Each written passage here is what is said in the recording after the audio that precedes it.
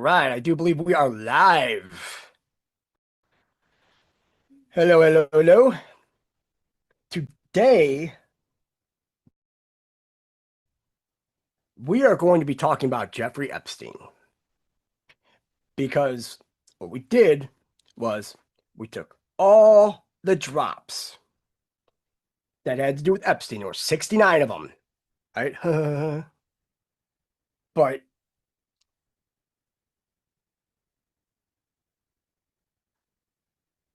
Epstein wasn't even the big fish. I mean, they literally tell us in here in the drops. We'll go over them. Oh, where's the other one? Right here. Because yeah, this is I'm not buying this at all. I mean, this is there's a lot of stuff that came out, but there was a video, right? And the thing about this video was somebody came out on 8/10 that morning of 2019, and let's just say there was a lot of sketchy stuff behind Epstein. Let's say his death, which never happened. Let's face it. Um, but yeah, let's see, it gets a lot deep, a lot, and I don't know how many uh people have been following that Crazy Days and Nights. We have, and make it easy. We've been writing it all down. Now, they did a part 8, right? And I'll pull up a quick 1 sec, guys. I just had feminism. That's garbage. Second, guys. Because also today is a big day in 1998 that we'll be going over as well later on. Yeah, it was Anthony Bourdain that they took out of the jail. There's no two ways about it. Because Epstein didn't have that hook nose that we've all come to I wouldn't say know and love, but I would say that it's definitely fucked up. Let's see. Because this guy is doing the Lord's work as far as I'm concerned. Because the stuff that we learned and I'm going to show it, Epstein Elite Part 8, because actually 8 and 9, go figure, right? Because if it's all based off timing, and also we get the correct cue, because I don't know how to say this, but they weren't wrong. It was just a bit of misinformation. Because in this Elite Part 8, right, you're not going to believe the photos that he shows in this one. It's the same exact ones from the drops. And when they say that Epstein's plane, right? So, let me pull up quick. Let's see. Sorry, guys. Epstein.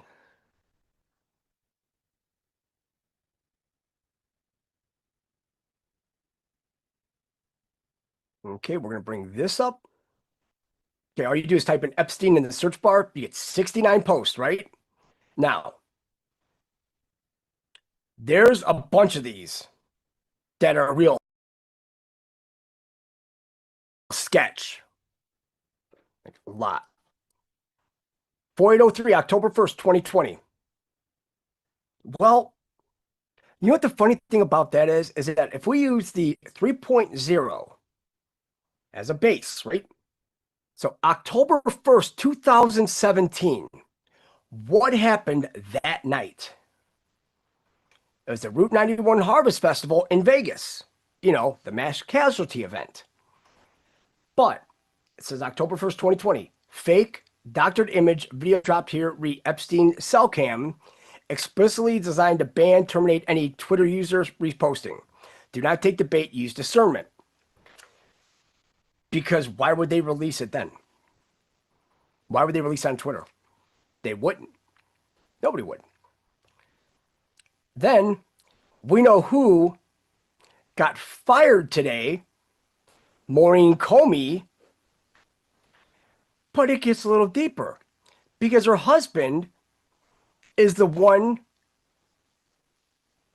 that prosecuted Ghislaine Maxwell. Funny, isn't it? This Lucas Issacharoff. And we actually dug into him. Yeah. I think you could pretty much see by the name which way we're going with that. Now, when they go in this 4633, they have all these drops, right? But we'll go through all this, right? It's all Democrats about sex and just kids. Problematic, to say the least. And I just want to get this. And here's a list, right? They posted a list on here, right? Q did, but it wasn't signed Q. But they did give us a list, right? Now, when it comes to the drops,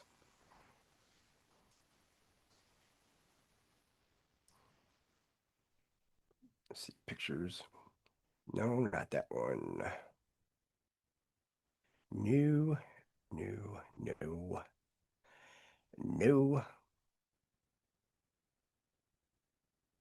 Let's see.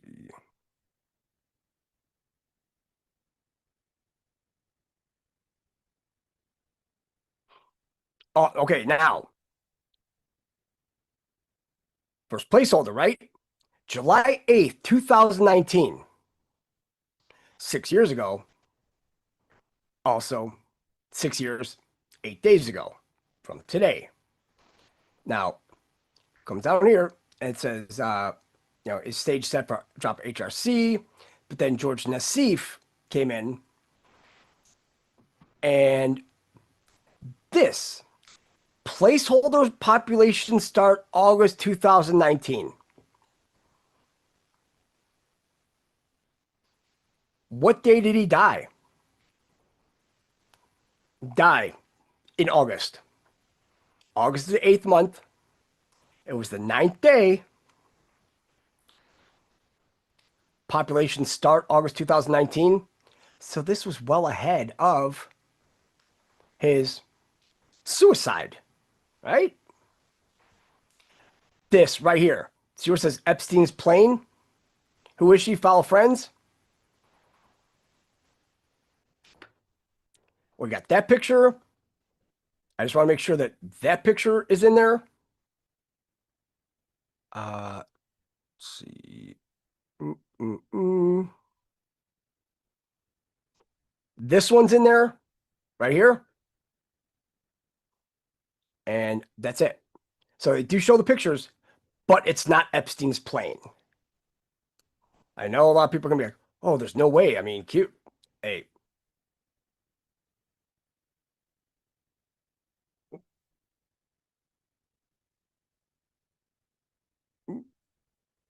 Okay.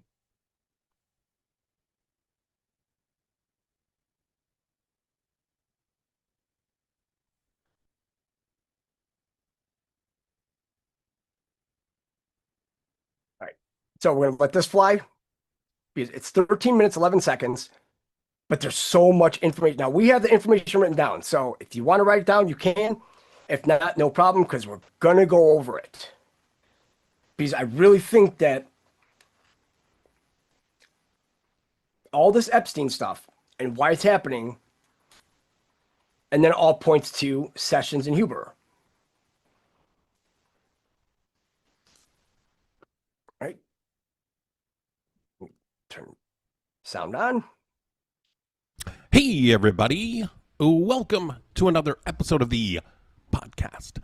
I think I told you maybe in part one of the Epstein leak that I was going to talk about another Guinness. Because for whatever reason, Jeffrey Epstein had a fascination with the Guinness family. And I'm going to talk about somebody that has been alleged to be a co-conspirator of Jeffrey Epstein and Ghislaine Maxwell. Her name is Rachel Chandler. And she was born in 1989. And before she went dark on her social media pages, there were many photographs of her on Epstein's private island. Now, she graduated in June of 2005 from Brentwood School. Yes, she graduated a little bit early. It's a kind of pretty elite prep school on the west side of LA. And there were a lot of kids from prominent Hollywood and media families in attendance there. You had Jordan McGraw, who's Dr. Phil's son. Jimmy Iovine's son was class of 06. Jimmy, of course, is the founder of Interscope Records. And one of the things is that because he was there, there was Eminem and 50 Cent, and they would show up. And you'll see in these pictures, you will see Rachel with Sean Combs when she was 14 years old. You'll see her with Eminem when she was 16 years old. Arnold Schwarzenegger's kids went there. Andrew Breitbart went there. And Rachel herself comes from a very prominent elite family. She's one of many descendants of the Chandler family, which owned the LA Times for decades. And you can look up Otis Chandler on Wikipedia if you really want to get into it deep. And the family's divested of the paper today and not as powerful or prominent in LA high society today as they used to be. But up through the 80s, they were super powerful. And they did not so much foster the growth of Los Angeles as invented. And Harrison Gray Otis, Harry Chandler, Norman Chandler, and Otis Chandler succeeded each other at the helm of the LA Times over a span of 100 years. And the Chandler family dynasty ended when the general's great-grandson Otis Chandler was ousted as chairman of the Times board of directors in 1985. And the family eventually sold its Times Mirror company to Chicago's Tribune Company. Now, one of the reasons that this is all linked, this part with Jeffrey Epstein, is Jeffrey Epstein was also very interested in trying to buy media companies. He was not very successful. He would get Mort Zuckerman and stuff like that to try, and Mort obviously owned the New York Daily News and U.S. News and World Report, and that's what Epstein wanted. He wanted to control the media. Now, Otis Chandler, when he was the chairman of the LA Times, used his newspaper to scare the public about the threat of drought, drummed up support for a 230-mile aqueduct, which is one of the modern engineering marvels to divert water from the Owens Valley to Los Angeles.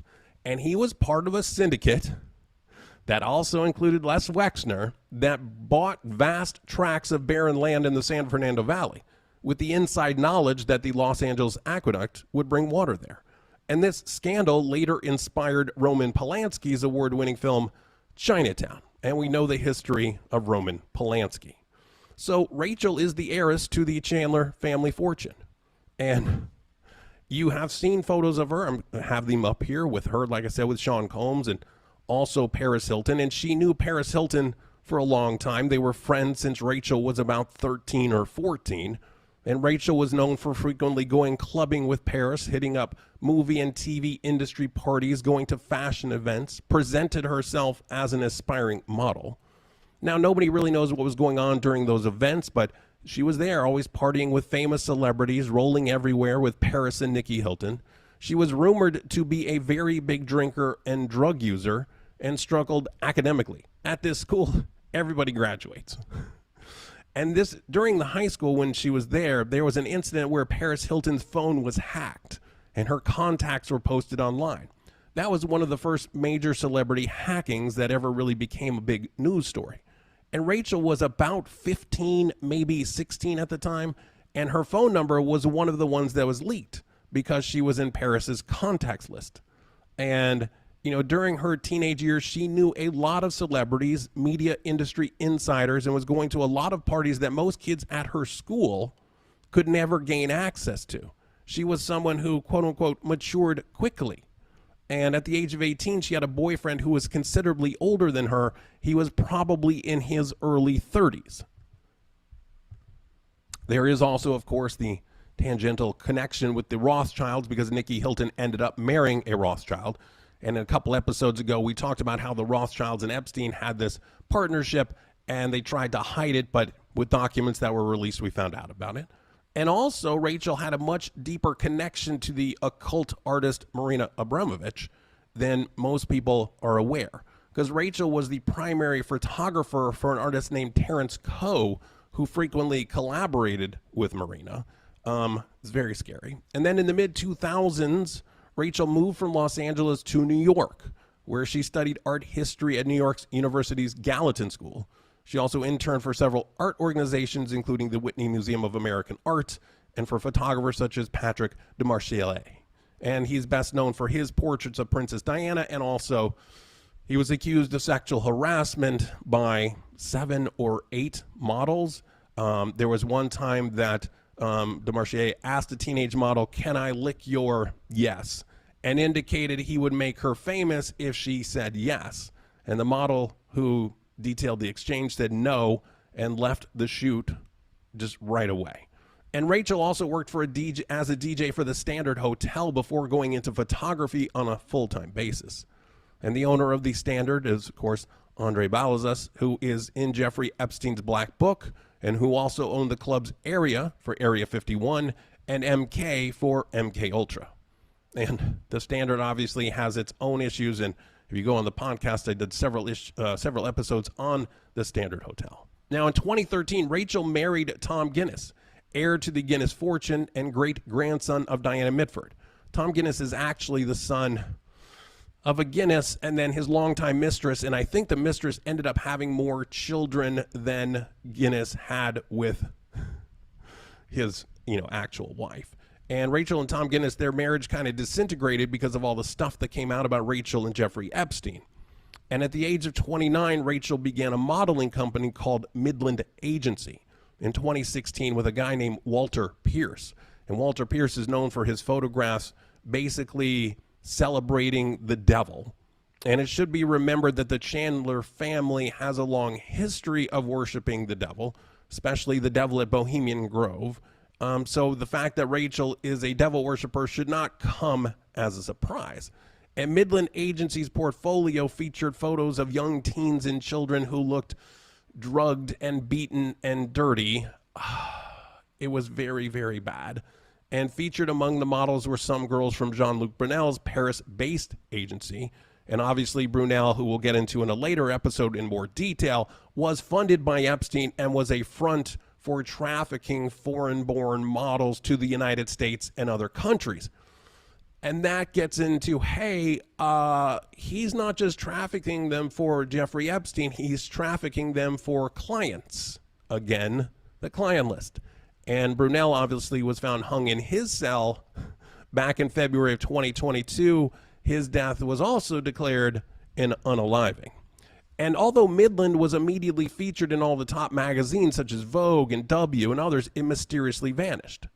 Now, Rachel's photo with President Bill Clinton, which I used as the thumbnail, is probably the best known image of her before she went into hiding. Is it on Jeffrey Epstein's plane? No. People will tell you it is. It is actually on Ron Burkle's private plane, dubbed Air F1. And we've talked about Burkle. We've talked about all of his connections to Jeffrey Epstein and also Bill Clinton. However, let's stick with the facts. It is on Ron Burkle's plane. But Burkle is obviously another Epstein associate who, along with Steve Bing, who I've talked about in great detail too, provided Epstein and Clinton with a stream of new girls. And then on June 22nd, 2020, Steve Bing jumped off the balcony of his 27th floor apartment building. His death was also ruled an unaliving. Now, Rachel's ancestry page has been completely wiped clean. There is the names of her parents, and get this. She called Nancy Salzman mom, and I'm putting that in quotes, not her real mom, but her mom on Instagram. Now, Nancy was the co-founder of Nexium, and on September 8th, 2022, she was sentenced to 3.5 years in prison. Now, I have this blind item that I wrote back in 2019, and it goes like this. This one has a lot of moving parts. It also shows you how everything all ties together. Back when the billionaire was first being investigated, there was someone who was really worried. He was a foreign-born A-list photographer in his own country. The guy was a legend, as big as you could get in the art photography world at the time. He was also someone who not only photographed models for the billionaire, but also recruited models who came to him. He is the one who found one of the top models recruits ever, the beer one. He used his daughter to do so, and the beer one and the daughter are still great friends. The photographer, he didn't want anything to touch his legacy or have his family know what he had done, so he unalived himself. And so that's Epstein, and the photographer is Bob Carlos Clark. Then you have Rachel Chandler Guinness, and then Bob's daughter, Scarlett Carlos Clark. I mean, just one big happy family. There's pictures of Rachel Chandler with Hannah Bronfman, who of course is the niece of Sarah and Claire Bronfman. NXIVM in jail while Claire's in jail. Sarah managed to avoid jail. But you have Claire, and remember we talked about Claire Bronfman and the home that she owned that she sold to Peter Thiel. Just all of these connections. And then Rachel Chandler's another picture with her, with Eliza Cummings, who used to date a Rothschild. There are stories that Rachel Chandler and Sean Combs got together when Rachel Chandler was at about the age of 14. And then the picture with Bill Clinton, she's probably about 18. That's everybody's kind of best guess. She could have been 17. She could have been 19. She's right on that line. And then when Sean Combs and Rachel kind of quote unquote split, she went to Eminem. And like I said, then she married into the Guinness family. Bill Clinton's Secret Service agent was at her wedding. I mean, what is up with that? And then, yes, the Guinness family were one of the daughters worked for and with Harvey Weinstein. And she had a lot of stories. Ivana Lowell, the Guinness family heiress, spoke out about Harvey Weinstein's predatory actions in her book, published many years ago, and claims he threatened to sue her in retaliation. Now, Lowell is the daughter of Lady Caroline Blackwood, the granddaughter of Maureen Guinness, worked for Weinstein at Miramax Books back in the 90s, dated his younger brother Bob, and in her 2010 book, Why Not Say What Happened, she described Weinstein's sexual harassment, how he would show up at her home unannounced and spread eagle himself on her bed demanding a massage. She also said that he once chased her around his desk. Quote, the scene was comical, Harvey lying spread eagle, dwarfing the bed like Gulliver pinned down by midgets, and a friend and I laughing nervously, still edging as far away as possible. Weinstein would call me into his office under some pretext. His office door would be slammed shut, and he would playfully chase me around his desk. I was always too fast for him, and I don't think he would have done anything even if he had ever caught me, but it made for an interesting work experience. Okay, you guys, that is it for this one. I will talk to you.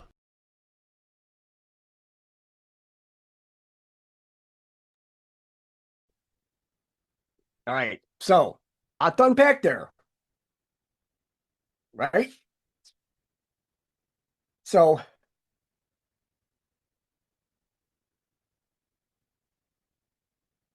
he said that she was born in 89, correct? Well, when I looked it up on AI, so we don't know if that's going to be accurate, said that she was born on December 3rd, 1987. But, thing is that 10 days later and 2 short years from then, and December 13th, 1989, that's when Taylor Swift was born. I don't think we're going to say born, but cloned. Not so much cloned, because that ain't Taylor Swift. I mean, that is, shit. Hold on, let me get the name. Zena LaVey, which is Anton LaVey's daughter, which would technically be that Mariska Hargitay from Law and Order. That would be her stepsister. Because Mariska Hargitay, her mom was, one second. Oh God damn it.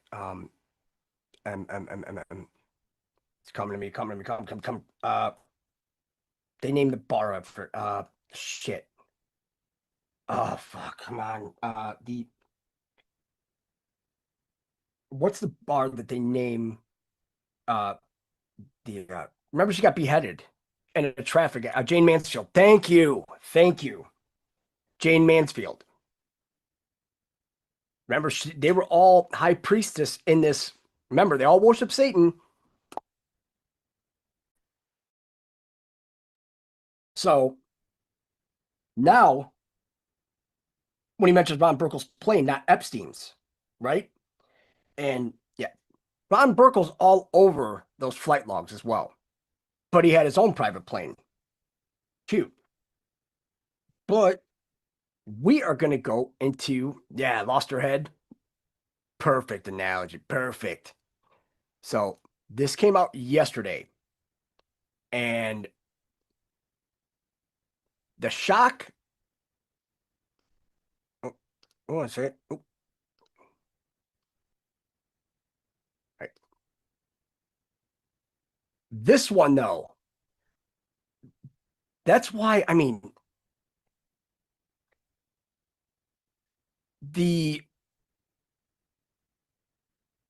so, like I was saying, with these Epstein blind items, right? I mean, like I said, if you guys want to watch McCann, we're keeping tabs every single day, writing it down. And I didn't dig into Otis Chandler yet. But isn't it kind of funny that they were all involved in the syndicate that basically screwed all the farmers in California, and they made that 230-mile aqueduct system to run water to Los Angeles. But who did that help out too? So you had Les Wexner, the Redskins, right? They were a part of it. And we want the Resnicks, not Redskins, the Resnicks. But this one, oh shit, I didn't put this in here yet. Thank you so much, Momo Debs, for the gifting the subscriptions. That's awesome. That very, very, very appreciated. So this one is blind item 9. And this one, they really, really thought she was gonna win. I mean, this is,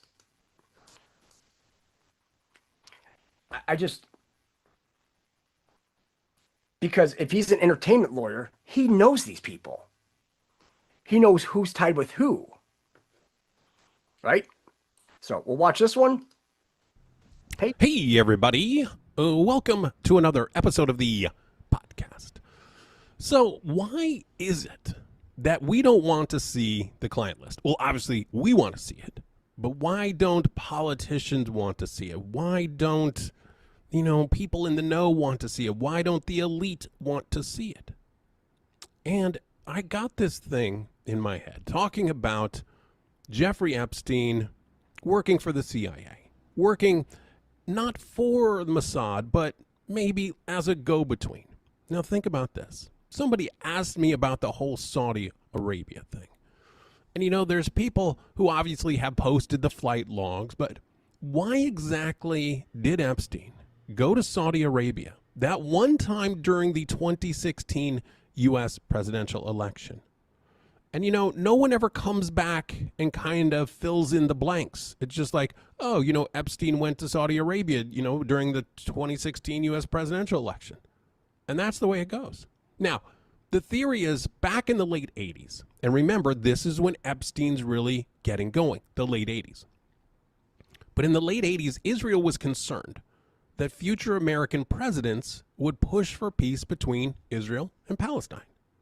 So to prevent that possibility, Epstein was recruited by Israeli intelligence to collect blackmail of powerful individuals to influence their future decision-making. And he also, ran guns or whatever you needed. And, made arms dealer meetings and stuff like that.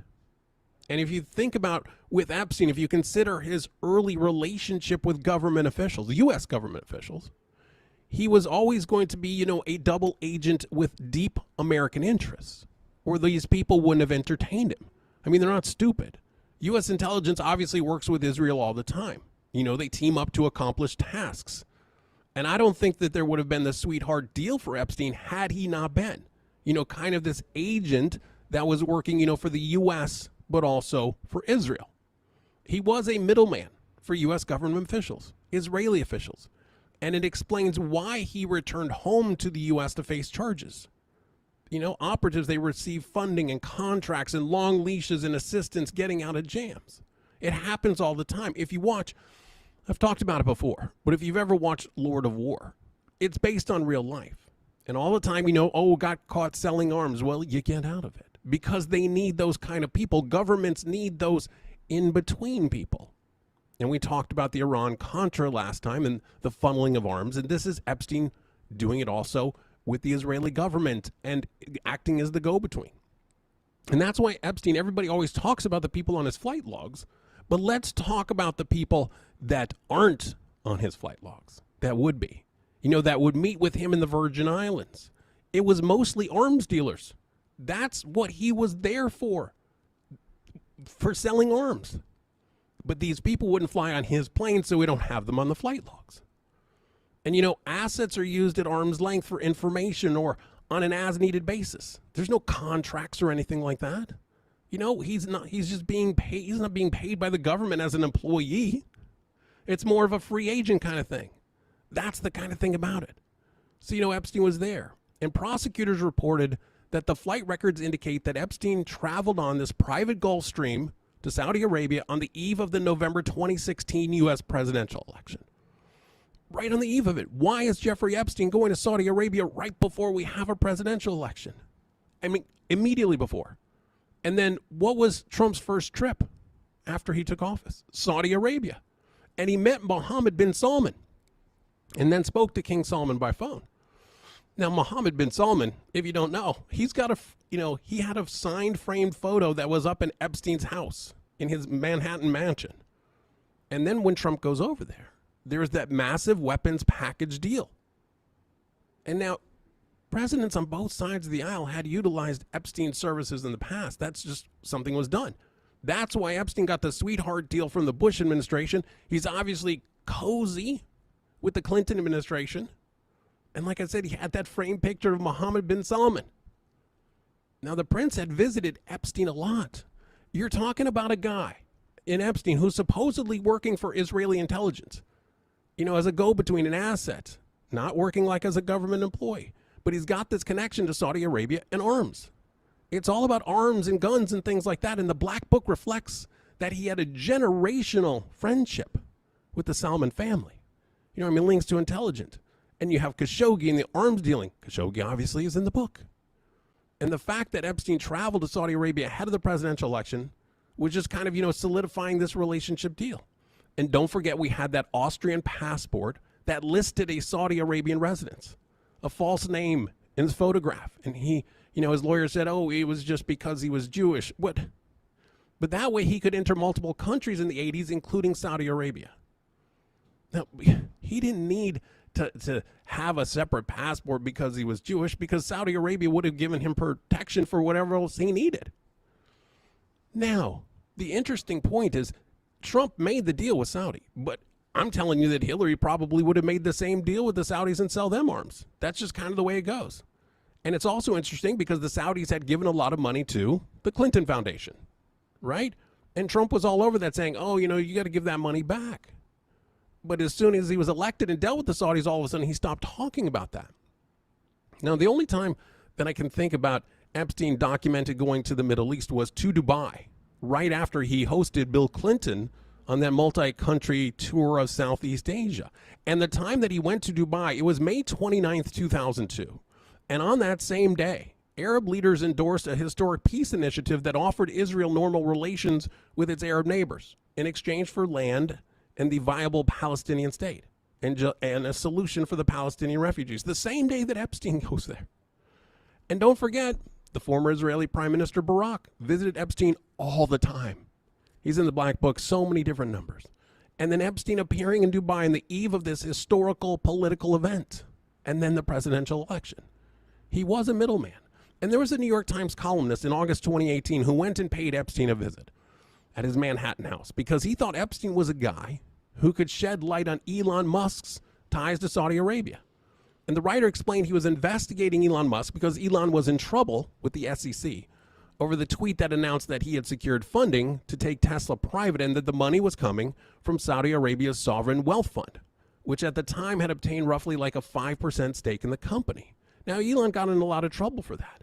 And Epstein said, well, you know, I advised them, Tesla and Elon Musk, but Tesla did deny it. And then right after that, the Saudi Public Investment Fund hedged most of its stake in Tesla. Now, we've talked about Acosta. He was a former cabinet member who's the one who brokered the deal for Epstein, in the one in Florida.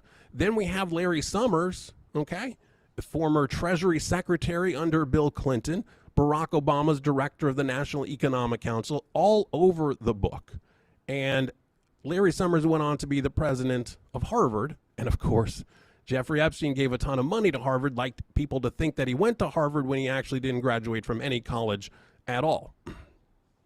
And when Epstein got out of jail, he ingratiated himself, and New York high society loved him.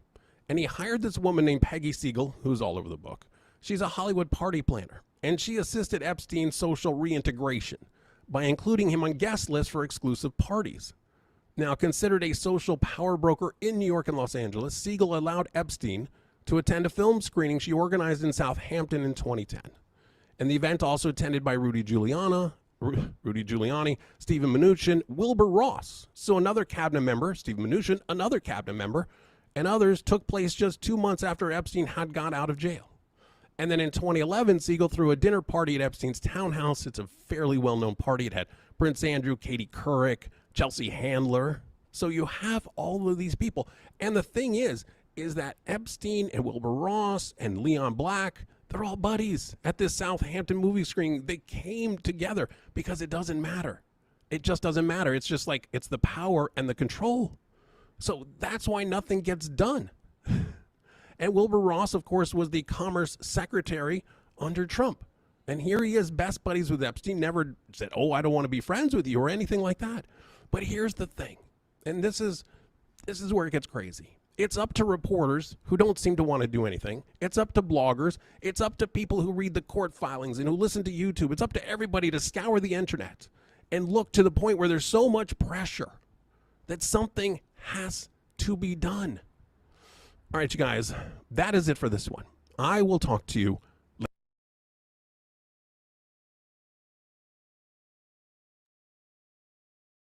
Yeah, so once again,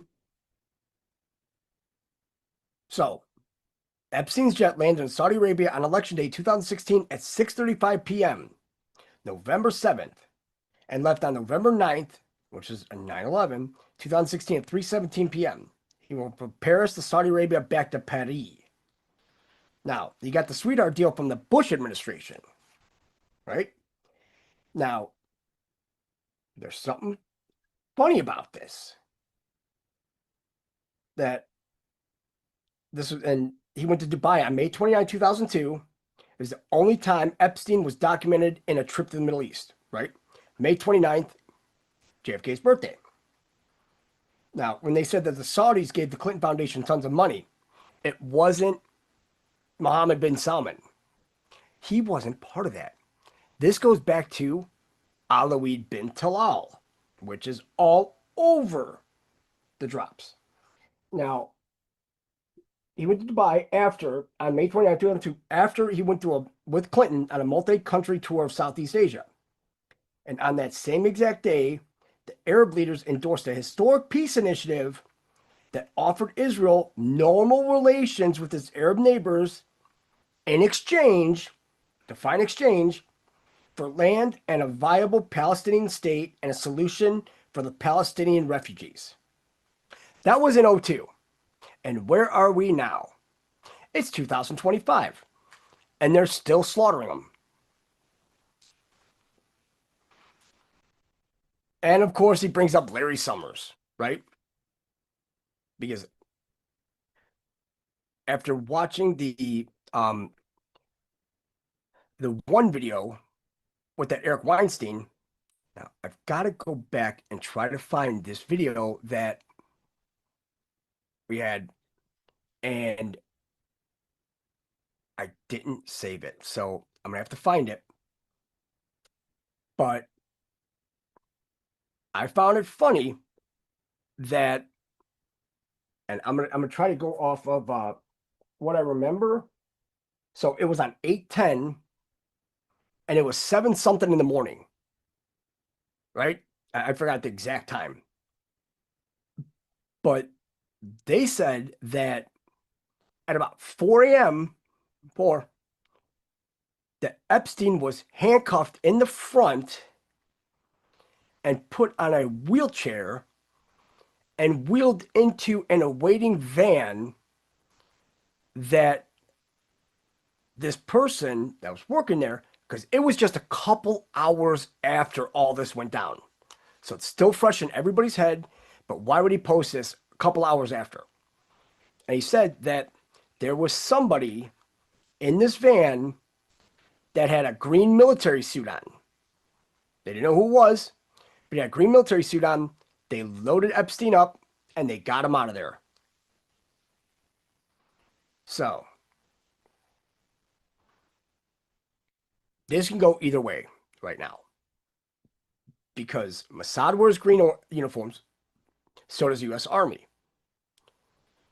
But I don't know. I mean, it's hard saying if the U.S. Army would actually wear their dress uniform to go and pick up Epstein. And I thought that was kind of weird. And Dina, if you could, when did we watch that? Because I think it was yesterday or the day before. So many videos, so many videos. Just like, fuck. But yeah, just going by the names here, I mean, it's a lot, let's just say.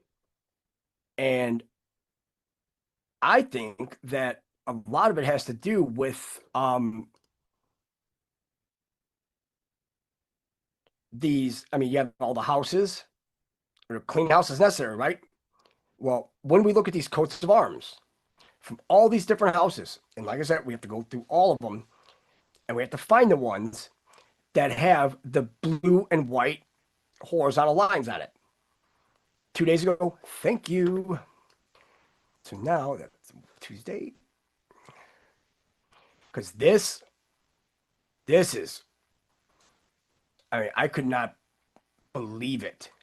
Let me see.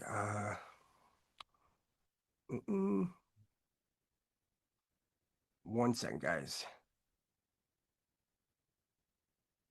Let's see. Shit.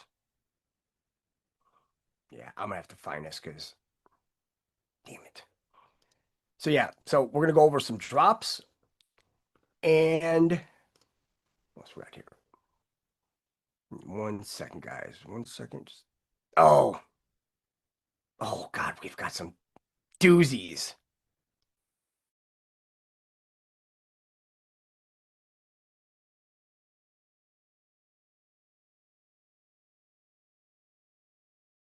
Okay, now we have a video here because we have to make sure that all of our information is getting validated, right? Because we don't want to sit here and say that we're going down all these rabbit holes and it's all for nothing.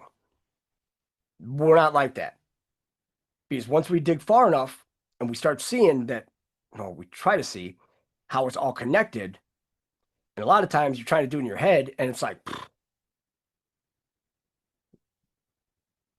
either you need more paper or that marker board or something like that, because the amount of people that are involved in this, it is massive.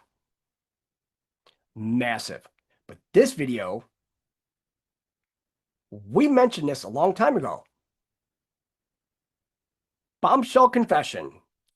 Israel admits stealing human organs from Palestinians. And this just came out yesterday. Our boy CJ Williman.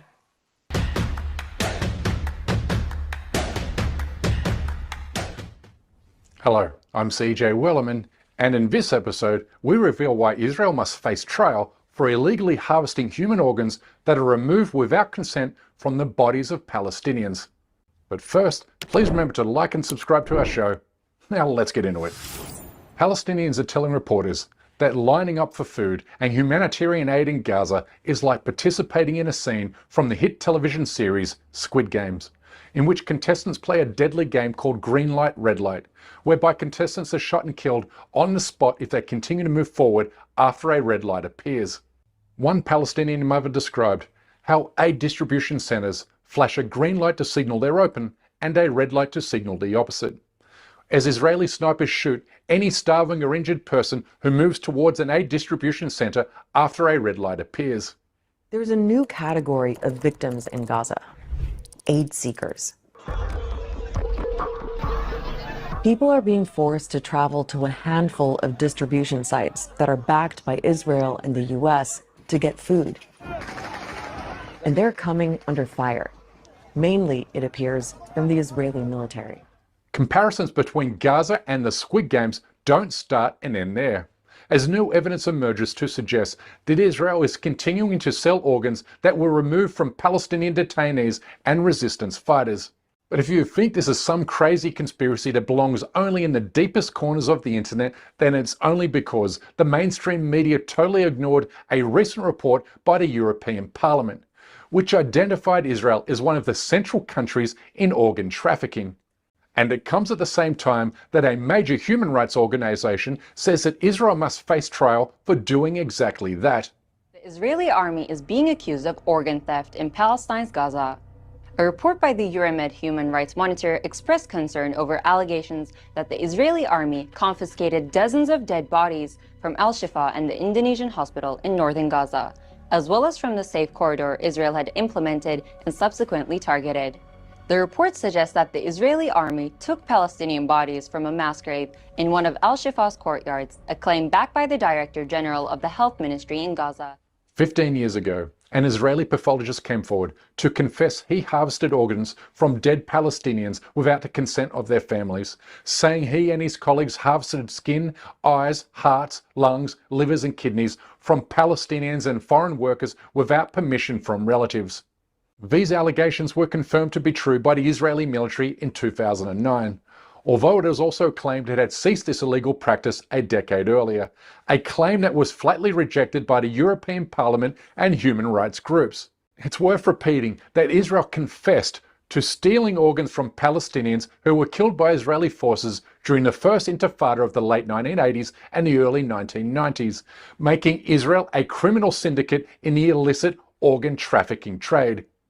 For the first time, Israel has admitted body parts from the dead were taken without permission from relatives. It happened in the 1990s at a forensic institute in Tel Aviv, and the body parts were said to be for transplants. Victims included Palestinians killed in conflict, as well as Israeli soldiers and civilians, and some foreign workers. In 2012, an Israeli man was arrested in jail in the United States for selling human organs for profit, whereby he paid $10,000 for kidneys that were illegally procured from impoverished and desperate Palestinians, which he then sold for as much as $160,000 in the United States, as reported by CNN in 2012. The other prosecutor in this case, Bassam Kandilov, says the victims were lured in by newspaper ads like this one published 2 years ago. The ads were placed in Arabic-speaking newspapers, targeting people like those who live in this very village in the north of Israel. Unemployment here is extremely high. The education level is low. The perfect place to find people desperate to sell just about anything, including their kidneys. He's taking us to Kafar-Manda. This is the village where a teenager was talked into, duped really, into giving a kidney to somebody in the Ukraine.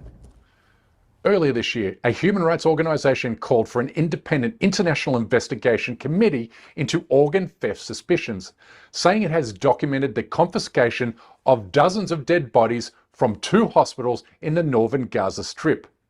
The group accused the Zionist army of digging up mass graves and stealing Palestinian bodies, with dozens of doctors and nurses corroborating these claims, saying they have seen evidence of organ theft, including missing cochleas and corneas, as well as other vital organs. اختطف الاحتلال 130 شهيد من ساحة المستشفى وأخذهم إلى جهات مجهولة.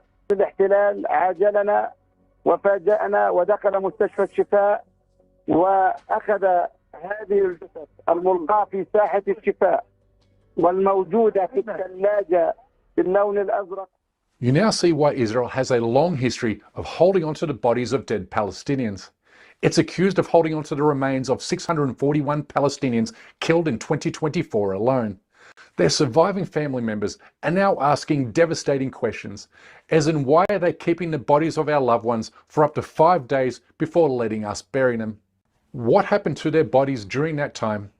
Why are they performing an autopsy against our will? And why are the bodies returned at night, and why is it done only with a military escort? These questions lead only to one answer, that Israel never ratified the 4th Geneva Convention of 1949, which mandates respect for the dignity of the dead and prohibits the looting or mutilation of bodies. In October of 2009, Ghanem was killed by Israeli forces. Now, I'm going to rewind that right where he's saying about that 4th Geneva Convention. This is huge. That Israel never ratified the 4th Geneva Convention of 1949, which mandates respect for the dignity of the dead and prohibits the looting or mutilation of bodies. So why would that be so big from everything we've learned? They're the Nazis, the Nazi right. Remember, they had the ones that they couldn't go around dead bodies or anything, but then they had the ones, the real Schleibachs, that were doing it all. And plus, remember, they have a skin harvesting operation in Israel as well. October of 2009, Ghanem was killed by Israeli forces during a raid on the village. He was reportedly on his way home from a friend's house when he encountered the soldiers who shot him dead. His body was subsequently taken by Israeli authorities. Several days later, Ghanem's body was returned to his family. When they received his remains, they noticed unusual surgical incisions, particularly in the abdominal area. It was clear they illegally took his organs. His family's discovery of the surgical incisions was a grim reminder of the potential violations occurring in the conflict zone. Human rights groups use Ghanem's case to emphasize the urgent need for transparency and accountability, reinforcing calls for independent investigations to uncover the truth and bring justice to the victims. Israel's alleged organ trafficking scheme is also explained by simple supply-demand economics, in which the supply of organ donors is limited in Israel due to Jewish cultural mores, therefore causing a spike in demand among Israelis for organ transplants from non-Jewish peoples. In Western countries, the organ donor rate hovers around 35%, but in Israel, it's fewer than 14%. This gap fuels demand for organ transplants from overseas or within Palestine. This same supply-demand phenomena also explains why China industrialized organ harvesting by removing the organs from executed political prisoners, particularly Uyghur Muslims, as I've reported extensively from multiple news outlets over the years. Chinese government officials have admitted that 95% of the organs used for transplantation come from prisoners, due to the fact that no voluntary organ donor system exists in China. All of this raises further questions about why Israel has abducted and jailed more than 1 million Palestinians since invading and occupying Palestine since 1967. And it also raises questions about Israeli soldiers arbitrarily murdering Palestinians for sport. Rare to hear Israeli soldiers speak openly about their time in Gaza. But after 3 tours of duty, this reservist says his conscience won't let him stay silent. Every commander can choose for himself what he does, so it's kind of like Wild West. And so some commanders can really decide to do war crimes and do bad things and like don't have very consequences of that. Equally suspicious, is Israel's refusal to sign the 2008 Istanbul Declaration, which aimed to combat organ trafficking, proclaiming that poor people are being exploited by wealthier people within their own countries or by transplant tourists from abroad. More alarming is the fact that a recent report found that Google searches for terms like kidneys in Israel have spiked since Israel launched its genocidal operations in Gaza nearly 2 years ago. If this isn't a 5-alarm fire, then I'm not sure what is. And for this very reason, it's an absolute imperative Israel be fully investigated for harvesting organs from dead Palestinians and then trafficking them to buyers abroad. We are talking about a regime that has no shame, no regard for humanity, norms, or international law. We are talking about a regime that publicly debates the merit of raping and sodomizing Palestinian detainees. אנחנו לא יכולים להמשיך כרגיל. להכניס מקל לרקטום של בן אדם, זה לגיטימי? כן, אם הוא נוח'בה, הכל לגיטימי לעשות לו. הכל. הכל. זה מה שרציתי. הכל, האנשים האלה, אתה יודע מה עשו? אוקיי. טוב. יש דברים שלא עושים. As you can see, Israel should not only be boycotted, it should also be investigated, attacked, and dismantled. There's just no other way to stop these crimes against humanity. But that's my time for today. Thanks for watching, and please remember to subscribe to this channel, and we kindly ask you please support our effort to expose and confront injustices in the Muslim world by becoming a member of this show at patreon.com/CJWerleman. We can't produce, sustain, and grow this show without your help, and we offer exclusive benefits to those who do. But for now, good night, good morning, wherever you are. All right, so we already know they're doing that. You can't blame this on Zionism at all. And I remember growing up, my mom's like, "Hey, you know, if you have that organ donor thing on your license, take it off." I was always wondering why. Like, what's the deal with that? Well, now we know why. Also, so there was a question about that emoji. The July 17th emoji. That emoji's been there like forever, right? But and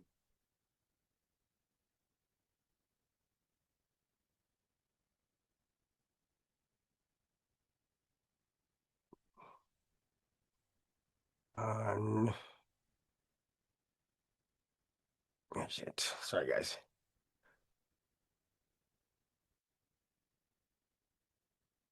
All right, so today, 27 years ago, right? Maybe this could be a tip. So, the Rome Statute was signed on July 17th, 1990, a treaty that established the International Criminal Court. Its primary purposes include the Rome Statute created the ICC as a permanent international court to prosecute individuals for serious crimes, including genocide, war crimes, crimes against humanity, and the crime of aggression. Accountability for atrocities. The statute aims to hold individuals accountable for the most serious offenses that concern the international community as a whole, thereby promoting justice and deterring future crimes. Promoting justice and deterring future crimes. Well, there's a problem. Because remember, Israel's not complicit with the ICC, neither is the United States, neither is Russia. So we've got that going for us. Remember, Trump's sitting here, he's like, hey, you know, you guys need to pardon Bibi. So that's creating a big shitstorm. Why? Trump wants that bastard for himself. We want him. Because all the shit that's been going on against the United States, it all goes back to Bibi, Ehud Barak, all of them, right? Then it states the ICC operates on the principle of complementarity, meaning it will only prosecute cases when national courts are unwilling or unable to do so. This encourages countries to prosecute serious crimes domestically. This encourages countries to prosecute serious crimes domestically. I wonder how many crimes you could hang BB's fucking neck on. A lot. Victim participation. The Rome Statute allows for the participation of victims in the proceedings, enabling them to present their views and concerns, which is a significant step in recognizing the rights of victims in the justice process. Well, we're talking about justice. Well, didn't it say that, what was it, Craig's Days and Nights? That whole Arab leaders endorsed a historic peace initiative, right? But they don't want peace. They've never wanted peace. Because what did we learn in that video? They didn't sign the Fourth Geneva Convention, which actually was a part of them getting this land. So what else didn't they sign? A lot. The statute promotes cooperation among states in the investigation and prosecution of crimes, facilitating the arrest and transfer of suspects to the ICC. Now, this is where we have a question. Because on January 20th of this year, at 2 in the morning, it was like 1, 2 in the morning, why did the Senate have a special hearing with NATO and the ICC? If we're not signatory towards the ICC, then why would we have the ICC here on the same exact day that Trump was getting sworn in, but earlier that day? What were they discussing? Because remember, the genocide was going on hot and heavy then too. Promotion of international law. By establishing a framework for the prosecution of serious crimes, the Rome Statute contributes to the development and strengthening of international law and norms regarding human rights and humanitarian law. Overall, the Rome Statute represents a significant advancement in the international legal framework aimed at preventing impunity for serious crimes and promoting justice on a global scale. So, if we're going by the 3.0, right, you have RS, right? In the alphabet, they're right next to one another.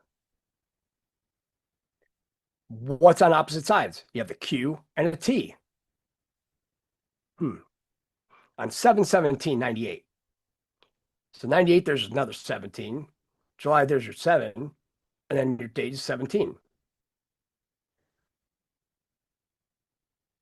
And let's see.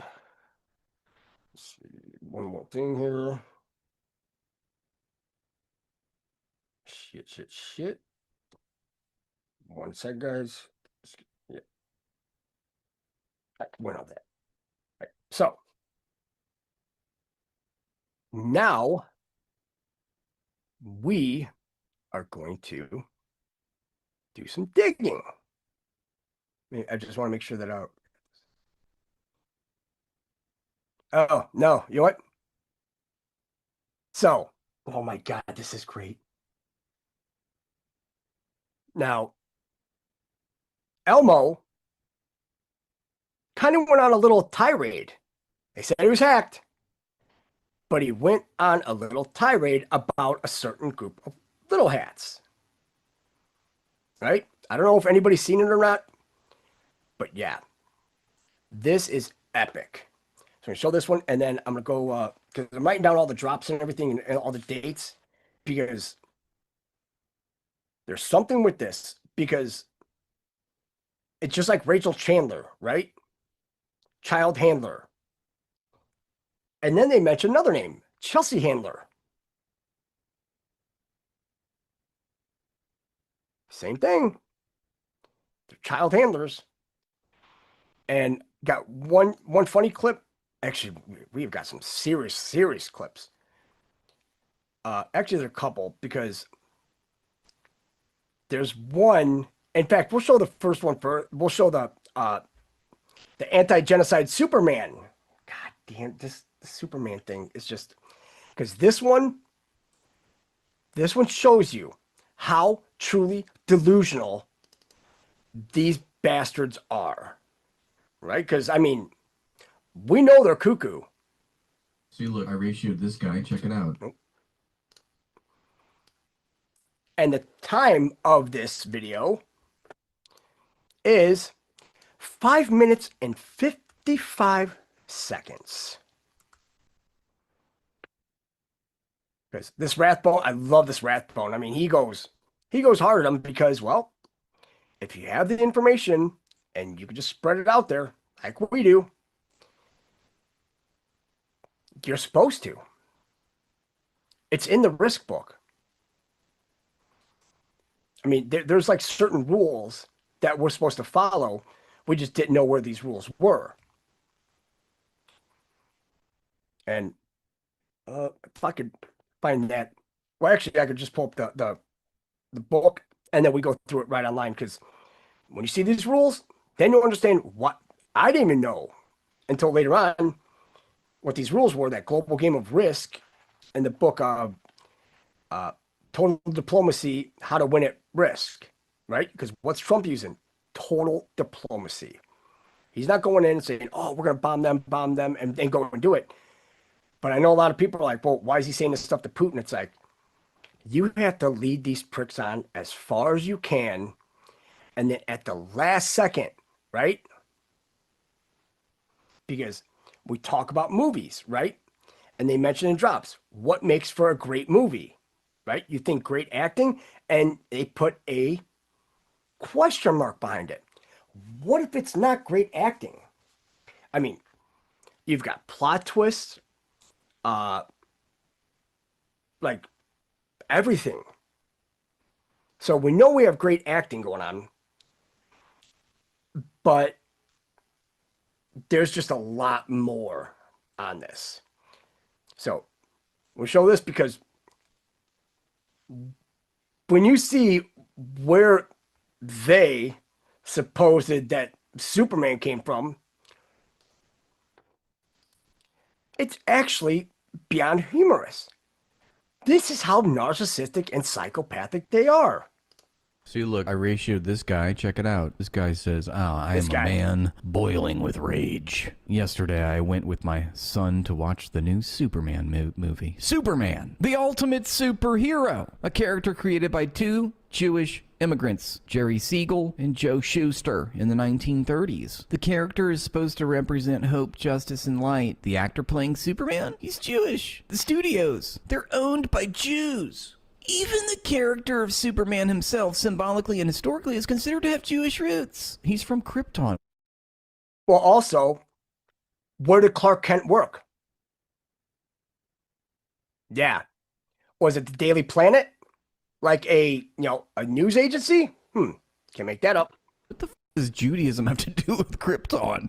He's literally an alien. What is this guy talking about? Why are these people so upset? A refugee sent from crisis and war to save a better world, created to empower the Jews who returned from the Holocaust. Yeah, Superman was just here to save the Jews, the chosen. But if we just go back some, right? Let me see right here. So, if Superman was created by two Jewish immigrants in the 1930s,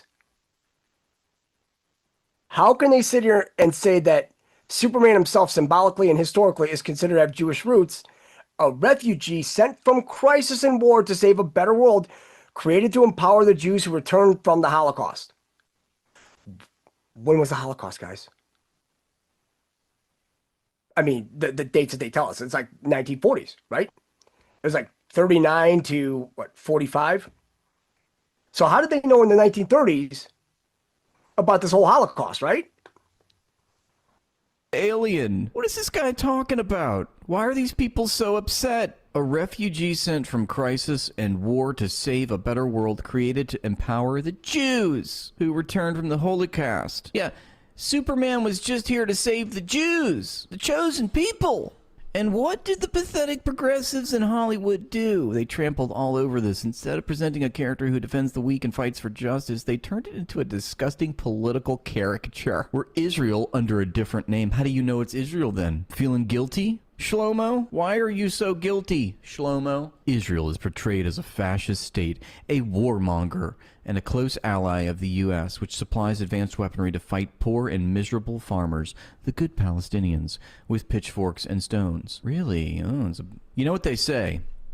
A hit dog will holler. I can't think of anything better no better comment than the Zionist reaction to Superman than a hit dog will holler, okay? This is literally a film of incitement against us. And Superman, he comes to save them from bloodthirsty Israel.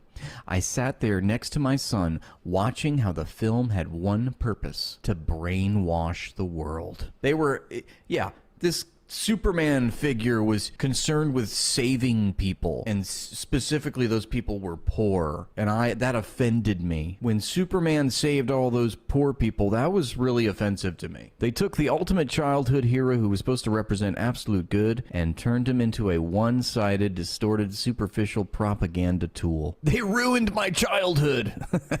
Dude, what? How do you say this as Israel is carrying out a mass genocide of children, literally ruining their childhood? And anyone who survives, their childhood is ruined. But in the face of that, while all of this is going on, obviously this Shlomo is the guy who's the real victim, because he had to go sit through a Superman movie where his favorite apartheid ethno-state was depicted pejoratively. How dare they in Pallywood do such a disgrace to the Jewish faith, to the Jewish name. They ruined the experience for me, but not only for me, they ruined it for the next generation, because my son with his innocent eyes asks me, "Dad, why is Superman against Israel? Isn't he Jewish?" Yeah, your son is on the long road of trying to discern the indoctrination from reality that has been his whole life. That child is going to have a lot of psychological damage to sift through. Shlomo, you better get your son a good therapist, okay? That guy's got a lot to work through in his adult years. So let's talk about hypocrisy, about how the progressive Jewish studio owners who hate Israel hide behind this movie, sitting in their luxurious homes in California, feeling safe in their ivory towers. Aside from having a bar mitzvah for their dog, they have no connection to Judaism and choose to disconnect from the homeland that was founded on the ruins of the people who behaved like them in Europe in the 1930s. Is he talking about the victims of the Holocaust, or is he talking about the Holocaust perpetrators? I'm confused. It will come back to them like a boomerang. No matter how much they decorate their houses for Christmas, they will pay the price, because history always repeats itself. Mind you, this schmuck has just lived through an imperial boomerang, literally, when Iran tortured and tormented cities in Israel, across Israel, for 12 days. They are turning Israelis into the bad guys, the Palestinians into the good guys, and missiles and terrorism into the struggle of freedom fighters. This is their coffin nail as they align with the politically correct studios of Walt Disney. So yes, I am offended. I am angry. I am disgusted. And I will tell you here clearly, the liberal Jews in America are the main contributors to anti-Semitism in the U.S. It's the liberal Jews in America that have turned against Israel, which have contributed to the rise of anti-Semitism. Not the genocide being carried out by the one and only Jewish state, as Satan Milikowski loves to proclaim. Because that has nothing to do with anti-Semitism. To equate Judaism with some of the most horrific crimes against humanity in all of modern history, no, that's not anti-Semitic. It's your reaction to that genocide being done in the Jewish name and you know, under the banner of Judaism. That's what's anti-Semitic, is your reaction to that. Please give me a break. Nobody falls for that shit. They and the push for progressivism in America, the takeover of communication and financial power, and the use of tools to brainwash our children in order to spread your distorted nonsense. Oh, the self-righteous smugness of this arrogant I want to slap them. Take your hands off Superman, because those who believe in goodness, justice, family, and identity are we. You, your God is money. Nothing more. Oh, the irony. You're nothing but zeros. There is no greater enemy to an Israeli than the progressive American Jew. That's it. I vented the end. So I just, you know, he's got what, 4.8K likes. He's got 7,200 comments. He's got ratioed by the comments. 17 million views compared to 4,000 likes. That is abysmal. And then here I come. I say, I feel you. Still, I think a better use of your time would be to cry about it. You know, I'm just on a journey of ratioing Zionists every day on Twitter. So if you're on Twitter, hit me up. We're in the trenches, okay? Let's go fight some fascists.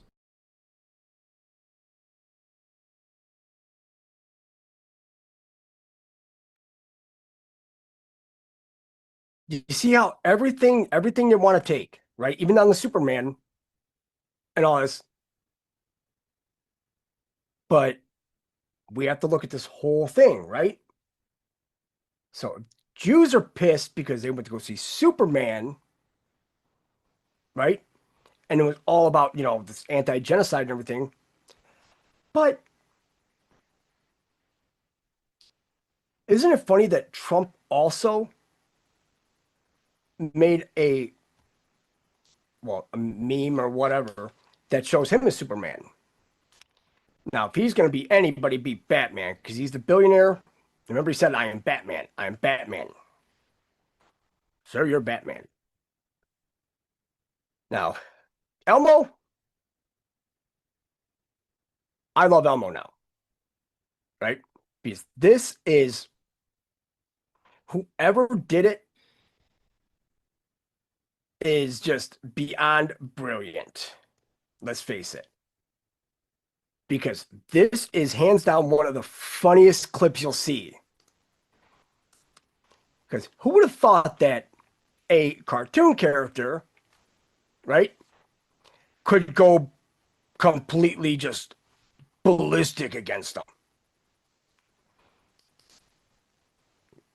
It's also Count Dankula. This guy's awesome too. I mean, a lot of these guys, they're just, I mean, I'd love to meet them all because these guys have been a huge, they've kept their sanity, by coming up with the funny stuff. And I mean, we come up with some too, but a lot of this, everybody's a part of this. Elmo has been very naughty. What's going on in Sesame Street? But anyway, Elmo says all Jews should die.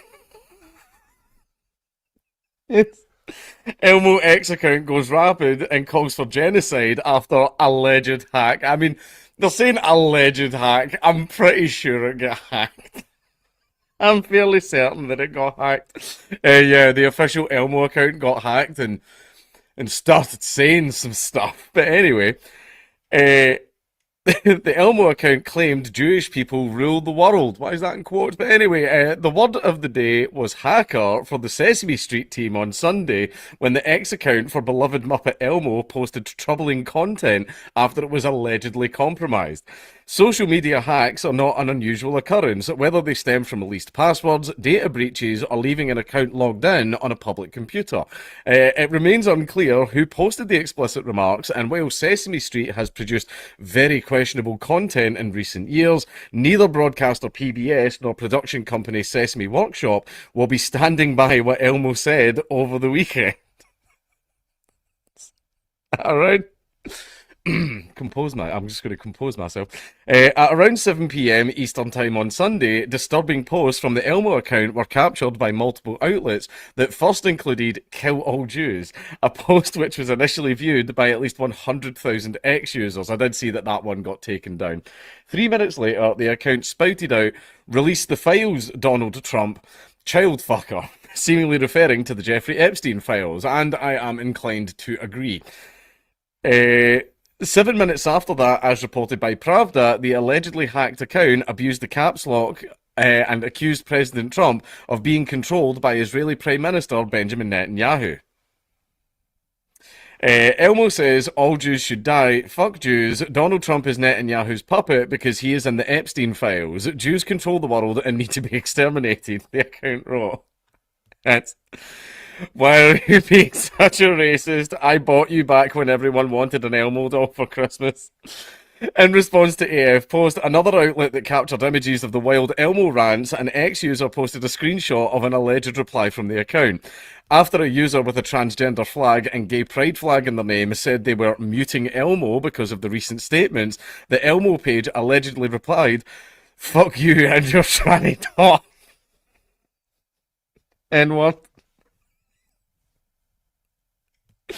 They're 100 times better if you read them in Elmo's voice.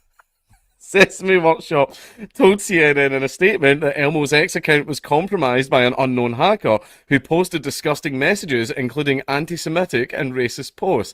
"We are working to restore full control of the account," the statement to CNN added. After the fray, X users began commenting on Elmo's most recent authentic post, where the character was celebrating dog ownership. Haram. But anyway, "Why are you being such a racist?" one user asked. "I bought you back when everyone wanted an Elmo doll for Christmas." "You going to pretend like you didn't just go on a racist tweet rant?" another ex-user asked. Well, a second user similarly inquired, "Are we just going to act like nothing happened, Elmo?" Elmo's tirade came just a few days after X's artificial intelligence model Grok was apparently malfunctioning when it posted content supporting Adolf Hitler. Grok stated that the best person suited to deal with vile anti-white hate was Adolf Hitler, no question. He'd spot the patterns and handle it decisively every damn time, it wrote. Spot the pattern? What could he be talking about? Anyway, the AI boldly continued he'd identify the pattern in such hate, often tied to certain surnames. Every single... Anyway, act decisively, round them up, strip rights, and eliminate the threat through camps and worse. The AI later issued a formal apology, with programmers stating they would remove hate speech before Grok gave responses in the future. And here we have it at the end of the article. Now, see how you get lots of ransomware and hacks where people are trying to sell your data and stuff like that? Like, yeah, that's... Whatever, people try and make some cryptocurrency. I just see that as kind of scummy. This I love. Right? These types of hacks are the funny ones. They're the funny ones. Like, was it... I can't remember if the FBI or the CIA, but basically someone hacked their official website and just changed it to Goatse. Where's that stuff? I want that stuff back. I want that to make a return. Hackers, return to tradition. I'll try that again. Return to tradition. Right, that's the funny shit. That's the funny shit. This is back, see, 2003 to 2008 internet, when that stuff was happening all the time. That stuff was funny. Like the Habbo Hotel trolling and all that. It was a simpler time. A much funner time on the internet. Back when the internet was truly the Wild West. I want to go back.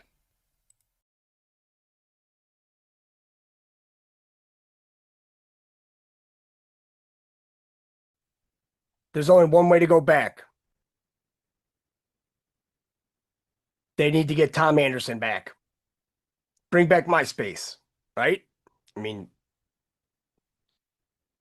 didn't have too many problems with that, even though it was a long time ago. Very long time ago. Now, also, I have God damn it. Why does it keep on doing this? Sorry, guys. It keeps on the screen fucking massive. All right. Now, I know there's quite a few videos here in the beginning because, well, saving the voice, because we're going to go through 69 drops. We'll go through each and every one of them. We're going to dissect them and put everything together. Now, this one, what I don't get is, well, I don't understand that why is it now that all of these videos describing the Jews are coming out and nobody's getting struck down, even us, because I thought for sure that we would be demonetized off of YouTube. Thought for sure.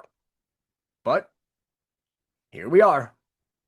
I mean, not pushing any luck or anything like that. We're just doing the same stuff we've been doing the whole time. And also, because I wrote a couple things down. So it was mentioned earlier about the acid at the Standard Hotel, right? What they were doing, and we went over this a long time ago, but they were using the acid. They were taking the barrels of the acid and taking it to the roof because they had a pool up there. They would dissolve the bodies in the acid and pour it down the drains of the Standard Hotel, outside drains, and they got clogged. So then you look at Adam Schiff, you look at Rachel Chandler, how she was a part of this, and then you look at that Mariah Sunshine Coogan, that was the girl that was a manager of the Standard Hotel that died in that helicopter accident, unfortunately, and the guy wasn't even a pilot. He wasn't a helicopter pilot or anything. No training, no nothing, just started flying a helicopter. I mean, wouldn't be nice to that. And also, I think Bert and Ernie were Jews too, because the size of those noses. Yeah. Now, this one, 9 minutes, 18 seconds of bliss. It's an international Jewish world conspiracy. and it's by those two old dudes production. We watched a video, I believe Tuesday or Sunday with them. Yeah, liquefying. They would liquefy the bodies. These I don't think people understand how truly sick they are. I mean, disgusting. Louis Farrakhan, when you want something in this world, the Jews hold the door. According to some commentaries, this is indeed true. Many people believe it, but won't publicly open their mouth about it.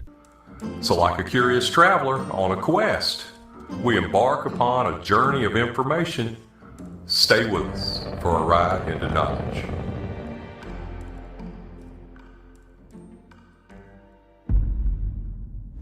The International Jewish Conspiracy of the World, or the World Jewish Conspiracy, has been described as one of the most widespread and long-running conspiracy theories ever. People believing in a Jewish conspiracy for world domination can be traced back to the 13th century. With the invention of the newspaper, people were saying Jews control the press as well. Belief in this conspiracy increased following the Russian Revolution. A popular British conspiracy theorist recycled the older Illuminati conspiracy theories with a new emphasis on the role of Jews to explain the revolution. The Judeo-Masonic conspiracy theory asserts that Freemasons are the agents of the international Jewish conspiracy. According to the Holocaust deniers, a massive Jewish state plot perpetrated the biggest hoax in history in order to scam money out of Germany and found the State of Israel. As of the 70s, the expression Zionist Occupation Government, or ZOG, had been used by anti-Semites to refer to Jewish control over Western countries. According to believers of this, they say a secret Zionist organization actively controls international banks, and through them the governments, to conspire against white, Christian, or Islamic interest. The association of Jews with the control of economic forces is the modern resurgence of an old stereotype, that of the greedy Jewish merchant that's been around in the Christian world since the Middle Ages. Activists imagined a variety of plots built around the original conspiracy theory. For instance, that as many as 4,000 Jews were warned of the September 11th attacks. Believers also claim that Zog-like forces control American foreign policy. Most Zog theories involve the idea of a Jewish power over finance or banking, including one imagined Jewish control of the Federal Reserve. That's the U.S. Federal Reserve. Now, a few facts about the USA. Of the 26 cabinet positions listed on whitehouse.gov, 9 of them are held by Jews. Now, this is 35% of the cabinet, but Jews are only 2% of the U.S. population. According to Al Jazeera, the Israelite lobby in the U.S. managed to infiltrate all aspects of government, thus formulating U.S. policy directly. Back when Obama's nomination of Merrick Garland to the Supreme Court was being talked about, it was said that if Garland was appointed, Jewish justices would comprise 45% of the Supreme Court. President Joe Biden nominated Merrick Garland as U.S. Attorney General in January 2021, and Senator Ted Cruz criticized the former attorney, saying he will not give a straight answer to anything.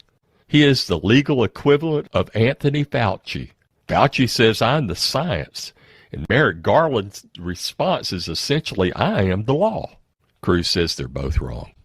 Now, in 2020, a pro-Trump campaigner, Mary Ann Mendoza, was removed from the schedule of the Republican National Convention after she retweeted a thread asserting a Jewish conspiracy to take over the world.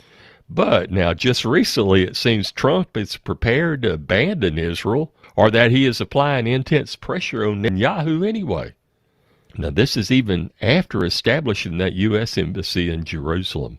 So there's a lot of mixed signals going on here of who's controlling whom. Now, in the second half of the 20th century, as overt anti-Semitism became increasingly unacceptable, Many conspiracists found detours to avoid referencing Jews while retaining conspiracy theories. Jewish control was personified as an octopus, a spider, a serpent, or snake, amongst other creatures in both historic and contemporary times. For example, this octopus is depicted with Jewish features of the Star of David atop the globe, digging its claws into society around the world. Now, this is meant to reflect the claim that Jews are a global power, intent on inflicting their influence and harm. The leaders of Nazi Germany believed that World War II was a conflict putting Germany against a massive conspiracy secrecy engineered by Jews and fronted by the Allies. According to this conspiracy theory, Franklin Roosevelt, Winston Churchill, and Joseph Stalin were merely puppets for the Jews. Nazi propaganda repeatedly accused international Jewry of starting and extending the war and plotting the extermination of Germany. Hitler and other Nazi leaders repeatedly stated that they would exterminate the Jews before the Jews had a chance to enact this alleged plot. The Protocols of the Elders of Zion is a publication that first appeared at the beginning of the 20th century. It's considered an anti-Semitic pamphlet that was published in Russia at the end of the 19th century. It is supposed to be the minutes of meetings held secretly by Jewish wise men plotting to control the world. It's been used to support the story that a secret body of Jews control the world. And over the decades, many editions and versions of the protocols have been published. The International Jew was a 4-volume set of anti-Semitic booklets of pamphlets originally published and distributed in the early 1920s by the Dearborn Publishing Company, an outlet owned by Henry Ford, the American automobile manufacturer. Have you seen the mayor of Dearborn lately? Times sure are changing. The booklets were a collection of articles from Ford's Dearborn Independent newspaper, beginning with the International Jew, the World's Problem, published on May 22, 1920. The International Jew series stopped running in 1922, but it was widely quoted. It was not until 1927, after a libel suit and a Jewish boycott of Ford products, that Henry Ford recanted. Ford professed to being deeply mortified that his newspaper offended Jewish sensibilities. Now, we're going to correct this, right? Henry Ford did not write that letter that recanted it. It was his secretary that wrote it, not Henry Ford. He was pissed about that. Now, in 1921, it was reported that almost half of the QAnon followers believe that there is a Jewish plot to take over the world. A Chinese newspaper headline back in 2009 wrote, "The world's wealth is in Americans' pockets. Americans are in the Jews' pockets." So why do so many say Jews control America? Because they basically do.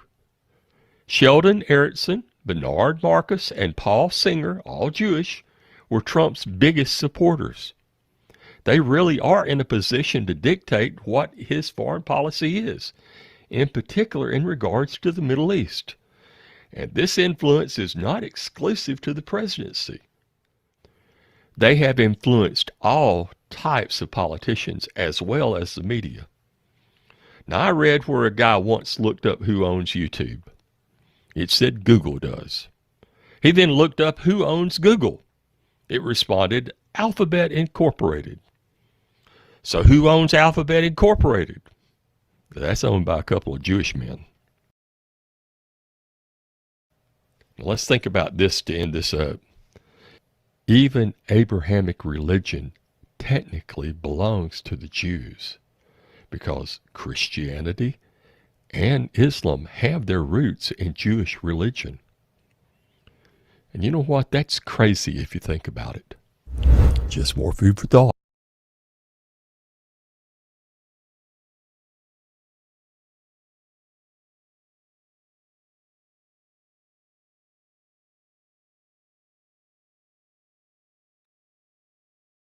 All right. So, I know I said we're going to go through some stuff, but I do have just one more video right? Because what he said at the end there, it's a segue for this video right here. And this only came out 3 weeks ago, right? But the title, when it popped up, I was like, what the hell is this? I mean, we know what it is, but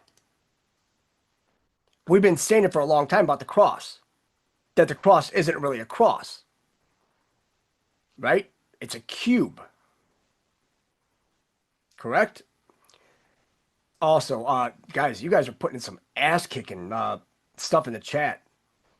I mean, man. I mean, just keep it up. And, yeah, some of those, I mean, I definitely want to go through. So, this one, it's 24 minutes long. But it's the dark truth about the cross. Saturn's black cube. It's almost as if we talked about this a while ago, didn't we? The Christian cross is not what you think it is. It's not a symbol of salvation.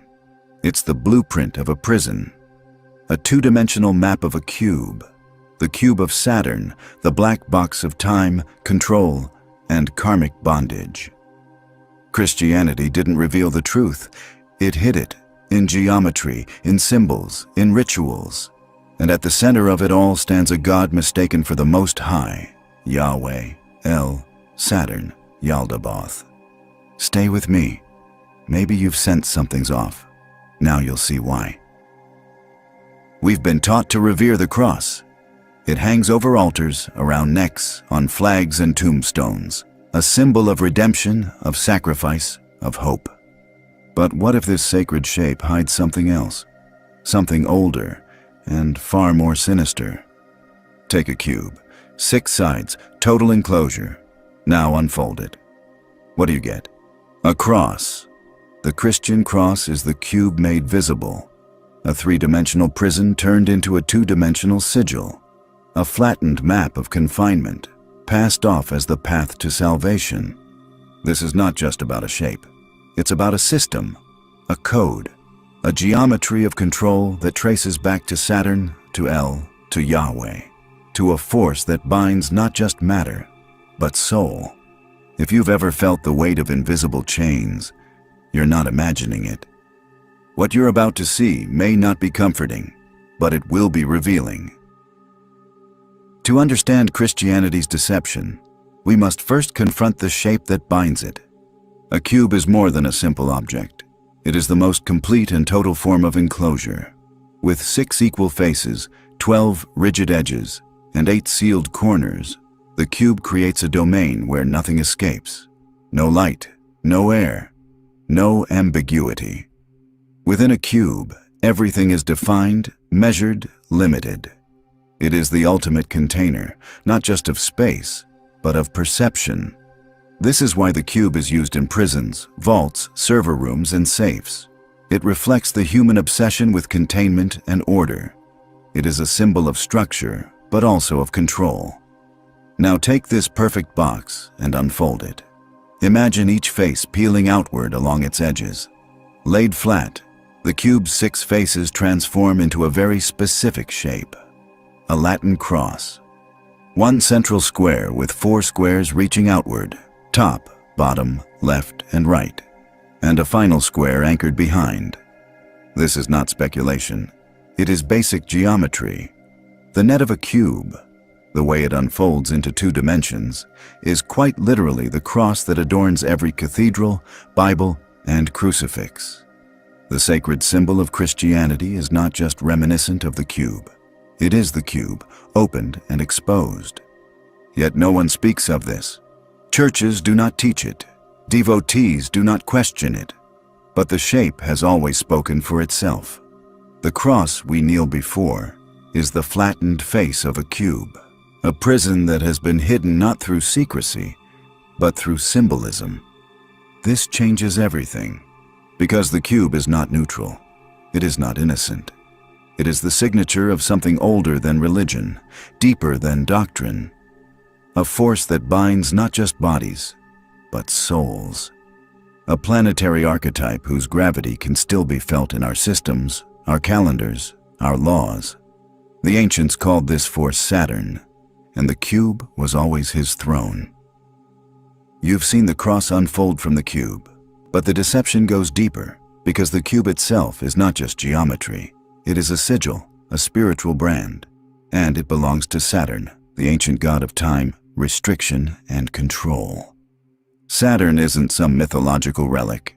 His influence is embedded in the architecture of our reality, in our religions, rituals, calendars, and systems of punishment. He is the ruler of boundaries, of laws, of slow decay, and the cube is his throne. Across the ancient world, Saturn was not adored in celebration. He was feared. He devoured his own children. He ruled over time, karma, limitation, and death. The Romans called him Saturn. The Greeks, Kronos. The Phoenicians and Canaanites called him El, god of judgment and kingship. Always old, always cold, always final. Saturn's most enduring symbol is the black cube. And this is not coincidence. It is recurrence. In Mecca, the holiest site in Islam, believers circle the Kaaba, a massive black cube, 7 times. In cities like New York, London, Copenhagen, and Melbourne, black cube monuments stand in financial and governmental districts. They are quiet, somber, and strangely out of place, yet few question their presence. Why the cube? Why black? Because the cube reflects the geometry of confinement, and black is the color of absorption, of concealment, of Saturn himself. Even in nature, Saturn reveals his signature. At the planet's north pole, a perfect hexagonal storm rages endlessly. 6 sides, a flattened cube in motion, a planetary vortex carved in Saturnian geometry.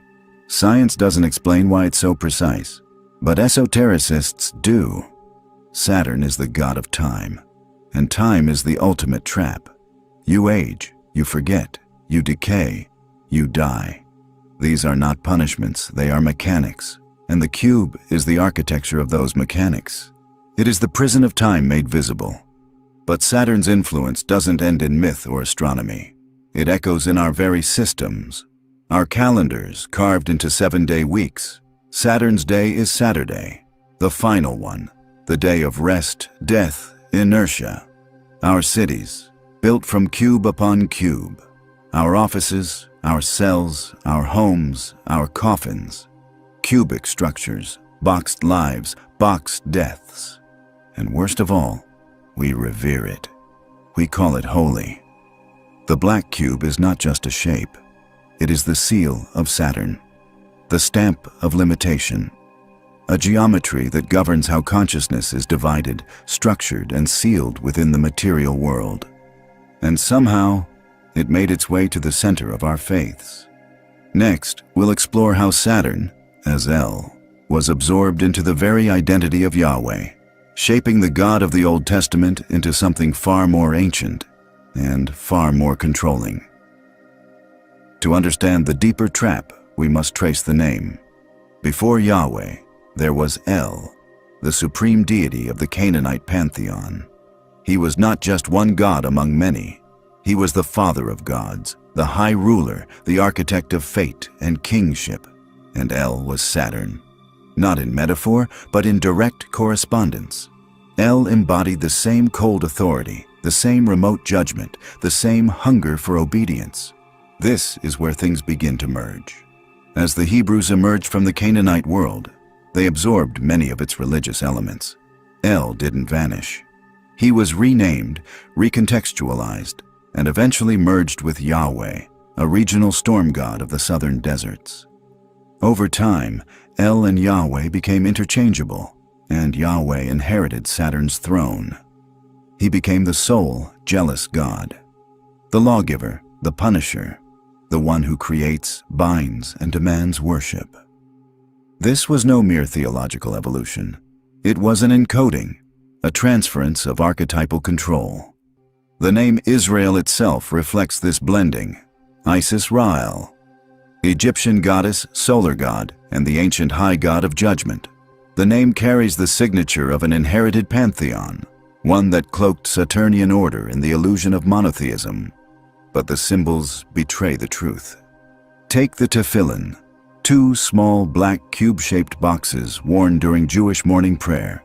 One is bound to the arm, the other to the forehead. Each contains handwritten scrolls of scripture, words of law, submission, remembrance. The binding is precise, ritualized, legalistic. The mind and the body are quite literally strapped into alignment with the cube. What does it mean to place a black cube over the forehead, the very seat of consciousness, the so-called third eye? In esoteric terms, it is not awakening, it is sealing, a ritual of allegiance to a geometry of control.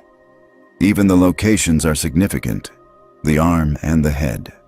These echo the mark of the beast described in the book of Revelation, a mark placed on the hand and the forehead, symbolic of domination over action and thought. This isn't about Judaism, Islam, or Christianity alone. It is about something older than all of them, something hiding beneath their rituals, something cold, lawful, geometric, and it speaks through the cube. As Yahweh evolved into the central god of monotheism, he brought with him the traits of Saturn El, judgment, law, vengeance, and isolation. The Old Testament is filled with stories of wrath, of plagues, of total obedience demanded under threat of annihilation. Love was conditional, mercy was rare, and the reward for obedience? Survival, protection, order, not freedom, never freedom. This is not the voice of the true source. This is the voice of a demiurge, a god of form, not essence, a ruler of realms, not a revealer of truth. And that is exactly how the Gnostics saw him. To the Gnostics, Yahweh was not the Most High. He was not the source. He was the demiurge, the false creator who mistook himself for God, a blind architect who fashioned the material world not out of love, but out of ignorance, arrogance, and fear. They gave him many names: Yaldabaoth, the lion-faced serpent; Saklas, which means fool; Samael, the blind god. But these were not different beings. They were masks for the same force, the same consciousness, the same jailer. Yahweh equals Yaldabaoth equals Saklas equals Samael. Different traditions, same entity. Yaldabaoth was said to have been born from a rupture in the divine realm, an accidental child of the Aeon Sophia, cut off from the fullness of Source, the Pleroma.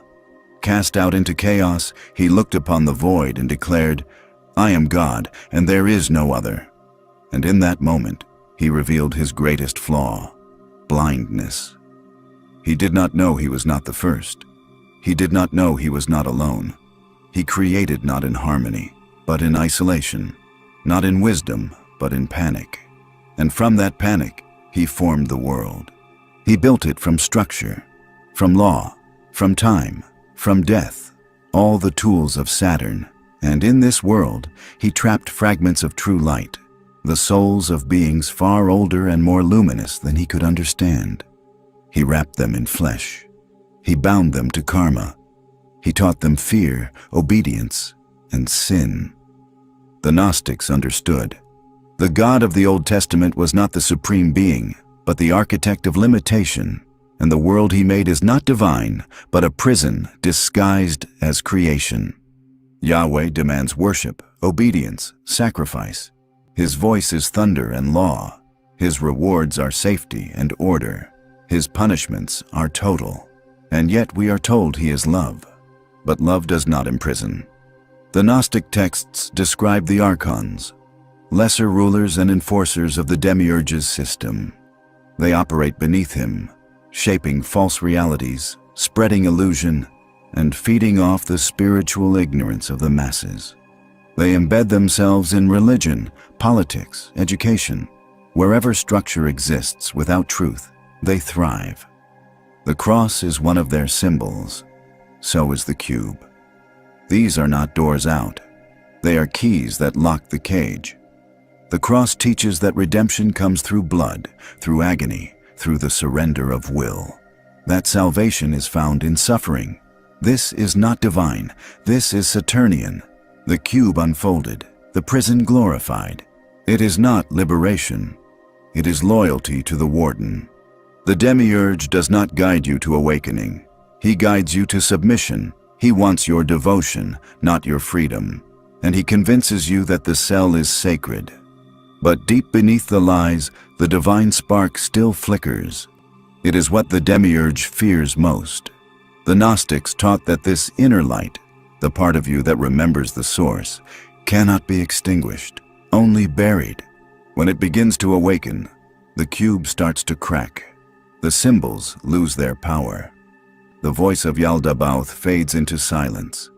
Because the true source, the one beyond Saturn, beyond Yahweh, beyond all form and name, does not demand obedience. It simply is. And when you remember it, you remember that you were never created, because you always were. Now that the veil has been lifted, the cross begins to look very different. We were told it represents salvation, the place where sin was conquered, where God died for humanity, where love overcame death. But once you see the geometry, once you understand the architect, the illusion dissolves. The cross is not a symbol of liberation. It is the blueprint of the cube, the layout of the prison, a diagram of entrapment, stretched out and sanctified. What we've been told as a holy path is, in fact, the skeleton of a trap. This is no accident. The cross contains 6 squares, the same 6 that form the cube. In sacred geometry, 6 is the number of material creation, the 6 directions, the 6 days of Genesis, the 6 sides of physical containment. To unfold a cube is to lay bare its mechanism. The cross is the mechanism. The central axis, the vertical beam, represents the dimension of time, Saturn's domain. The horizontal beam represents space, the grid of reality. Together, they form a cross, time and space intersecting, pinning the soul to the illusion of form. And it is on this very structure that Christ is said to have died. Think carefully about that. The Savior is fixed to the geometry of the cube, his suffering eternalized, his death ritualized. We are told to revere the crucifix, to meditate on it, to display it, but in doing so, we internalize the very architecture of imprisonment. We don't transcend the cross, we bind ourselves to it. This is Saturn's signature, reversal, suffering presented as virtue, death as rebirth, obedience as holiness. The more you submit, the more righteous you are deemed. It is a system that rewards loyalty, not awakening. The cross is the most potent sigil of spiritual inversion ever created. It externalizes divinity into form. It tells you that heaven is above, that salvation comes through blood, that you are unworthy unless a God dies for you. And it encodes the message in a shape so simple, so constant, so visually clean that no one questions it. And so it spreads. On towers, flags, tombstones, and screens. Not just in churches, but in nations, in military medals, in institutions. It is not just a religious icon. It is a civilizational spell. A shape burned into the psyche. A false promise wrapped in geometry. There is no exit through the cross. It does not open. It folds inward, returning to the cube. And the cube has only one purpose: to contain. This is the secret hidden in plain sight. The cross has always been the front-facing blueprint of Saturn's dominion, the visible facade of the demiurge's architecture. You were never meant to escape it. You were meant to worship it. But not all prisons have walls. Some have symbols, and the most powerful ones are the ones we call sacred. The cube doesn't just appear in symbols. It lives in stone, in gold, in sacred geometry. It is embedded in the holiest places of the world's great religions, silently reinforcing the same Saturnian message: worship within the structure. Start with the Holy of Holies, the innermost chamber of Solomon's temple in ancient Jerusalem. According to the Book of Kings, this was the place where the divine presence dwelled, and its dimensions were precise: 20 cubits wide, 20 cubits long, 20 cubits high. A perfect cube. No curves, no flowing lines, just strict geometry, a sealed enclosure for God. The Ark of the Covenant, the most sacred object in all of Judaism, was placed inside this cube, but no one was allowed to enter. Only the high priest, once a year, and even then under strict conditions. Divine presence, bound within dimensions, accessed only through ritual and hierarchy, controlled. Now look ahead to the Book of Revelation, the final vision of the Christian canon. The promised paradise, the New Jerusalem, descends from heaven. A city of pure gold, jeweled walls, perfect symmetry. And again, the measurements are exact. 12,000 stadia in length, width, and height. Once more, a perfect cube. Paradise, according to this vision, is not an open expanse of light. It is a sealed geometric object, a celestial container, a golden box. This is not freedom. It is gilded confinement. It is the same prison, polished and idealized. From the Holy of Holies to the New Jerusalem, we are given the same message. God lives in the cube, and you can only approach him on his terms, through ritual, submission, and sacred architecture. These aren't isolated examples. All over the world, the cube shows up in the most revered spaces. In Mecca, the Kaaba, the central shrine of Islam, is a black cube draped in silk, said to have fallen from heaven. Pilgrims circle it in reverence, 7 times, mirroring the celestial orbits of Saturn's rings, echoing the cycles of karma and time. In Jewish prayer, the tefillin, small black cubes, are strapped to the forehead and arm, binding consciousness and action in alignment with divine law. Cubes touching skin, law pressed into the body. In Christian churches, the altar often rests in the center of a chancel or sanctuary that is square, elevated, and spatially isolated. Another sacred cube within a larger cube of stone. The message is consistent across time and culture. The divine is to be approached through structure, through edges, through boxes. But what is being boxed in? God? Or your perception of God? These cubic architectures don't just shape space. They shape thought. They reinforce a cosmos in which the sacred is contained, controlled, and externalized, where the divine is always at a distance, hidden behind walls, beneath veils, within golden enclosures.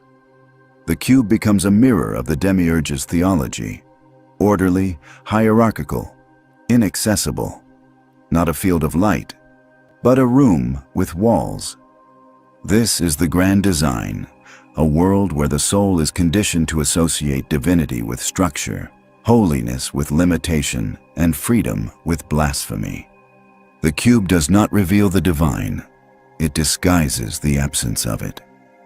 You've seen the shape, you've traced the lineage, you've followed the symbol back to its source, not to heaven, but to a geometry of control. The cross is a cube. The cube is Saturn, and Saturn is the mask of El, of Yahweh, of the demiurge, the blind god who builds prisons out of form, law, and fear. His architecture is everywhere, in your temples, your holidays, your time systems, your sacred spaces. He brands the soul with symbols that promise salvation but deliver surrender. This is the deception, that by submitting to the structure, you will transcend it, that by worshiping the form, you will find the formless, that death on the cross leads to eternal life. But when the cross folds in on itself, you are not lifted, you are boxed in. And so the cube persists, not because it liberates you, but because you believe it does. This is how the trap survives. But once seen, it cannot be unseen. The moment you recognize the symbols as symbols, not truths, not divinity, but tools, the spell begins to break. You do not need a mediator between you and the divine. You do not need a cube or a cross or a God who demands blood. You are not fallen. You are not broken. You are not born into sin. You are the light trapped in form. And the way out is not through submission. It is through remembrance. Remember what the Gnostics whispered in secret. The source has no name, no geometry, no anger, no fear. It does not punish. It does not demand. It does not dwell in golden cubes or black shrines. It is not far away. It is the still presence behind your breath, the silence between thoughts, the awareness that watches, undivided, untouched. It was never about escaping the world. It was about waking up within it. So stop bowing to the architecture. Stop tracing meaning in cages. Stop mistaking the symbol for the real. You do not need to be saved. You only need to wake up. Now step further into the archive.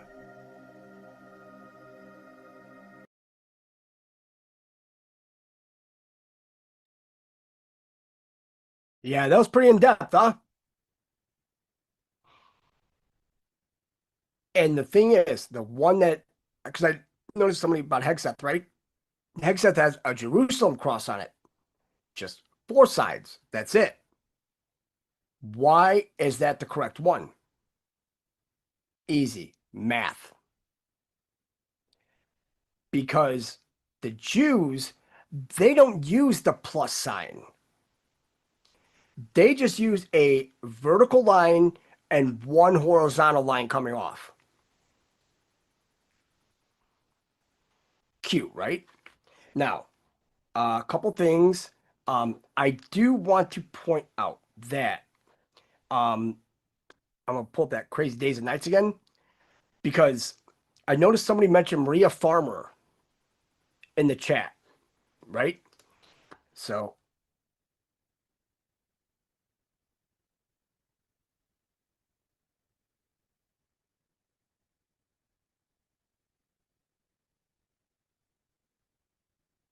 all right, give me 1 second and I'll put both these in the chat real quick.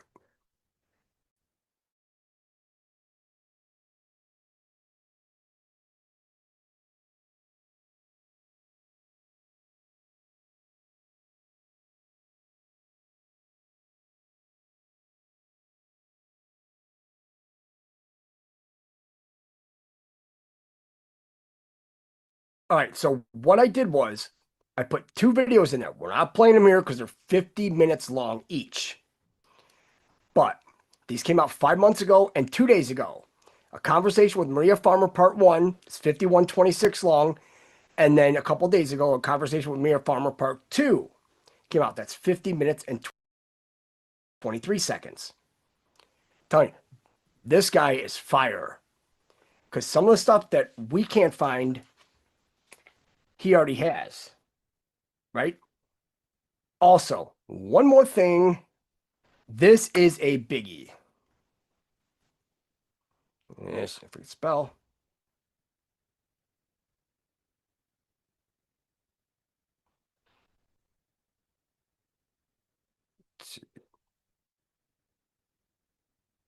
All right. So the Promethean updates, right? And you have a video that came out yesterday. I didn't watch it yet. But on the 31st, this month, at 10 a.m., they're having their live Q&A. So you know where we're going to be. And that's 10 o'clock Central, 11 a.m. Eastern. So if you guys want to write this down, great. Because these ladies,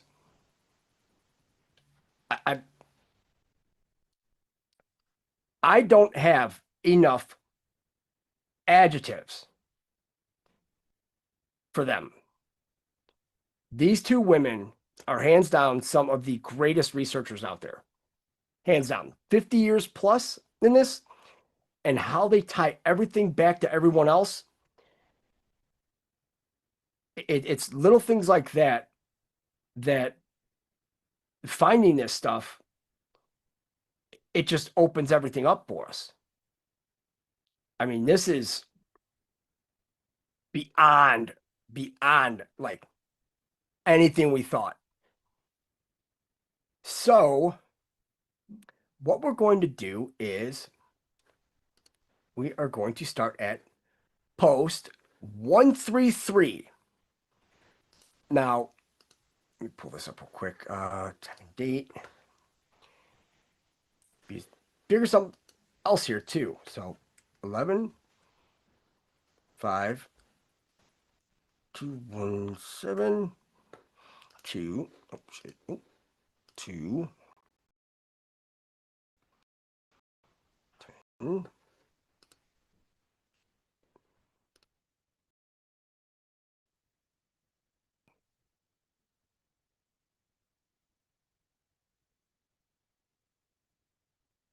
oh shit, at the 5th 11th, damn it.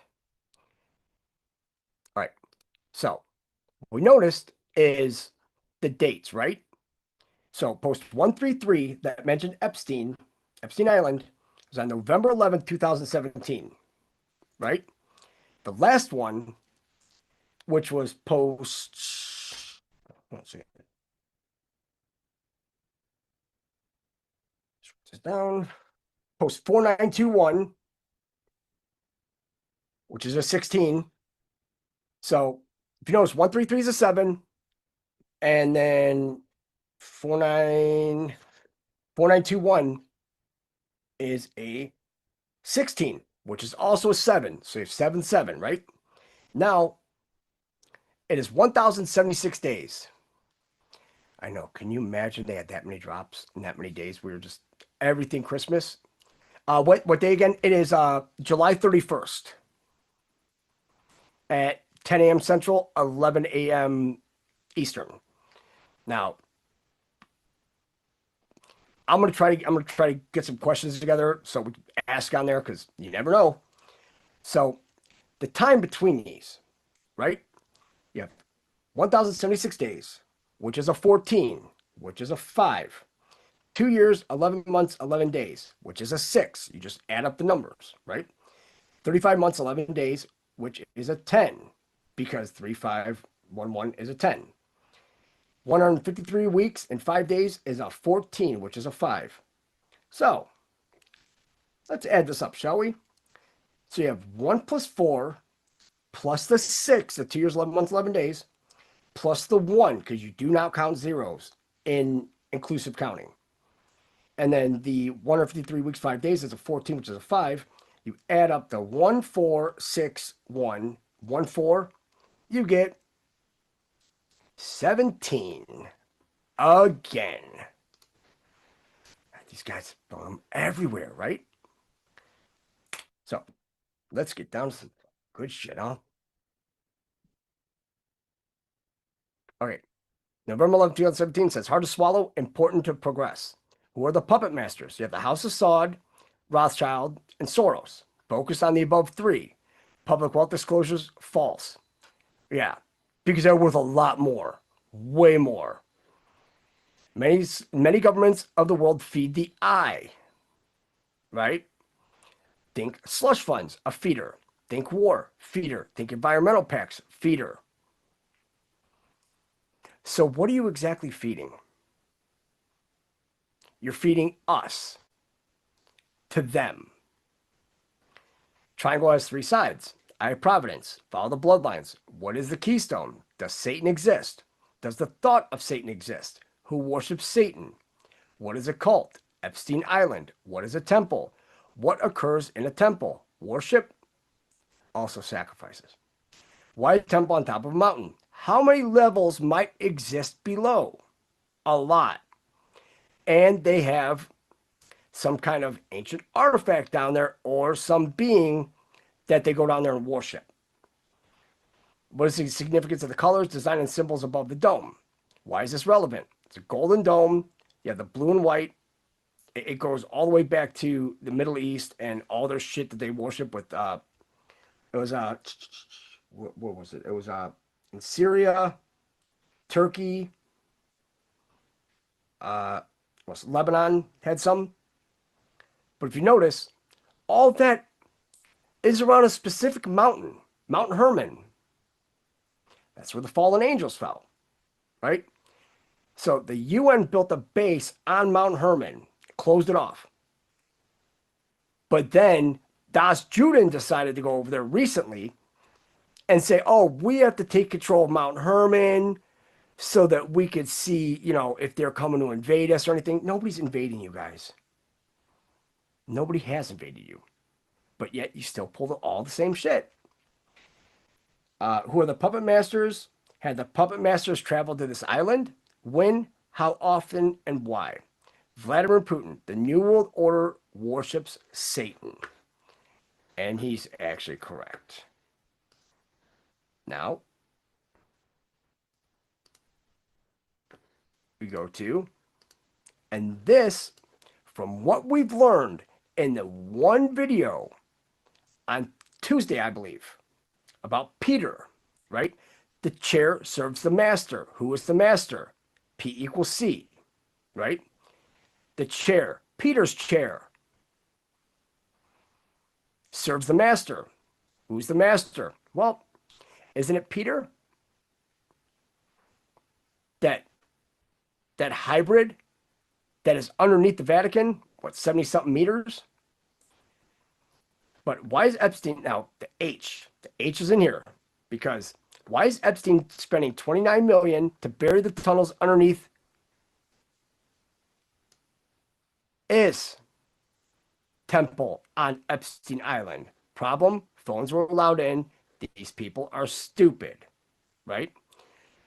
So then when we go back to post 1,000, what it is they're just fixing it, right? They have the H, right? For his. Makes a lot of sense there. Then we go to post 1055. Remember, this is not on Epstein's plane. This is on Ron Burkle's plane. Rachel Chandler, Epstein's plane. Who is she? Follow friends. Friends lead to others. Open source. Now, that's the funny thing, because we didn't know exactly how many connections that she had with all these at all. But what we learned from Crazy Days and Nights, it is all going to be relevant.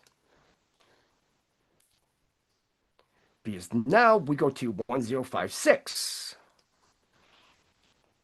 And it's the same picture that was in the Crazy Days and Nights. It says Ray Chandler. Why is E so vocal against POTUS? Biggest connection missing. Focus on friends. 2. 1 male, 1 female, 1 presidential pardon, and 187 MS-13. Purpose. Right? Now, remember the friends. Right? And where did you go? Sorry, guys. It's just a little hectic right here. Here it is. Right. So now, when we go back to Rachel Chandler Dennis mentions Maria Abramovich, Terrence Coe, and that Rachel was personal photographer for modeling. Right?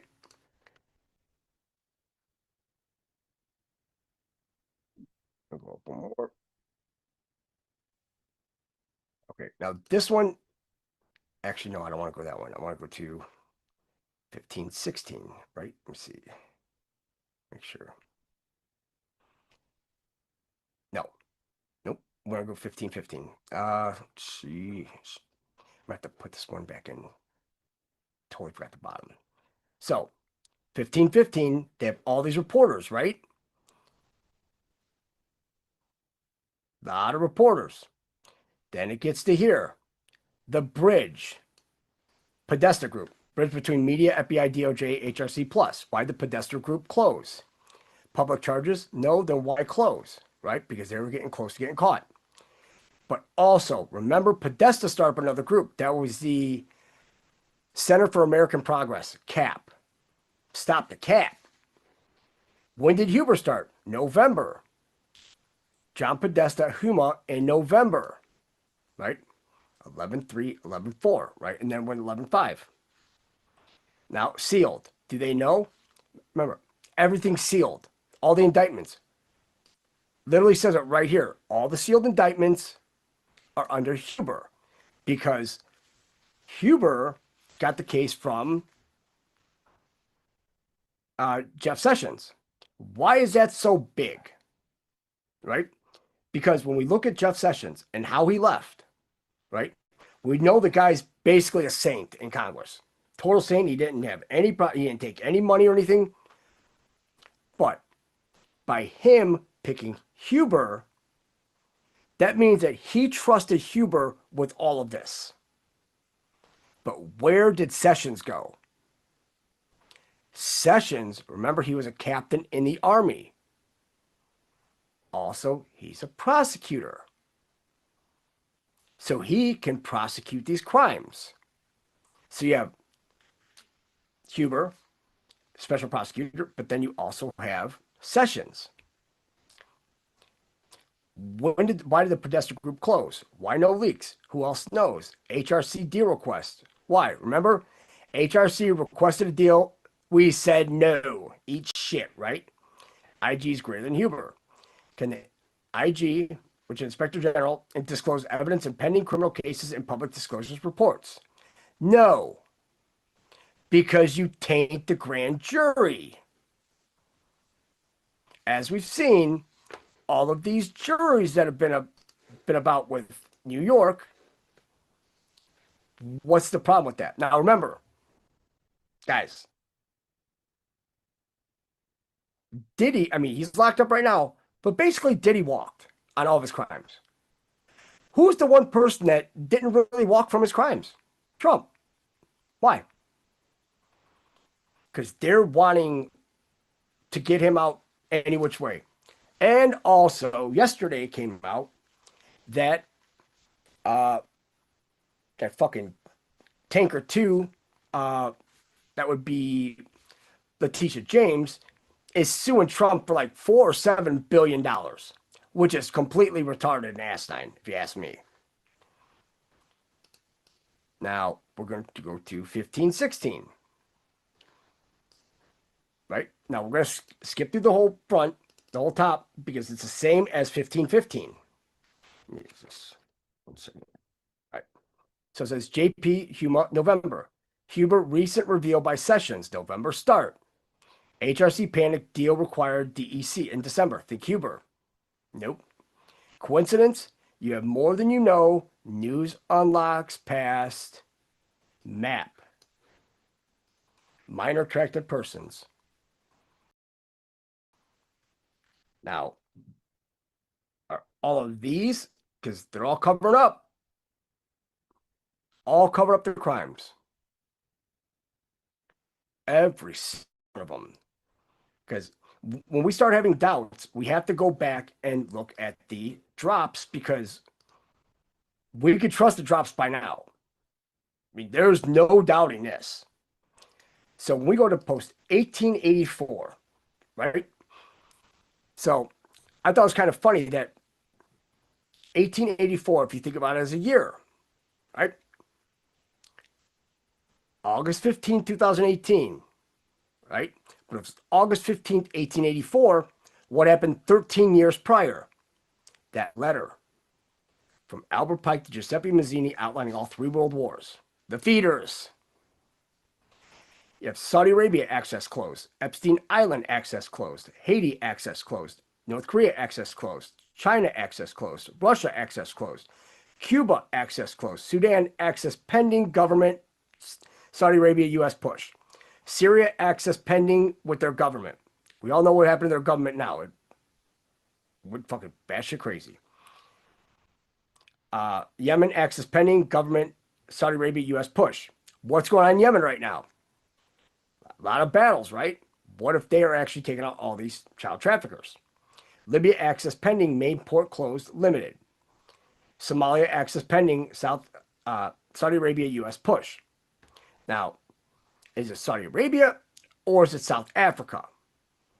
But we have to go to Saudi Arabia because everything that we've learned, it all goes back to Alawid bin Talal. And we know Alawid bin Talal, he's dealing with the Khashoggi, and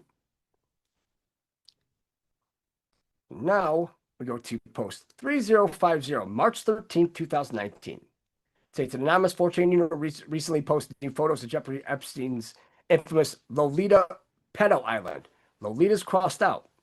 The island features a temple atop a small mountain and has been the location of several underage sex parties arranged by Epstein and attended by several of the world's elite, including ex-President Bill Clinton, his wife Hillary Clinton, Hollywood actors, and even members of the world's royal families. Normal Q. This is not just about sex trafficking. Now, if you notice, we click on this, right? This loads all of the flight manifests. All of it. So we already have this print up, but if you notice, like Bill Clinton, 4 Secret Service agents, 2 males, 1 female. Why is it just 2 males and 1 female? Whenever you start seeing like 2 males, 1 female, they're kids, guys. They're all kids. But Secret Service agents, right? Why? Well, number one, he's an ex-president, but these Secret Service agents know a lot more than they're leading on. And these Secret Service agents, remember, they're not agents of America. They're British agents. So it's almost like we're having like a babysitter to make sure that it's happening. Because when you look at Kennedy, who called Clint Hill off from protecting the president? I mean, they left him as sitting duck. But shouldn't the president be the one that has ultimate rule over the Secret Service? I think so. Now we go back to this. It says, will the rich and powerful influence the court to prevent the unsealing? So when you look at the rich and powerful, right? And it comes up later. Where does everything go through? Southern District of New York. And you look at Nexium, they're based out of New York. The Mega Group, the rich and powerful. And remember, they're all Jews. They don't worship anything holy. Right? But yet, they're the ones that are sitting here saying, oh, well, we're all idolaters, right? Oh, you guys are worshiping idols and all that. Don't mind them humping the wall of an old Roman fort. Nothing to see here. Now, number one, sex resort, non-temple resort only, trafficked and drugged underage girls. Number two, occult worship of evil, temple, class 1 through 99. It goes to Haiti. So where are they taking the kids from Haiti? There. Pray for the victims.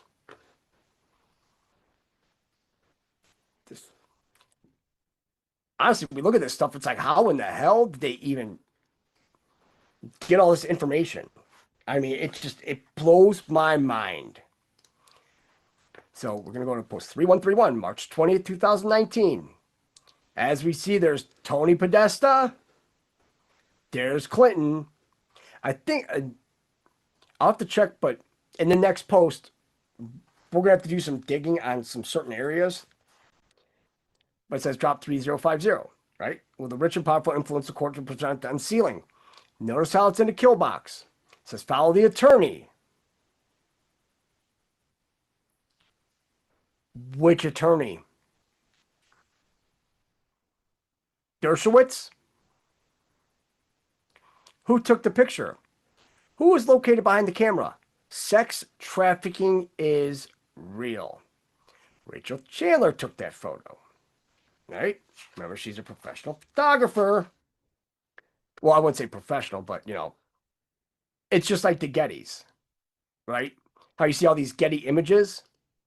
And we know how bad the Gettys are. They're really bad. So we go to post 3133.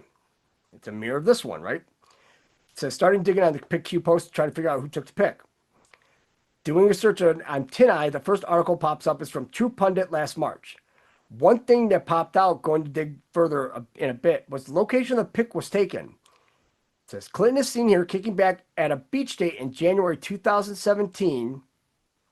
Who became president in 2017, January, in Palmilla Bayahibe, an exclusive haven of warm waters and refuge near the so-called Paso de Catiano, very close to Isla Sayona. This resort is only inaccessible by private boat. Also, that's a P equals C. No idea who took the pic yet, still digging, but thought I'd share the location in case it helps you. Anybody knowing anything about this resort? Is it a last resort, right? That says how many girls were waiting for their return to the boat. Who owned the boat? What does a handler procure? Is the handler one of many connected to Epstein? Flight logs reveal many hidden artifacts. So when we look at this, at that last sentence, reveal many hidden artifacts. Why would they use the term artifacts? Still has me stumped. But like I said, we're going to be digging all this because there's something up with the Epstein case that they're trying to, because you have all these people turn against Trump, right? Well, why? I mean, I personally don't get it. Right? I mean, he's been the only person that's been completely straight up with us day one. Right? I mean, but we have to learn to play the game and also remember we're watching a movie. Also, timing is everything. I almost believe that Trump is leading Bibi down this path where them, Israel, they won't be able to come back at all. Because right now, a lot of people across the world, they don't want them in their country. And you can't blame why. Because we went over the 1,030 expulsions they had. It's all about child ritual murder. Child ritual murder. They never stopped. So 3134, March 20th, it says, who is Rachel Chandler? That's why I went through that. And you look at the families and all that. Like I said, we have to get Otis Chandler, Norman Chandler, and all of them. And also Wexner. Wexner's, these guys are really big in this. Remember, Wexner is tied to the mega group. I know, right? What a coincidence. Now we go back to 3135. This is why it's so, like I said, the man's doing the Lord's work. Because a lot of these questions we start answering. What high-profile elite people fund and provide Rachel with her photography studio? Well, you have Maria Abramovich, and then you have Terrence Coe, that she was the personal photographer for modeling under Terrence Coe, which T's a 20, C's a 3, 23 pain. Now, also, remember, Maria Abramovich, not sure if that's her brother or not, the Roman Abramovich, that built that massive lair under Israel where they're running genetic tests on just humans and all that genetic bullshit. Also child trafficking. Remember, we went over his yacht, and his yacht, it's all bulletproof. It has anti-aircraft missiles. Like, why would you need that on a yacht? Unless you were doing shit that we don't want to know, but we got to know. What is the studio used for? What is the studio really used for? Who has Rachel Chandler been pictured with? This goes far beyond spirit cooking models. It's all sacrifices. And the sad part is that a lot of the pictures we saw with those kids, that they looked like they were just drugged and all that, all those kids are no longer with us. We have to be honest with ourselves, because even President Trump said there's a lot of kids and a lot of them are dead.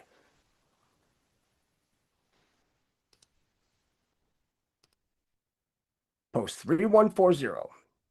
Epstein Island dungeon beneath the temple. Sex and torture rooms.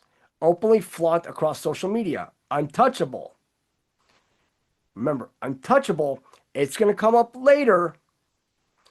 This is why we have to take all these and just go all the way down the line, because then we can paint the picture. We can, the map is a guide. So could this be one of the maps, which are the Q drops? Now we go to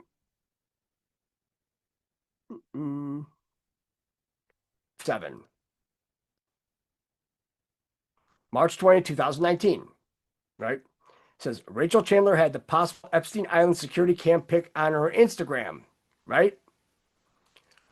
But channel 11, 11.3, right?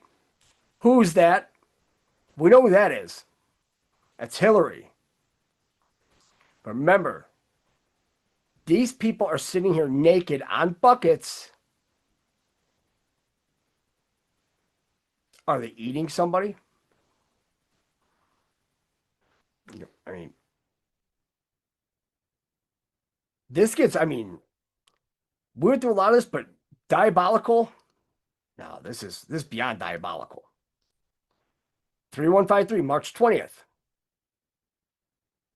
Now, as the, Ray Chandler, Paris Hilton. Now, remember, Paris Hilton testified in front of Congress, like, oh, they're doing this, like, bitch, please. Just like, what's the name?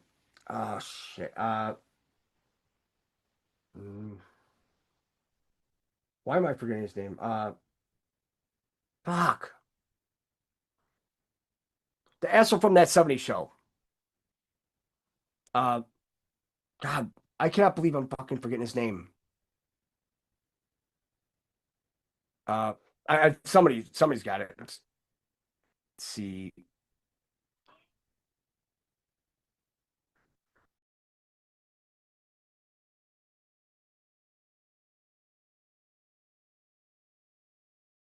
Sorry, it's Ashton Kutcher. God, I can't believe I forgot. Thanks, Dina. See? Always coming in clutch. Always coming in clutch. Then we go to post 3159, March 20th, same day. There's Paris Hilton and Rachel Chandler. Those are some of the most dead eyes I've ever seen in my life right here. But look at the size of the pupils. Those are massive. In comparison to hers, what are you on?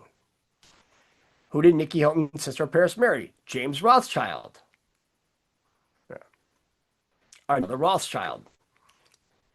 So are the Hiltons related to the Rothschilds?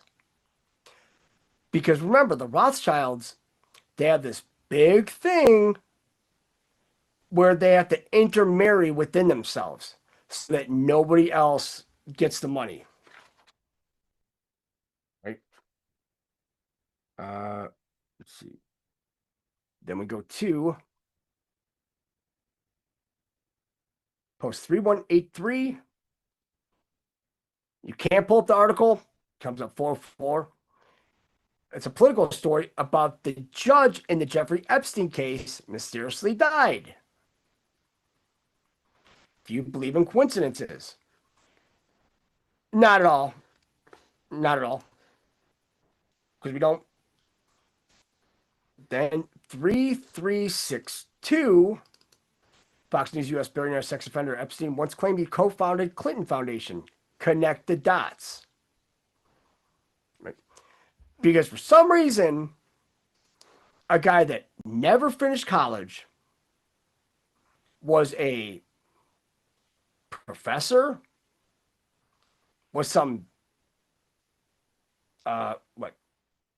he dealt with like genetics but like I said, I'm going to find that Eric Weinstein because there's a clip that Eric Weinstein, he's freaking, because he's been on Rogan a lot. He's a Jew, but thing is, you could tell that he's just completely, he's like, how does this guy know me? How does he know everything about all of my studies?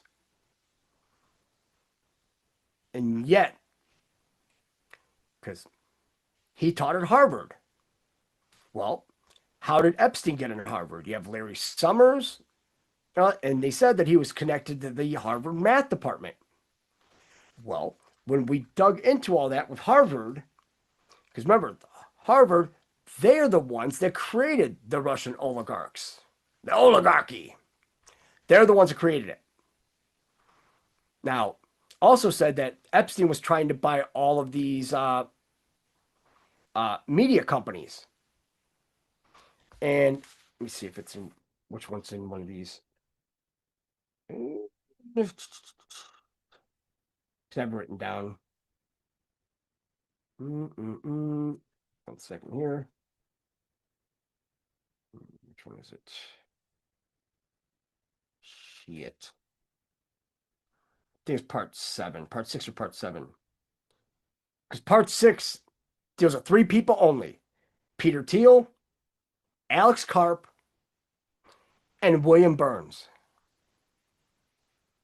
Who doesn't belong? I'd probably say William Burns. Because if he was buddy-buddy with Epstein, right? But then he became the CIA director under Biden. Yeah. I think we're going to have to, watch some more of these because some of these, David Copperfield, and his pseudonym is Simon Templar. Odd. You got Prince Haakon from the Crown Prince of Norway, Bill Richardson, Claire Hazel, and she's a countess, and that was in part 4, that married Edward Guinness. And then that's when he mentions Rachel Chandler Guinness. It's like, that's quite odd. Then we go to post 3363. All right, it's the same one that was on before, but it says, does this single picture of Bill Clinton on Epstein's plane with Rachel Chandler refute his entire statement? Fake news, disinformation campaign failing. You are the news now. Together you are strong, right? But it wasn't Epstein's plane. It was Ron Burkle's plane. So now we need to get Ron Burkle's flight logs. And how many other people had access to this area?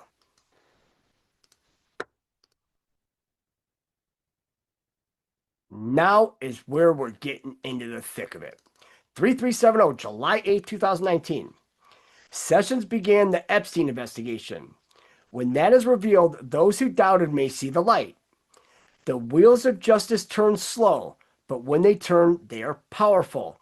10 times speed now underway. We are back online. Pelosi attempted block. So when people are like, oh, why aren't we seeing arrested? It's like, hey, everything has to be done down to the letter of the law. If it's not, and there's a way that they can get out of this, it blows the whole operation out of the water. Every bit of it. You have to make sure that you have the strongest case where you could like promote it to Stevie Wonder, in which case Stevie Wonder could see. But even they would say, yeah, that's pretty fucked up. But who knows? Stevie Wonder might be in on that shit too.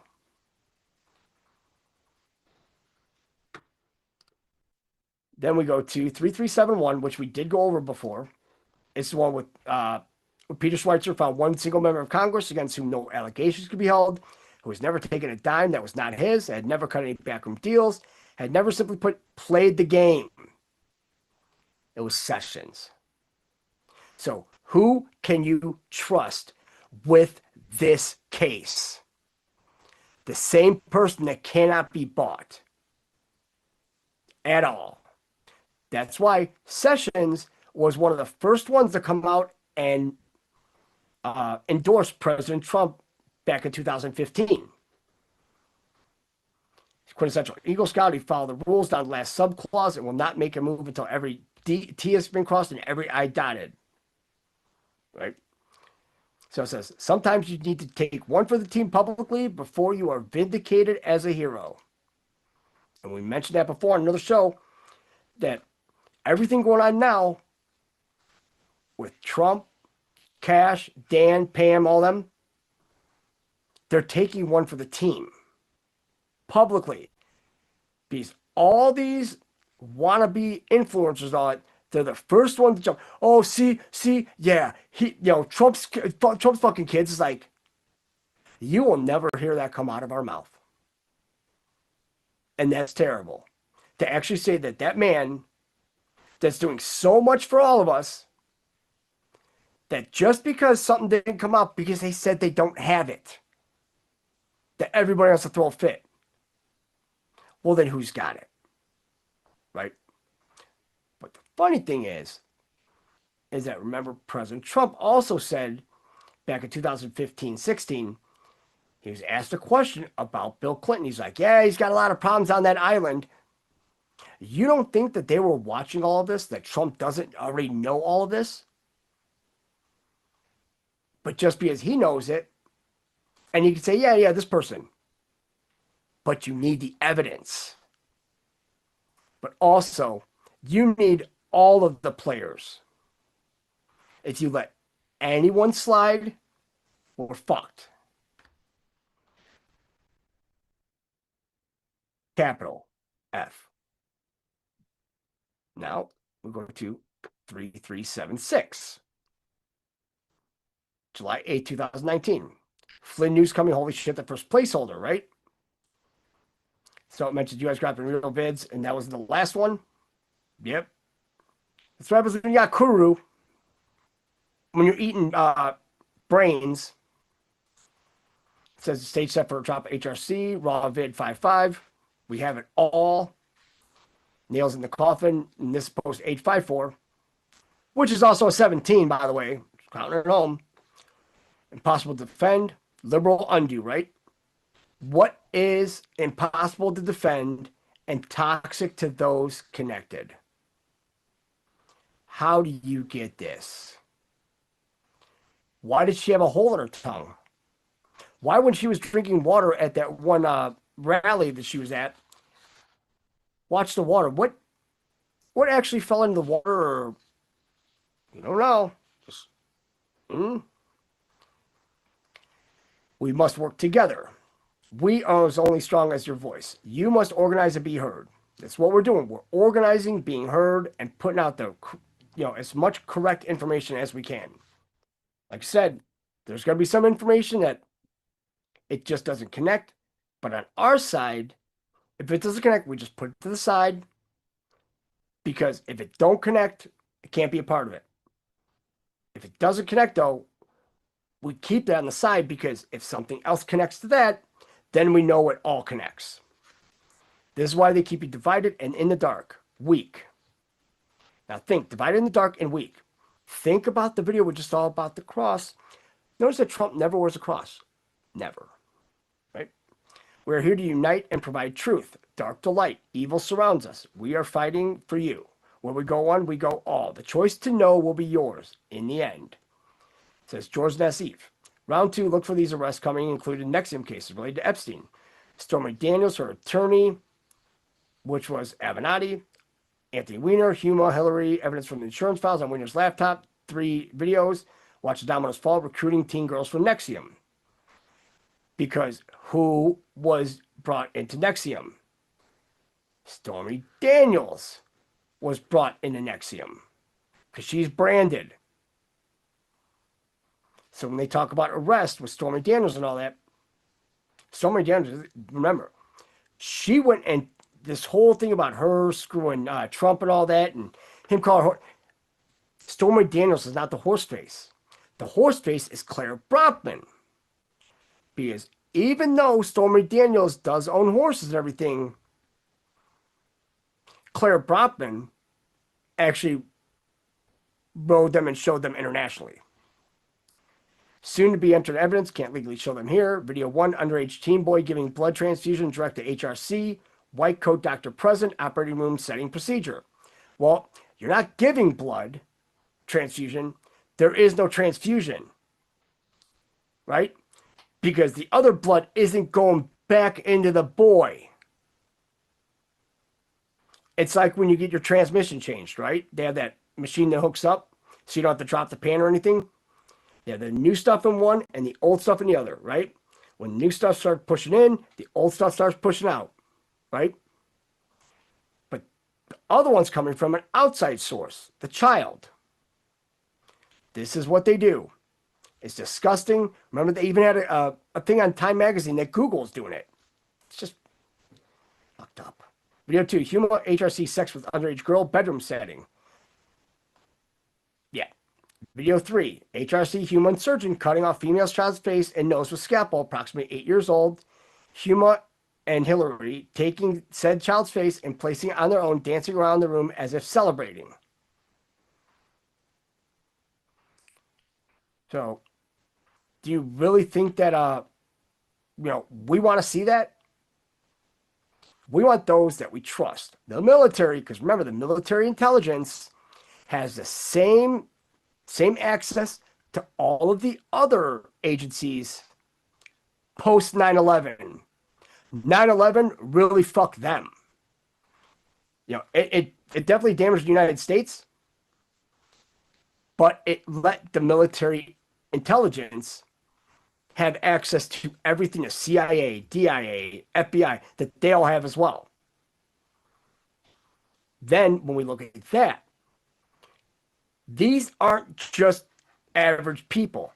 These are enemy combatants. Under ex parte queering that was argued on July 29th, 30th, and 31st. Those three, that means it was effective August 1st.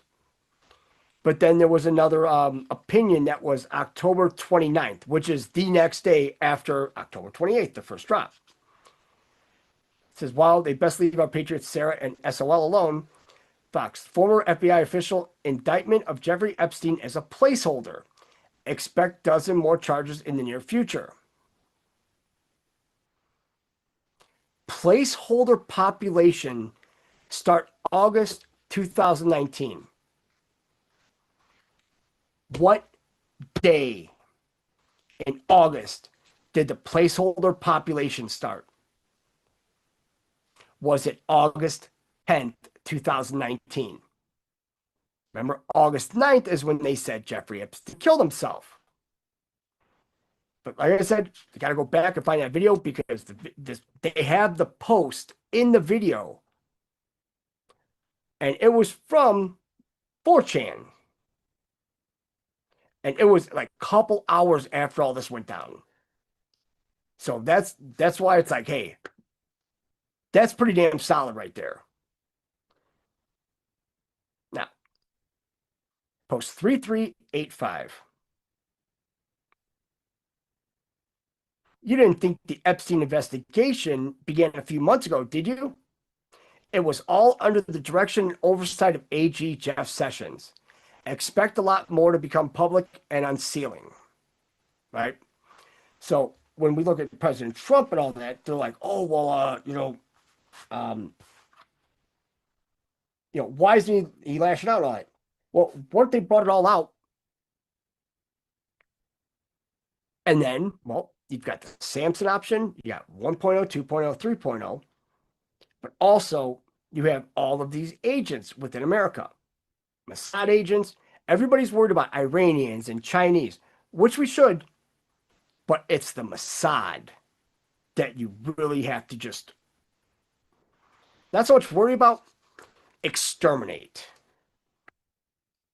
I say exterminate, I do mean exterminate, because they're shitbags. Now, this is where it gets very interesting. 3386, July 9, 2019. Right? It says, the first one previous, it says, bar not recused from E, pending cases only passed. D fight coming, liberal outrage coming, Pelosi's daughter inserted, counter made, simple. No, it's first sentence right here, right? Why that kind of throws me for a loop is because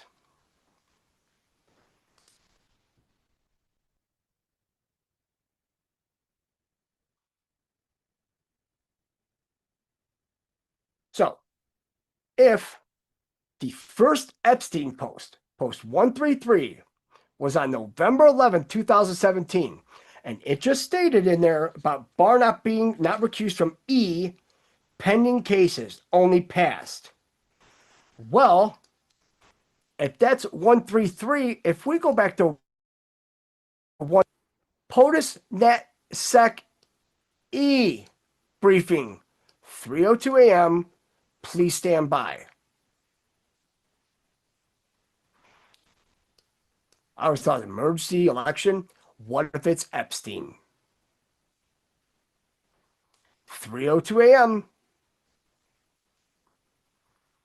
Because that's not the real footage. All that footage, it's garbage. Right, that they showed us. They wanted us to find all the little hidden parts and trinkets, especially in the upper right-hand corner where we saw the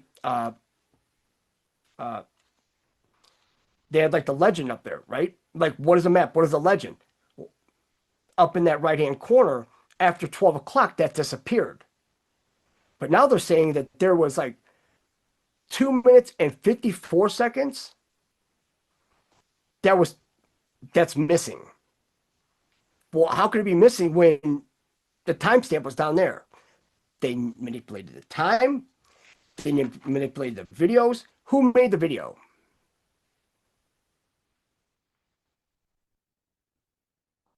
Well, it was in the Southern District of New York. Who is it protecting? Mega Group.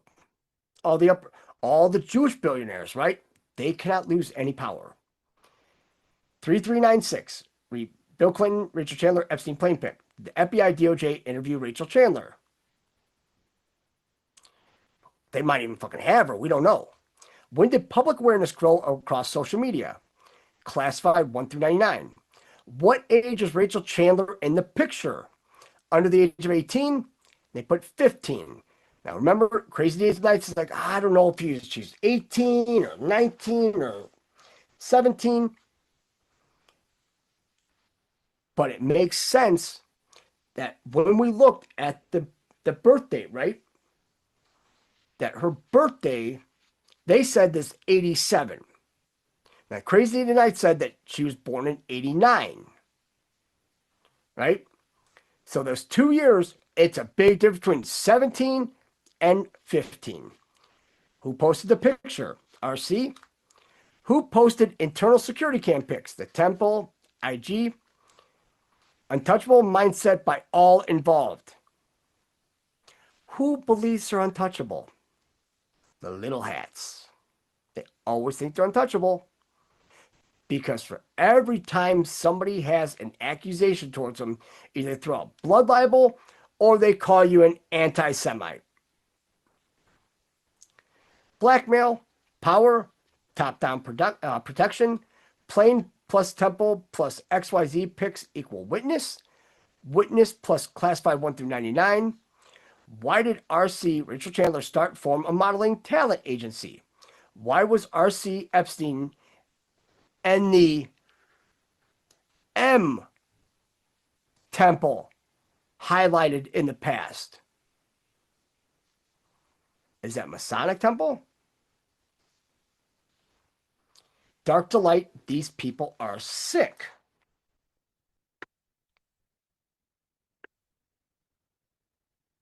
So, here's a question I have, right? I'll have to go back to that video. But they showed the picture of Rachel Chandler, and it was at somebody's birthday, an Indian, and it was done by the Clinton Foundation. What religion was the Indian? Probably Sikh. S-I-K-H. Just like pray, pray, sick, sick. Right. But you're starting to see a lot of Indians infiltrating America. Right? They're not good people at all either. Remember, they were balls deep in communism over there too. Now we go to 3397, July 9th, 2019. Yep, those are the loudest, right? Bill Maher. Kid Love Productions. Yeah. No joke, Anno reference, re Epstein. No attempt to connect back to POTUS. Silence. Hunted. Because if he wasn't involved, wouldn't you be like making fun? Because if you're a comedian, you're going to make jokes. It's not funny when you're actually doing it out in the open. Remember, he has red shoes on as well, and he was going to one of those sanctum parties. SNCTM.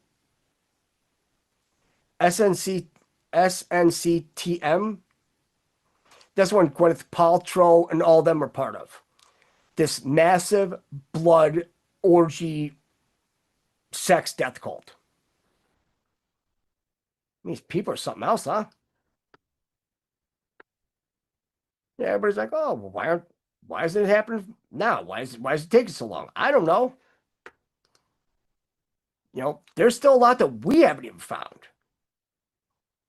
Again, July 9th. Was that?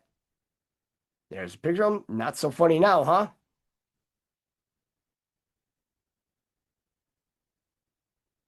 They know they're fucked. Remember, it all has to play out. So we go to 3399. Welcome to Epstein Island. Ask yourself, is this normal? What does a temple typically symbolize? What does an owl symbolize? Dark religion. The Bohemian religion. Remember, the Satanists, they're big devout followers of Satan and the Bohemian Grove. Tunnels underneath, always. How many channels captured on RC's pick? Right? I think it was 16? 16. Rooms indicate size. Hallways shown, classified 1 through 99. Symbolism will be their downfall. These people are evil. Not even sick, they're evil at this point. So you went from sick to evil. That's a big jump. And this is why they're so deathly afraid of General Flynn. He knows this shit. Why hasn't the National Security Advisor position been filled in Trump's cabinet? It's all timing, guys. All timing. 3,400. Do you believe in coincidences? All the timestamps, right? Michael Flynn changes story, put him in collision course with Judge. Judge slams government argument that Michael Flynn is co-conspirator in former partner's trial. Notice all Flynn news coming. July 9th, 2019, or July 8th, or July 9th, 2019. That's 7/8, 2019. You have 10/27. Then you have 10/11, July 19, 2019. Flynn news coming. Do you believe in coincidence? Where's the plural? It's S. But this wasn't posted by Q because it's not signed by Q. Remember, signatures are important. Well, if it's important, then there's 2 times the signature is going to be important. One, all the pardons. Because some reason they're letting these fucking guys out of prison that committed so many of these. I mean, some of the acts that they've done, especially all the pardons on the last day. There was over 8,000 of them, and we went down some of the list, and murder, killing federal agents, anything and everything under the sun. So what do they want to do? They wanted to open up our prisons to unleash all this evil within our society. Because they already have a pardon. Or even if they have a commutation, it's like, no. None of this is even, I mean, you look at all the pardons, it's like, so if he was out of it the whole time, then what's the deal, right? Now, 3401. Go back here, remember? Channel 16. There were 16 channels, right? No. 4x4, right? Note 2013 on the bottom. The date. Important. That looks like a 7. 07. 13, whatever month 7. But this person right here, where was she employed in 2013? So we just have State Department employees just going to, Secretary of State's going and, 86ing kids and shit. Come on, man. These people are just fucking beyond sick. I'll go to 3418. July 11, 2019. July 7/11. Big day. Thanks, IRS. So it says Alison Mack, Nexium, and New York AG Schneiderman connection.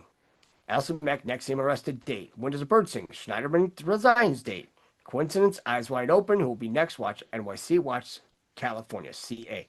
Or there's dots under it. Could that be Canada as well? Right. Also, when they say watch CA, that military parade that they put on 6/14. What street did the parade go down? Constitution Avenue. So then you get that, and this was way back in 2019. So those who can understand the future, that's a sign of intelligence, right? That's what President Trump said. So it says, how does Linda Rothschild connection to the Bronfmans? Find the bridge. Think company, right? Is it the Podesta group? Because when you look at Podesta group, it's all pedophiles. And those wanting to keep this all in. How is Bronfman connected to Nexium? Well, Claire helped start Nexium. Now you have to go backwards. Nexium, who pleaded guilty, right? Alison Mack, when does a bird sing? Watch New York City, News Unlocks 5-5. What city was Epstein arrested in? New York City, 5-5. Watch CA, California, right? Now, notice, all these, we went through the whole Maureen Comey, how she got shit canned, and now all these same assholes are all involved in this, right? You've got her that was on the Diddy trial and another trial. I think comes up. Well, it comes up here shortly. So, July 14, 2019, post 3428. Inside Victoria's Secret pipeline to Jeffrey Epstein. That'd be Les Wexner. Ghislaine Maxwell, follow the family. UK, US 1 and 2. Umbrella surveillance, leapfrog 1 to 4 points of contact. Open source. Find 4. As a hyperlink here, and it says New York Society for the Prevention of Cruelty to Children. It's just like Save the Children, Prevention of Cruelty to Children. They don't care. But umbrella surveillance, right? Now, I'm not sure if we listened to it on the show or not, but yeah, it was on that 4-minute clip about the USS Liberty, right? How Johnson signed a secret agreement with the Israelis so they all have the same intel. So and it's still active today. You literally let Mossad and all that shit come right through. What's bad about that? Well, you look at 9/11. So if they knew where everybody was, and they shipped all these the art students back to Israel. Well, how did they know exactly who to ship back? I mean, just look at Michael Chertoff, the one that was, high up in Mossad, and he's the one that was in the Department of Homeland Security. He was the first director. So 3429, July 14, 2019. I mean, literally, it's 15, 9, what, 24 days. Actually, 23 days, because that is 3:47:53 p.m. You have to count the next day as day one. How do you eliminate a liability? 23 days later, remember, Epstein comes up, dead, cute. Where is Epstein being held? Reconciled. Do you believe in coincidences? Powerful people connected. They did not capitalize the FUL. They have power, but they're not powerful. They're panicking.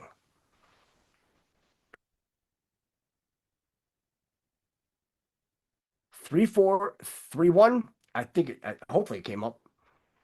Can you guys see post 3431? If I just do it like that, if I just instead of stopping it and all that, I hope so. 3431, July 14, 2019. Nathan Rothschild, Never Sevilla, Nick Rhodes. I mean, look at these. These people look fucking demonic. They're vampires. Attend the National Youth Orchestra of the United States of America reception at the Royal Albert Hall hosted by Ronald O. Perlman in London. Coincidence, those mentioned in the past are now coming into the light. Think Lady Rothschild, think Gloria Vanderbilt, think Epstein, think Diddy. Now we come up here. It says Panic DC. Right? We don't just Jeffrey Epstein case grows more grotesque. 3454, July 18th. There's an article. U.S. Contractor Jeffrey Epstein, quick concern revealed pictures, topless story. Whatever. Primary purpose of the article. A colorful building that some news reports have called the Temple was actually a gym when Epstein worked out when he was on the island. Yeah, okay. Wrong. Because remember, they even showed in one of the last drops, the mattresses in there. But remember, there's that big bookcase, 2 columns, probably a false floor as well. Scully said, noting in an interview with ABC News that the gym had a memorable feature, a massive framed photo of a topless woman. How do you shape a story? Facts versus fiction. Think for yourself. That's why they're fake news. Always fake. They're just cover up for themselves. July 24, 2019. There are puppets. There are puppet masters. Which is Mueller? Remember, Mueller's in the kill box, right? Which one is it?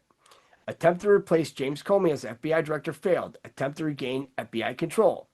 Plot and plan. Backup. To initiate Supreme Court to safeguard against criminal prosecution, read illegal and criminal actions.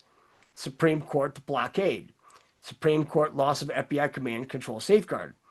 DOJ depends on what agency for investigating criminal actions? The FBI. Mueller, Uranium One, Mueller, Epstein, burying cover-up, Mueller plot to remove duly elected POTUS. Biggest scandal in American history, treason, 2019, the year of the boomerang. Well, Mueller with the Epstein burying cover-up, but it's all in bold. Are you sure Mueller was covering it up? Because it's in a kill box. And remember, they kept on saying Robert Mueller. Mueller would be M-U-L-L-E-R. You put the E in there, it's Mueller. Like Bueller. You don't say Ferris Bueller. Say Bueller. Same thing. You're the boomerang now. Plot to remove duly elected POTUS. Right? What if he knew all this and he went to Trump and he's like, hey, because remember, he was a Marine. So you have to have, there's people in this that are working so many different angles, and we don't know what side they're on until the end. Now, July 24th, breaking. Jeffrey Epstein found injured in New York City's jail cell after possible suicide attempt or assault.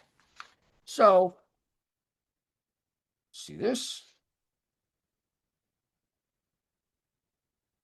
Remember, 10 and 10, right? July 24, 2019. found injured on the floor of New York City jail cell, right?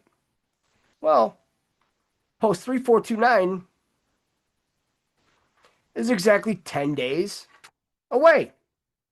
How do you eliminate a liability? Where's Epstein being held? Reconcile. Do you believe in coincidences?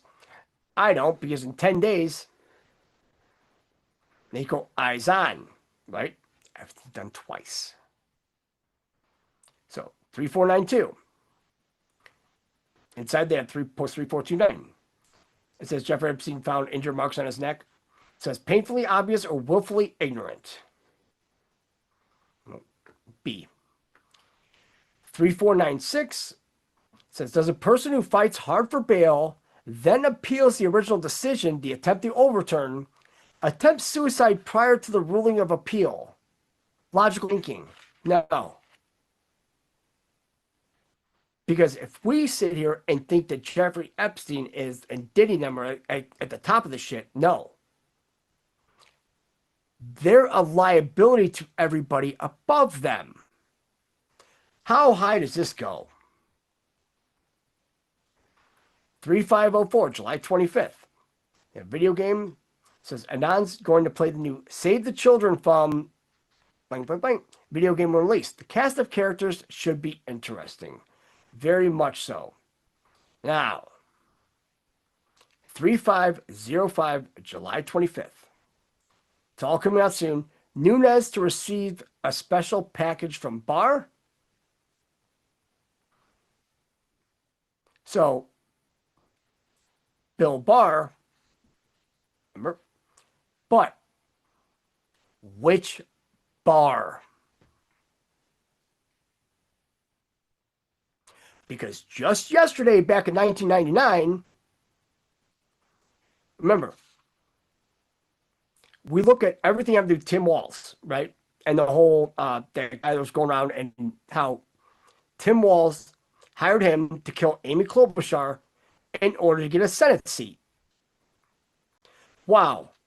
What does that sound like? Almost sounds like the start from 1999. Hillary Clinton had Junior bumped off because she wanted to be the senator from New York. Even though she didn't live in New York that long, remember she moved to Chappaquiddick and she's like, oh yeah, I'm all about New York. Why are they so eager to be in either New York or California? Sick fuckers. 3506, July 25th, 2019. Some Anon add the Punisher to face to Pepe. While it is certainly not meant to be funny, it sends an important intended message. Cast of characters are known. Wouldn't a cast of characters be a list? Yep.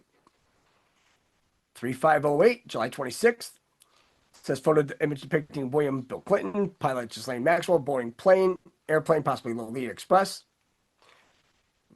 But she's not the pilot. She's got a submarine pilot license and a helicopter pilot license. Well, what's the difference those? Well, if you go from an airport, there are logs, flight logs. If you're running a helicopter, you really don't have to have that. I mean, you could have all the mechanical stuff done on the helicopter, but do you really have that detailed logs? Also submarines. Remember, stealth, silent, watch the water. That's how they're transporting them too. July 26, 2019, 3509. Says, Hollywood Reporter, News Tarantino, billboards, hijacked LA, slam Epstein, Polanski, Petterwood, coming to a theater near you. So, post 3655, December 7th, the day that will live in infamy. It says MSM command structure. Example 1.1. At the top, MOS. We know that's the Mossad. Alternative in U.S. media, U.S. politicians, and it keeps on going down. Those who scream the loudest find the connections 1 to 1 to 1 to 1. Primary, affiliate A, affiliate B, affiliate C. March in the same beat, coincidence, logical thinking. Like those 4 a.m. talking points. Who controls the media? you've got Israel and you have the CIA. Because remember, Hollywood is directly tied to the CIA because they have to get all their movies checked through the CIA in order to release them. Even the CIA writes a lot of the scripts for these movies because they put truth in there. And we think of it as, oh my God, this is like Hostel and all those other Jeepers Creepers and shit. That shit's real. That's what they do to people. It says, relevant to today, foreign assets. And also, August 14, 2018, there's that 1871. The next day, right? Deconstruction of foreign-controlled intel, U.S. media plus alt critical. Well, this deconstruction of the foreign-controlled intel, right? What did Trump do? He probably revoked that whole deal that it's a state secret that LBJ signed with Israel to let them in on our intel. And I do believe this was signed prior to the USS Liberty. Now, they make a lot of sense. Untouchable, restate backed, right? Epstein thought so. Who always thinks they're untouchable? Well, if they're state backed, there's only one nation state in the world. That's Islam. Same thing here. 3660, done twice. Notice the 6 zeros, 6 zeros. 3799, January 20th, 2020. You didn't think we highlighted Epstein for no reason, did you? Those who were once protected are no longer. Timing is everything. Hunters become prey. So, what they're doing is that if they sit here and say, oh yeah, we have the Epstein list and here's the list. What if it's not a complete list? Because remember, earlier on, they said there were 2 caveats, right? One, sex trafficking, and the other one is the worship of this evil, evil entity under Epstein Island. 3875, February 20, 2020. Says Les Wexner finding Victoria's Secrets, connect the dots. Remember, he's part of Mega Group. Epstein, Wexner, the story goes much deeper and darker. Well, the story goes deeper, but also what else goes deeper? The tunnels. Now, 4484. June 20th, 2020. The funny thing about this drop, though, is 4484 is a 20. Then you have the 20th day, it's 2020 vision, right? You're also in 2020. But also, you've got 5 plus 8, that's 13, plus 1, that's 14. June is a 6 month, that's another 20. 2020, 20 vision, it's all right here. Watch this one. That's what they're saying. At least we think. SDNY, importance of SDNY control. Jurisdiction. Wiener evidence collection. The Clinton Foundation, 55 Water Street. Epstein evidence collection. Ukraine. Remember, Ukraine was going to be second Israel. Focus on above for now. Watch New York City. The guard refusing to step down. POTUS refusal to formally nominate. Appointed to post by SDNY judges. Unusual removal of acting. You guys know where we're going with this one, right? Shit, missed one.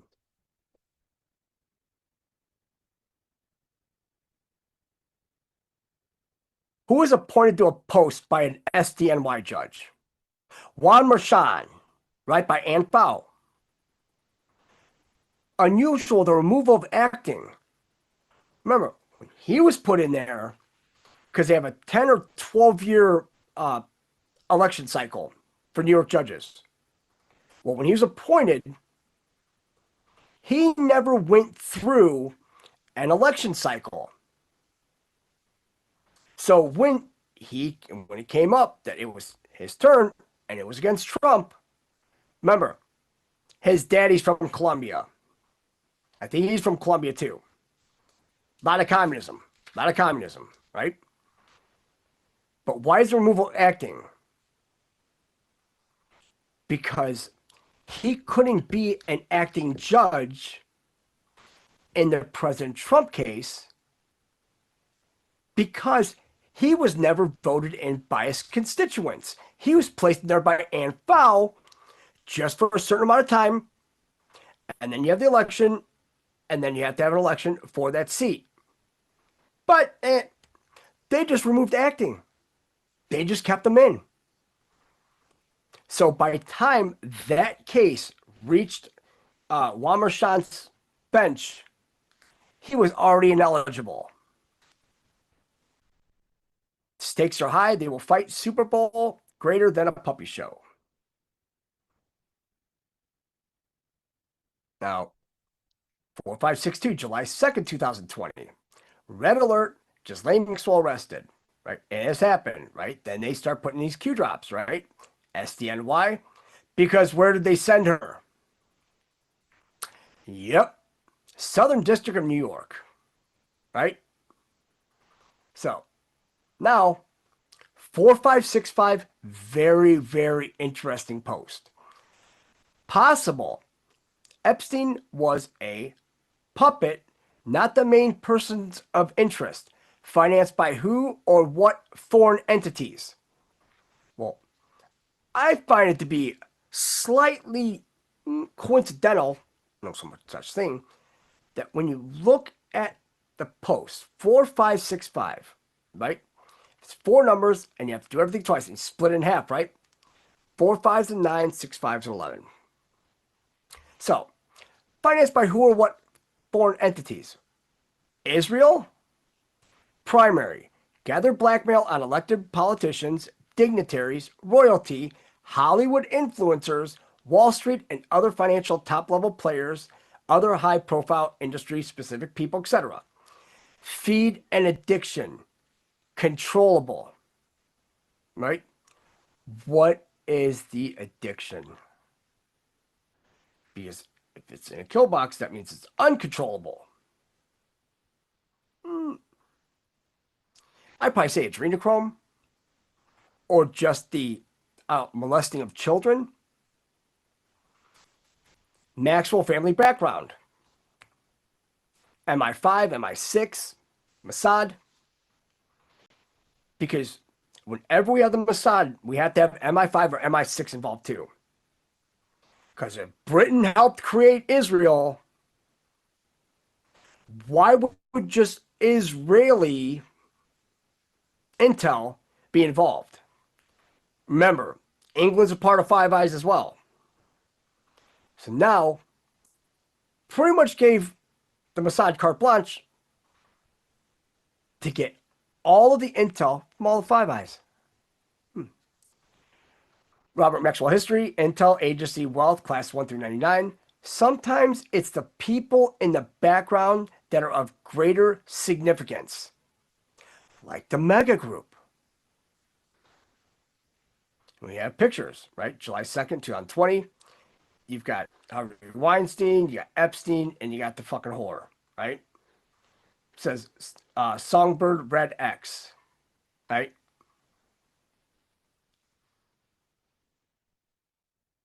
.3.0. What if they're all singing? For everybody above them. 4573. Bill Clinton and Shante Davies. Photo massage Lolita Express Africa Jeffrey Epstein. Yeah. A child. And again, 4575. There's Bill Clinton Epstein Island. Crazy, isn't it? Then you have 4576, Epstein Island Girls. So we know this, it's got to be Virginia Giuffre because, well, she's not pixelated out. But I'll bet you the rest of them are probably dead, unfortunately. Now, 4577, there's a list. right? So now, there's one thing in here. Because remember, Kate Hudson was mentioned as going to the island, right? But there's no way, because remember, Kate Hudson is Goldie Hawn and Kurt Russell's daughter.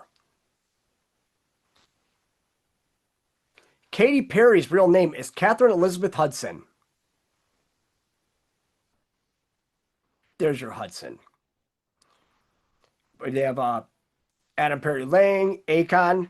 Remember, Akon was going to build that, the Wakanda in Africa? $6 billion project. Yeah. They probably put up like a half-ass concrete lean-to. Done. That's it. Right? Alan Dershowitz. He's coming out and saying, oh, well, there's no list. But then I have a list, but I can't say anything because of attorney-client. Of course, it's always attorney-client privilege with you guys. Right? But the more and more you hear Dershowitz speak, the less and less there's no red, white, and blue in him. Just white and blue. Everything's for Israel for him. They're all agents. You might as well round them all up and do to them what they're going to do to us. Throw us all in these FEMA camps and have us all executed. Thanks, no hide laws. You don't think we remember? We do. You have Alberto Pinto, Alec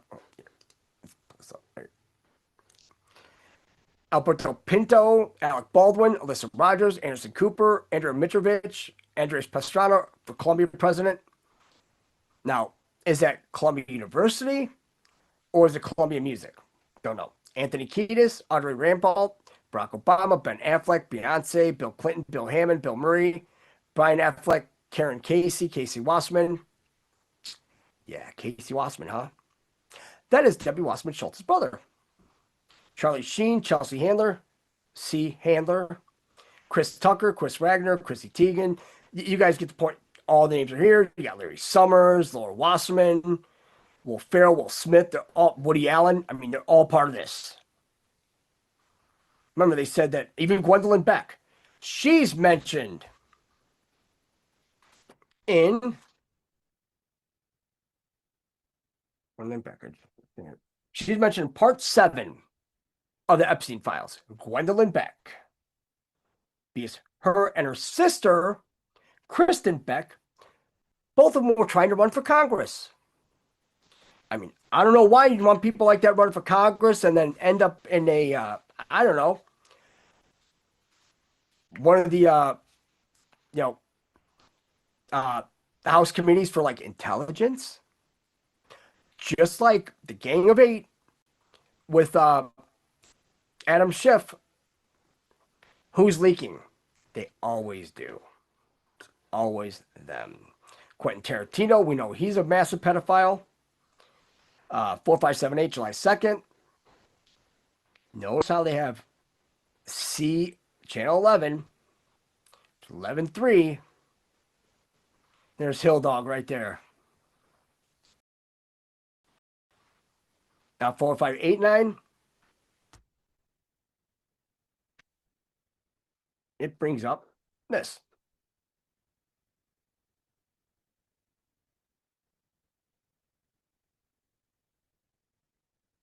Wait. All right. So we clicked on that link. It says, did you get lost? We can't find it, right? It's right here. I'll read it. So Epstein was Pinocchio with Geppetto Ghislaine pulling the strings, accuser says. Published July 16, 2020. Yesterday, 5 years ago. Also, July 16, 2020. That's 21 years exactly from the start. JFK Jr., all that. So, I'll close this out real quick. So it says, Ghislaine Maxwell was far worse than Jeffrey Epstein when it came to abusing young women and girls. According to their most outspoken accuser, in fact, she was Geppetto to his Pinocchio. She was pulling the strings. Virginia Roberts Giuffre told CBS This Morning of Maxwell on Thursday, calling Maxwell the mastermind and a monster. Ghislaine was much more conniving and smarter than Epstein ever was. I know that woman. I know her really well. Put it this way, Epstein was Pinocchio and she was Geppetto. Giuffre still had more choice words for Maxwell. She's a monster. She's worse than Epstein. She did things even worse than Epstein did. She was vicious. She was evil, and she's a woman. Watch the wives. Right? Giuffre called Maxwell's arrest 2 weeks ago on charges that she recruited girls for Epstein, a moment that was momentous and just surreal. It's one of those life moments that I'll never forget. Also Thursday, it was revealed that Maxwell had secretly taken a husband in order to safeguard her fortune as prosecutors and lawsuit plaintiffs circled closer. Maxwell's claimed romantic connection to Epstein himself was also a sham. Christina Oxenberg, a cousin to the British royal family and a one-time pal of Maxwell, has said recently. Giuffre has said in civil suits and interviews that she was recruited into Epstein's revolving roster of young slaves by Maxwell when she was 16 years old. A revolving roster. So there's a list somewhere. She has accused Maxwell of ordering her to bed Prince Andrew 3 times when she was 17, a claim the princess denied. Maxwell remains held without bail at Metropolitan Detention Center in Brooklyn. Since I can't do that, I gotta pull my notes.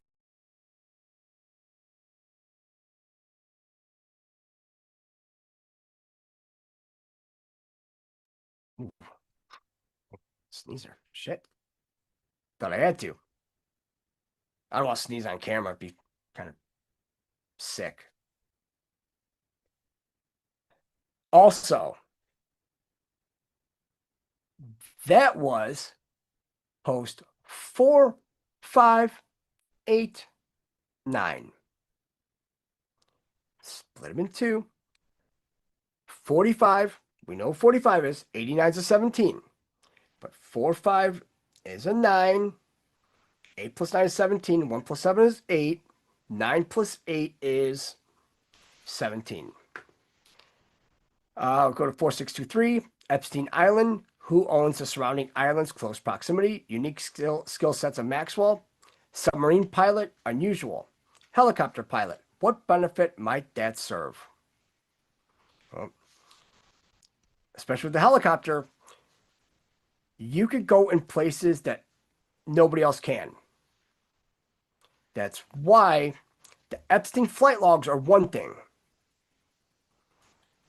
But this is where I don't know why in the hell this even came to my head. So the H in the drops, right? That also signifies a helicopter pad, right? Now, the only way to get on Epstein's private island was by boat or by helicopter, not plane. Because the plane was landing on the bigger St. James, not little St. James, the bigger one, where they had an airport. Then they would use helicopters. But when President Trump went over to this 3-country thing in the Middle East, I'm trying to remember if it was Qatar. I think it was Qatar. And when he presented the emir or whoever it is, the sheikh, whatever, with documents, right? Remember, he opened up. There was a patent of something inside the folder. A tennis racket. Why would there be a tennis racket in there? Now, remember, when we looked at Epstein Island, the sky view, the overhead view, the plan view, they had a tennis court painted onto the island. Even though it was on a mountain, but it was still a tennis court. What do you need to play tennis? The racket. Now, this one, I had to copy and paste because when you print it out, it's so fine. So You've got Republican benefactor of conservative Christian groups, Richard A. Dawson Sr., was charged with rape for allegedly paying a 15-year-old girl for sex. Dawson, 62, is married with grown children and several grandchildren, has allegedly told police that over the past decade he has paid more than $1 million to have sex with a large number of young women. Conservative Christian groups, huh? Democratic donor and billionaire Jeffrey Epstein ran an underage child sex brothel and was convicted of soliciting underage girls for prostitution. Democratic New York Congressman Anthony Weiner pled guilty to transferring obscene material to a minor as part of the plea agreement for sexted and sending Twitter DMs to underage girls as young as 15. Democratic donor, activist, and Hollywood producer Harvey Weinstein is being criminally prosecuted and civilly sued for years of sexual abuse that was well-known secret in Hollywood, including underage sexual activities with aspiring female actresses. Democratic activist and Me Too proponent Asia Argento settled the lawsuit for sexual harassment stemming from sexual activities with an underage actor. Why is that one so big? Asia Argento. Who was her husband? It was Anthony Bourdain. You can't make this shit up. Democratic mayor of Racine, Wisconsin, Gary Becker, was convicted of attempted child seduction, child pornography, and other child sex crimes.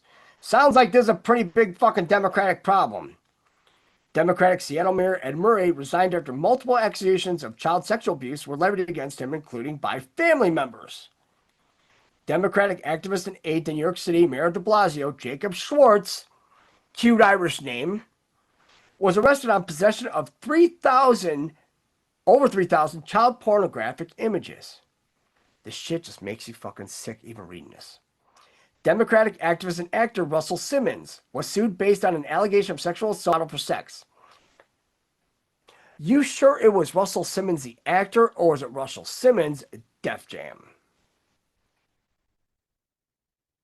Democratic governor of Oregon, Neil Goldschmidt, after being caught by a newspaper, publicly admitted to having a past sexual relationship with a 13-year-old girl after the statute of limitations on the rape charges had expired. Democratic Illinois Congressman Mel Reynolds resigned from Congress after he was convicted of statutory rape of a 16-year-old campaign volunteer. Why is it that, Democrats, anyone, why did they have 16-year-old campaign volunteers?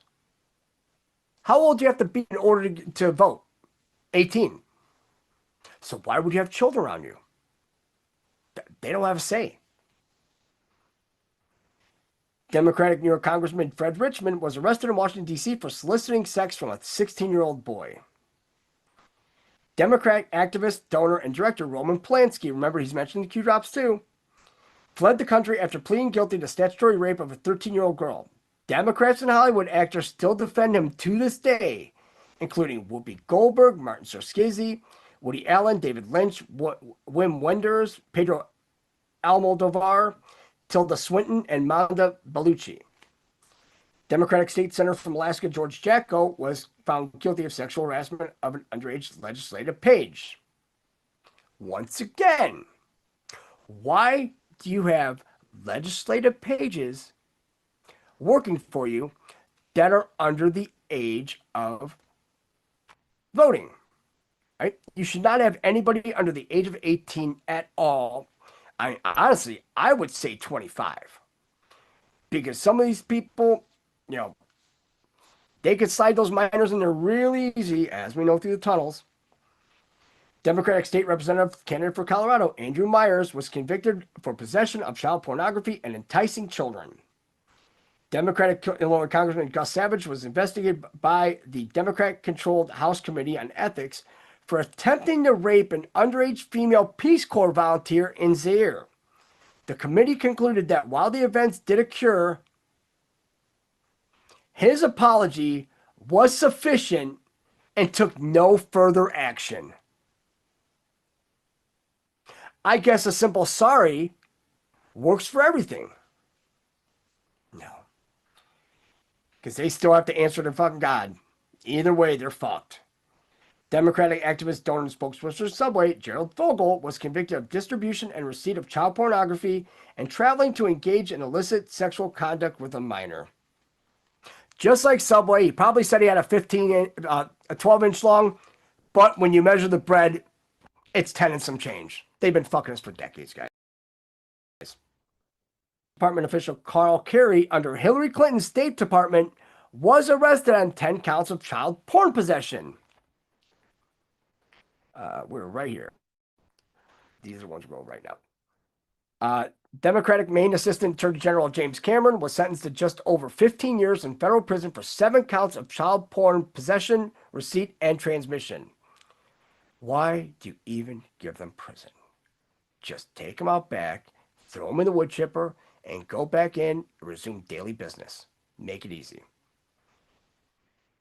Democratic State Department official Daniel Rosen, under Hillary Clinton's State Department, was arrested and charged with allegedly soliciting sex from a minor over the internet.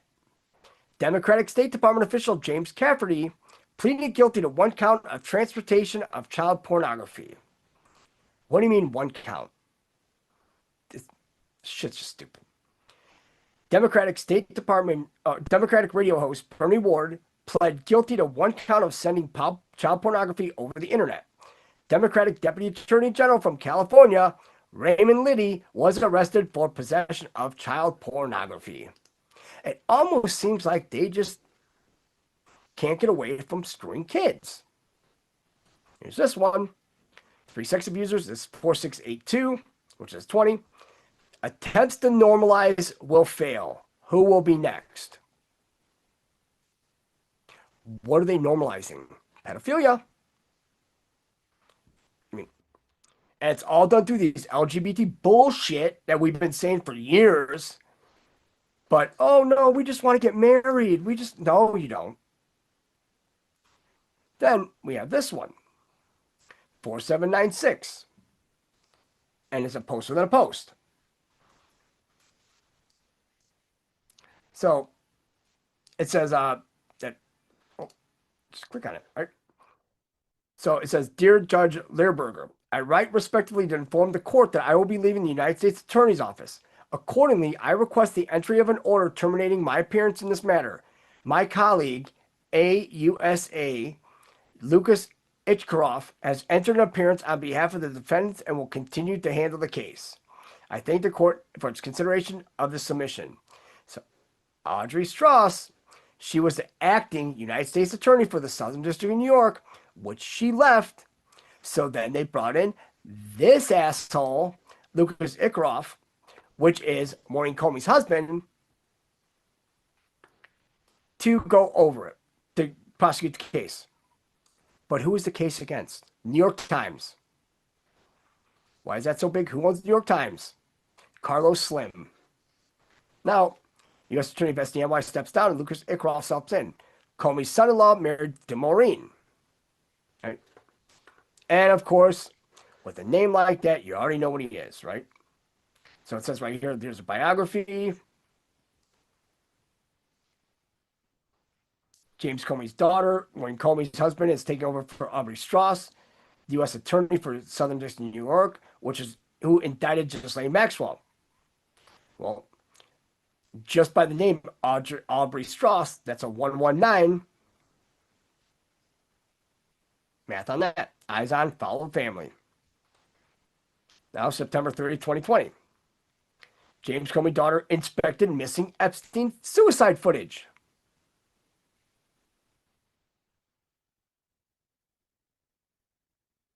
How? Because all the documentation we have from that whole day, the FBI came in, they took all the tapes, all the video, they took all the computers, they took everything, even down to the logs. They took it all, because whoever was signing those logs, it was a woman, because the bubbly writing, but also how they had it written. They were supposed to check, they're supposed to walk around and check these cells once every 15 minutes. When we were watching the video, did you see anybody going around inspecting anybody's cells or anything? I sure as hell didn't. So was this even in the Metropolitan Detention Center? And why would they call it Metropolitan? Because when you look at Metropolitan, the Mets, Metropolitan is also tied to London. Just like the whole Senate parliamentarian that was put into the Senate in 1935 under FDR, which gave, I mean, you can't have a parliamentarian if you don't have a parliament. We have the House of Representatives and the Senate. No parliament.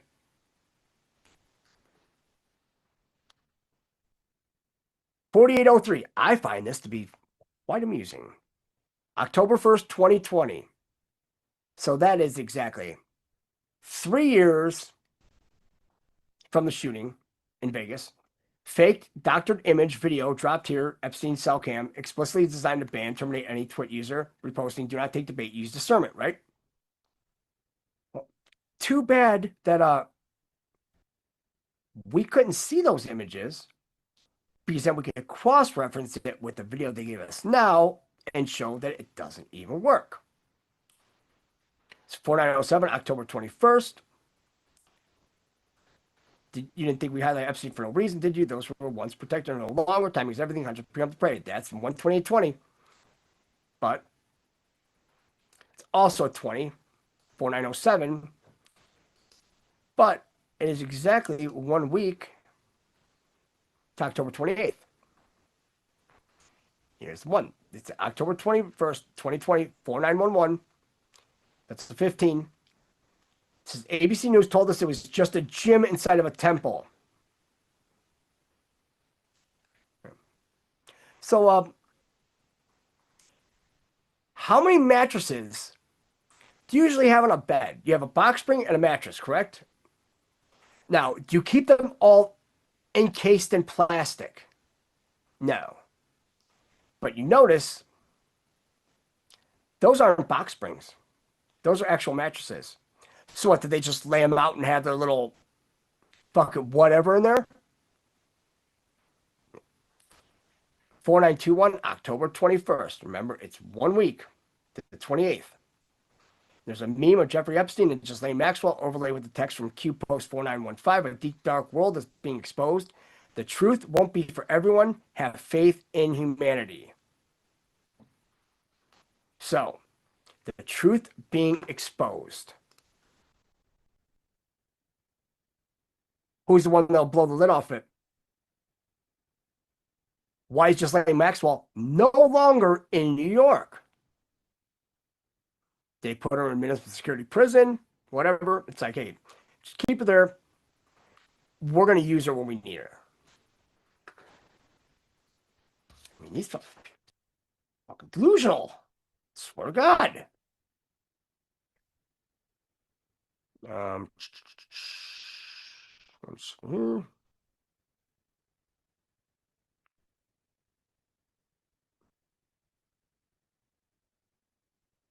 Oh, yep. Let's see. I mean, I really have to find that one because I can't. Son of a bitch.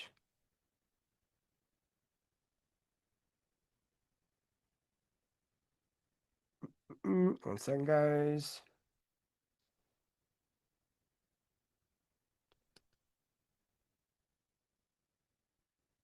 Let's see. Damn it. No, that's not it. Let's see. All right. So,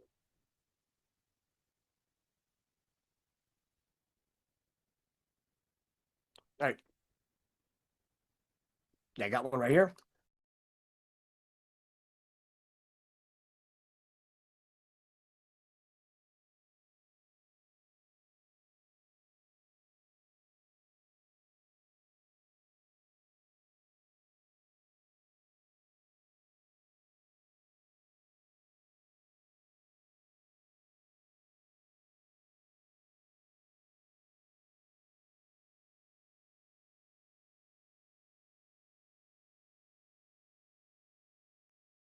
All right, this one This is only 1806 long. This will probably be the last video, and we'll probably do a couple of songs.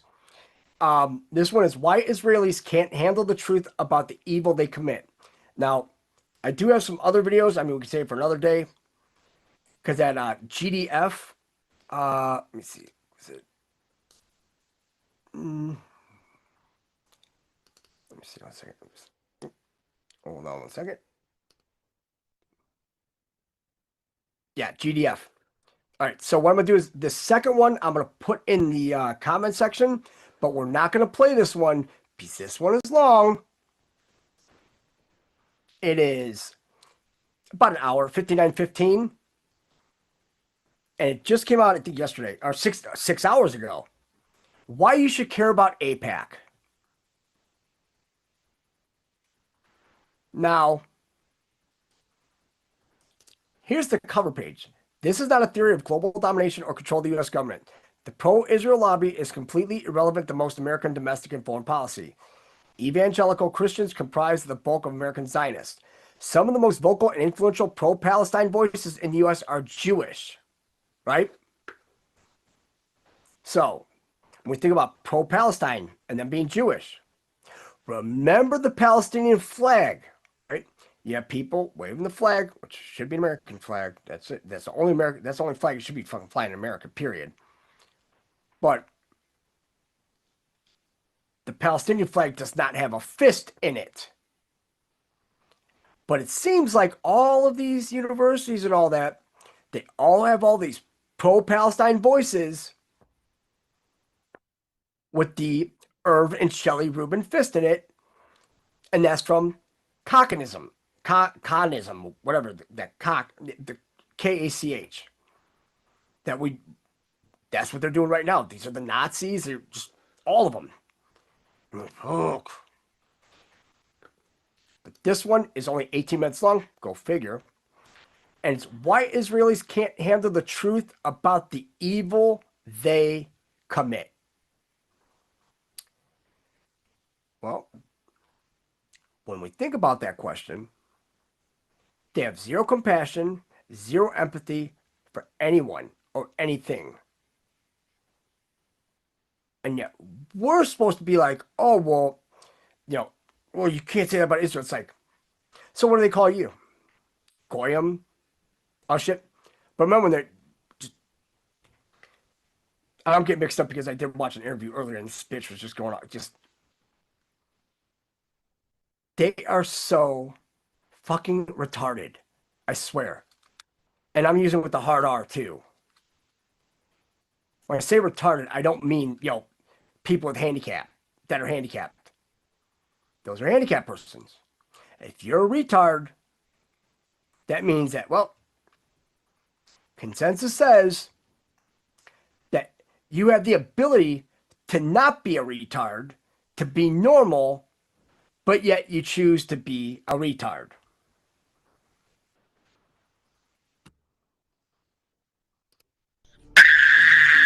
What the? I hate you very much, you don't know the history of Palestine. You search in Google, you You say free Palestine. No, free Israel. Free Israel from what? You liar. Free Israel from what? From Israel. What the does that even mean? I support peace, but I don't support Palestine. So the very first message he sends is F you, you piece of SHIT. He writes, you're a loser, hater. And then he writes loser again. So he's written 3 separate messages, basically replying to himself. And then politely, per usual, which is how I conduct myself, I write, would you like to discuss on YouTube Live? And you have something very common about the Zionists is that they are liars. Oh, they are extraordinary liars. And you'll notice, especially when you ask about their history, that's when the lies flood out. They won't tell you about their individual history. They're always concealing. They won't tell you about the history of them as a people, always hiding such that you wouldn't get the truth. Yes? As you can see, he insults me, and then I politely say, would you like to discuss on YouTube Live? Then he writes vulgar, and you'll notice something very consistent about the so-called chosen people. You notice this very consistently. They're always very vulgar and disrespectful. The way they speak is just so uncouth and low class. So he states, "You bet you ASS." Then he writes, "I'll destroy any argument you'll ever have." You notice they're always so convinced that they'll be very effective, like they believe themselves to be geniuses. And then he states, "You know nothing." Now, what are the chances of that? What are the chances that I know nothing at all? Then again, calmly and politely, I write, "Can you do it without cursing?" And then he replies, "Of course. Can you do it without editing?" Now, I don't know what he's talking about because we always do these conversations live. Then he writes, "Why not? But beware." It's a typo. He writes, "I'm gonna." So this is the thing that bothers me about the Zionists, is that they're so confident because they've been lied to. But anyways, in addition to being ugly, this particular one is also not very intelligent. And he states, "I'm gonna smash your argument." So he clearly doesn't even have a grip on English. He writes, "I'm not like all the Israelis you meet." So I ignore all of the foolery and I ask, "Are you ready now?" And then he states, "Yes." Let me change the view so that you can see that. He states, yes, he's ready. And then I write, "I'm sending you a link. We'll start in 5 minutes." He said he was ready, so I should be able to send the link, right? And get started. I'm getting the link prepared, and then in his supposed impatience, I don't think he was actually impatient, because at the end of the day, when things start getting real, that's when they realize, oh, I have to actually back up what I've said. And it turns out that my tough talk, I don't think I can actually deliver on it. So he says, "Let's go. Don't be a chicken. I am," and then he has a typo here because this is the superior people. He writes, "I am on of those Israelis who can't speak English." I think that this chosen fellow meant to write, "I am not one of those Israelis who can't speak English." He writes, "I won't curse, you got my word. You spread a lot of hate." Now, here's the thing that we all have to know about the Israelis, about the Zionists. These people, number one, are the most extraordinary liars on earth. But here's the part that I really want you to soak up. They are the great deceivers and hypocrites of the earth. Yes, the Zionists are the great deceivers and hypocrites of the earth. They will call you a hater. They will call you a monster. They will say that you spread hate, that you spread violence, when really the whole time it is them. They are the greatest hypocrites on earth. So here we are.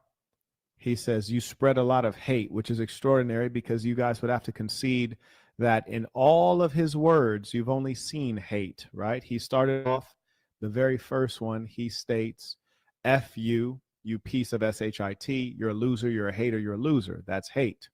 Then he further continues with his cursing using the word ASS. Then he says, "I'll destroy any argument you'll ever have." Completely impolite. Then he goes on to state, "I'm going to smash your arguments." So this is all hatred, yet he accuses me of hatred. And you'll notice the way that I engage him is completely objectively and respectfully. This is their nature. They're liars, all of them. Then he further writes, so I send him the link, right? So he begged and begged and begged to do a live stream. Then I sent him the link. Then what does he say once he actually gets the link? The liar. Then he writes, "It's blocked." Oh, yeah. And I noticed he wasn't getting on. So then I had to ask him. I said, "Were you able to log on?" Because he wasn't showing up. Then he claims, "It's blocked." Now, let me ask you folks, how many of you guys believe that it's blocked? You guys believe that? I don't believe it. Why? Because he was lying. Then I say, "Are you on a phone or a computer?" He says he's on a phone. I say, "Please try a computer." And then he sends these 2 messages. He's trying to get out of it. You see, he realizes, oh, this guy is really about it. He's ready to get it in now. And I'm not ready. I need to prepare. I need to go to my rabbi to do a prayer for me. Let's see. So then this is what he says.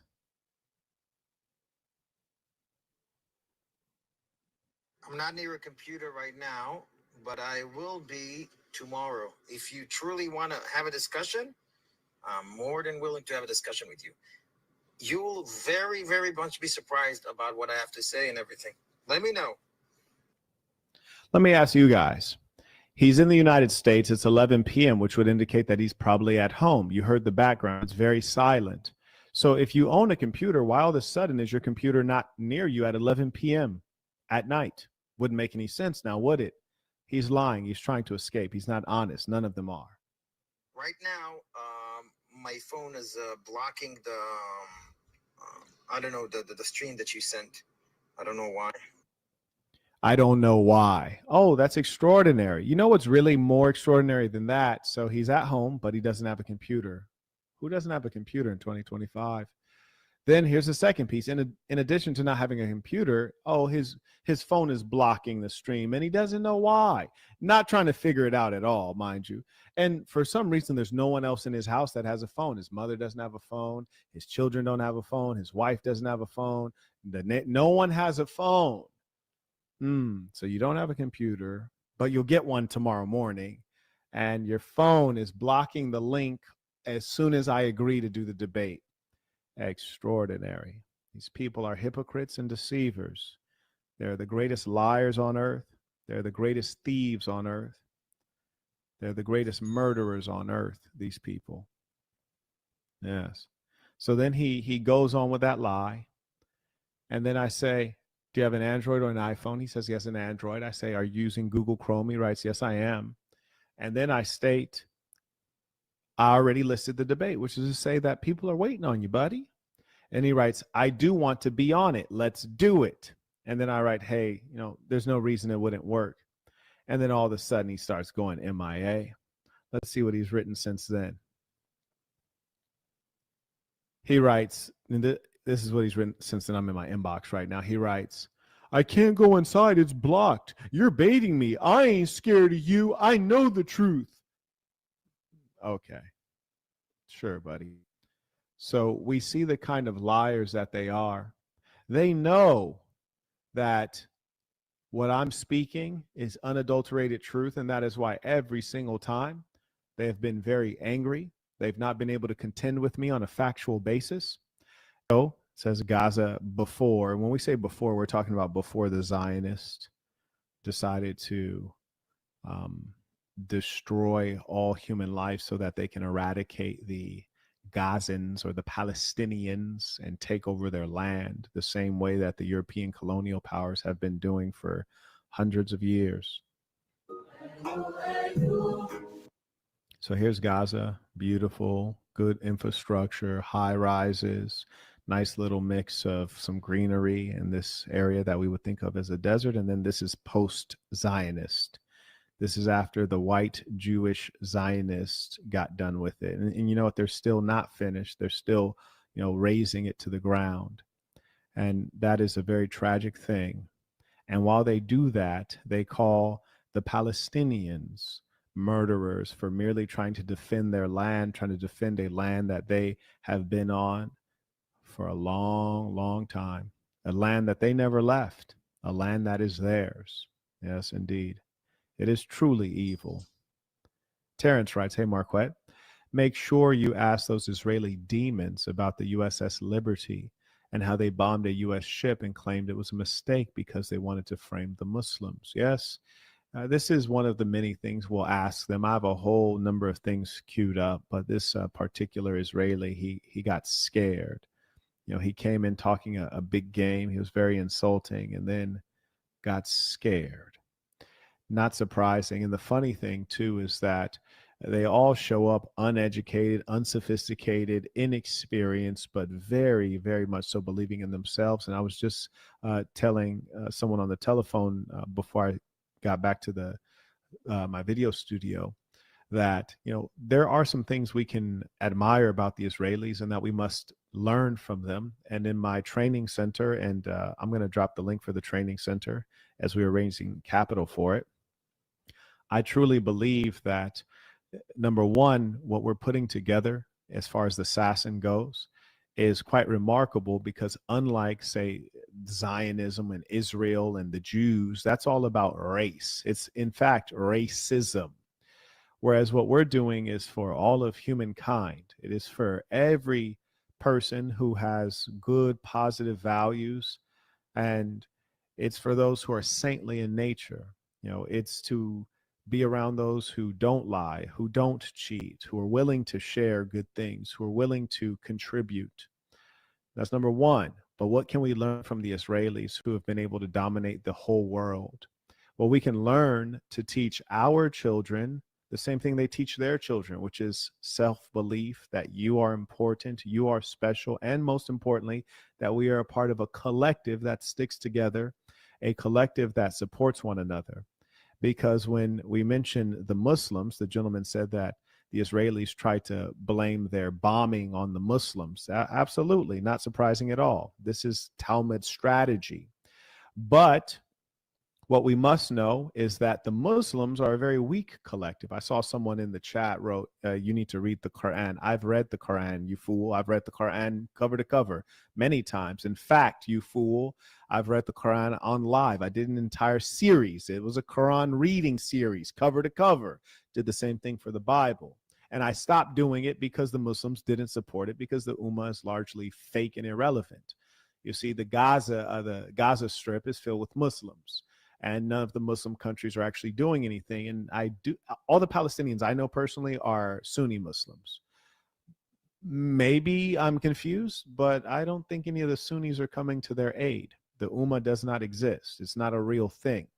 However, the Iranians, the Shia Muslims, are coming to their aid. They seem to consistently try to abide by what God would want, that which is righteous, that which values life, that which is honorable. Whereas the Sunni Muslim nation states all betray the Palestinians. We're talking Saudi Arabia, the Holy Land. We're the holy people in the Holy Land. Just demons there.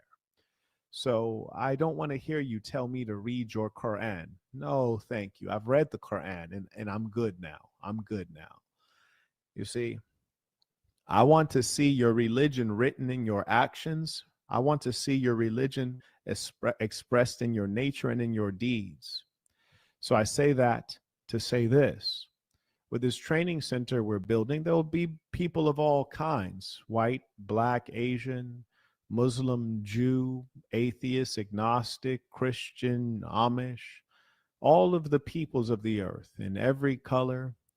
And if you're a Muslim, a Christian, a Jew, an atheist, if you're a religious person, we hope that you would do better in exemplifying your religion and what your God tells you to do, as all of the major books, promote goodness.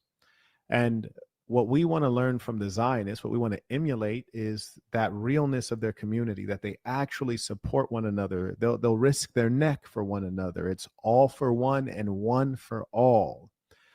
Whereas with the Muslims, they're basically like, wallahi, that's ahi, I like ahi, but jazakallah khair, what happens, alhamdulillah, inshallah, everything will be okay. It's like, all right, bro.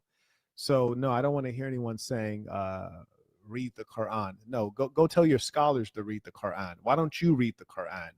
Why don't you go tell the Arabs in the Gulf states to read the Quran? Don't bring that nonsense over here. Assassin or nothing over here. Anyways, shout out to History Packet writes, support for always standing on truth, peace to the saints. Absolutely. And it's bigger than the truth, ladies and saints. The truth is just the beginning. The truth is the information. But we have to go farther than the information, and we have to get to the point of the action. We have to get to the action. What are the actions? And that's why I'm so happy to announce, and I put the link in the chat. I'm so happy to announce that we have this training center that we're building so that we can build the mentality and we can teach the true history so that our children stick together and they will be a formidable fighting force. Because I tell you what, power only yields to more power. I'll repeat that for you. Power only yields to more power. The Zionists are not going to give up. And I can promise you that the Zionists, what they're doing in Gaza is only a small demonstration about what they have in store for you. What the Zionists have done to Gaza, what they've done to Syria, what they've done to Yemen, what they've done to Lebanon is a small example of what they'll do to you. It is written in their book, in their hidden texts, in their Talmud. It is said in their synagogues of Satan, in their temples, when they're in private, when they're in Israel, when they're in America, when they're in Brooklyn, that the Goy, the Gentiles, are not even worth their fingernail. They're like dogs. They're to be made slaves of. And their goal is world domination. They're pretty much there unless we would fight and unless we would stick together, because these people are hypocrites. They are demons. They are truly wicked. I have all of the evidence. I will continue speaking the truth, but what we have to do is to act on the truth. Talking about it, I tell you, is not good enough. No, sir, it's not good enough. Shout out to Mr. One Mike, right? Speaking facts, much love, LaFrance. Shout out to LaFrance from my neighborhood. We actually went to high school together. Shout out to the good brother. May I also acknowledge Shola writes, peace to the saints. Yes, indeed, peace to the saints.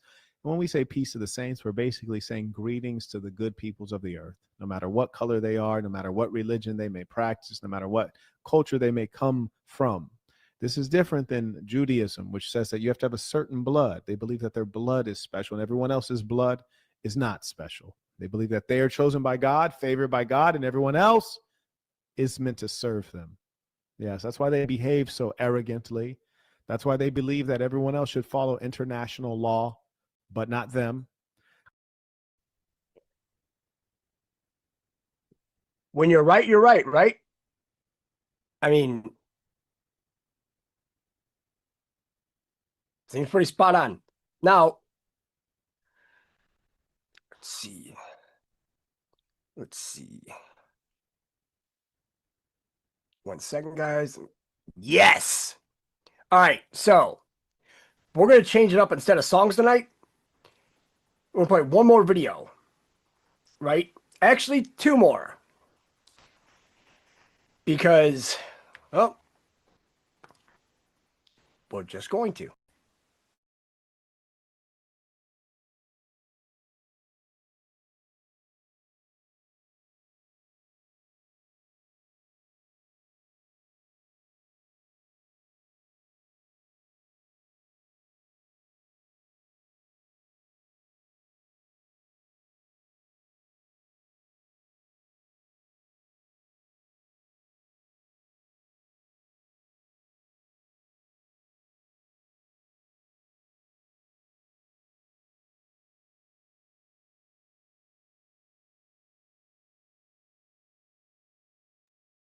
All right. Sorry about the order that's going to come in, but the first one we'll play was the second one that I posted because part 10 just came out 2 hours ago. Let's face it, this guy's got me addicted to just learning everything about this Epstein shit so we can learn together. And then the second one is by Rathbone.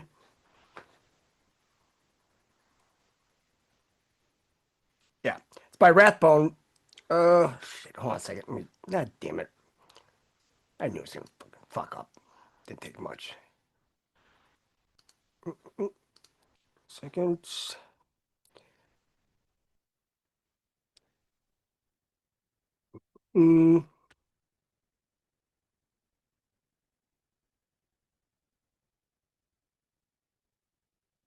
Right. All right.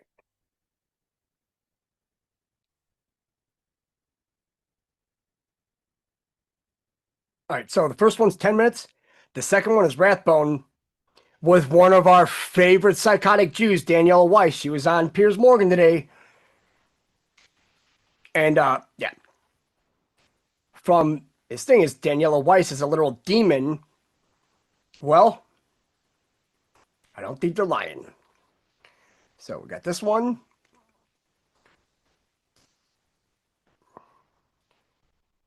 Time to get freaky with this. Hey, everybody. Welcome to another episode of the podcast.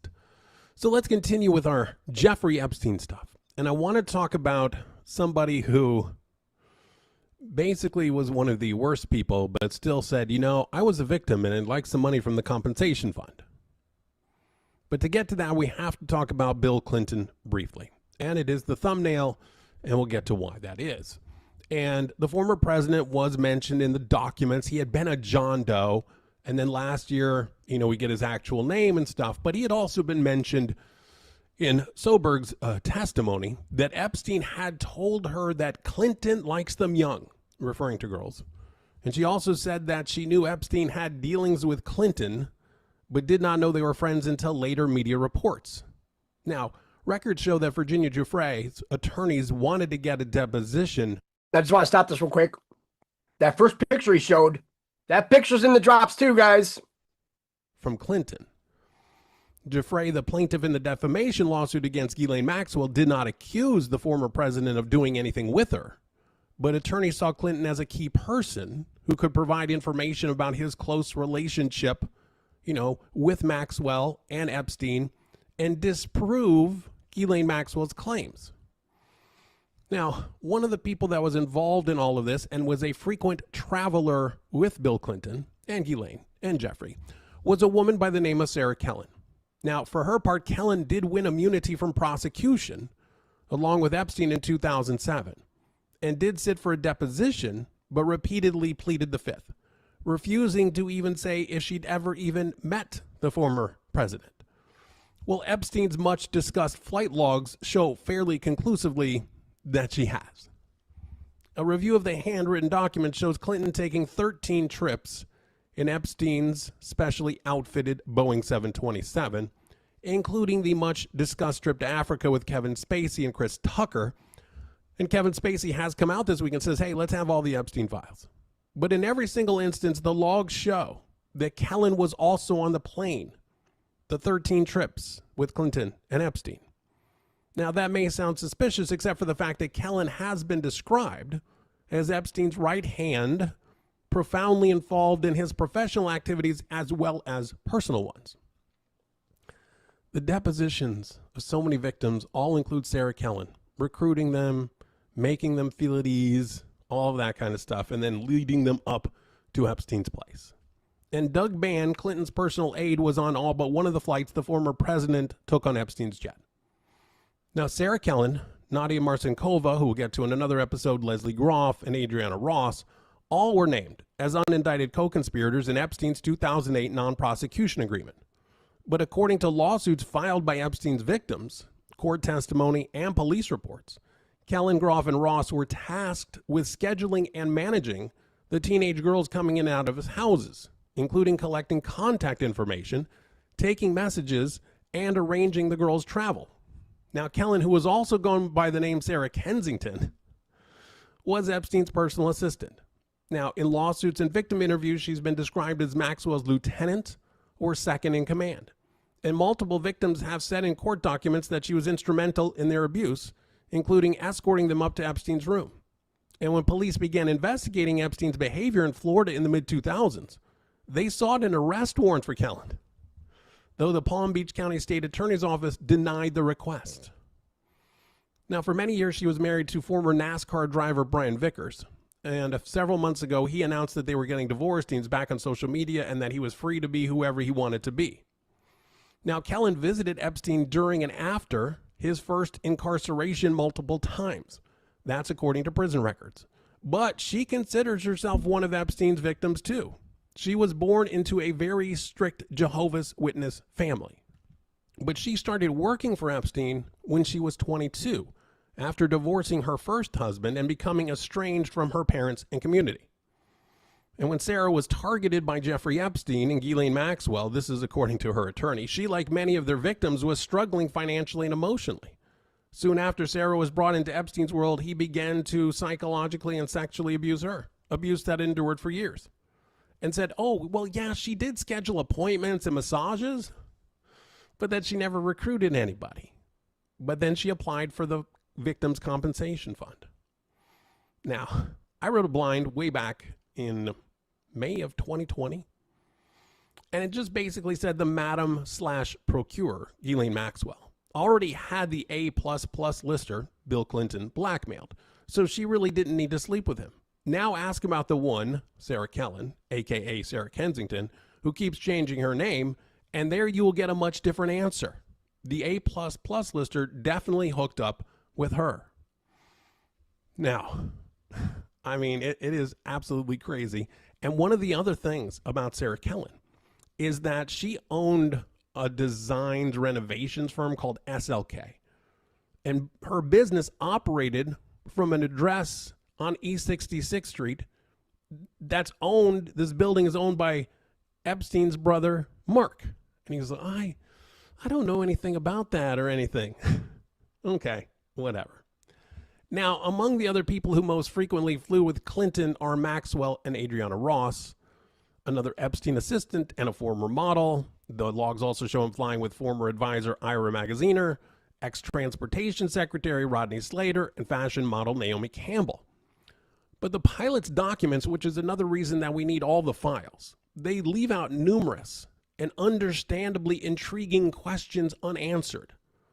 Clinton was on 4 flights with women identified only as Janice and Jessica. They have not been identified. He once flew with a person identified only as one female. And also during part of the trip throughout Africa, a young woman named Shantae Davies. She is the woman in the thumbnail giving the massage to Bill Clinton. And Shantae appears in Epstein's phone directly under the massage category. And I mean, it's just really interesting. And it's also impossible because these pilots hand wrote these passengers, and we have a lot of initials. We don't know if important names were left out.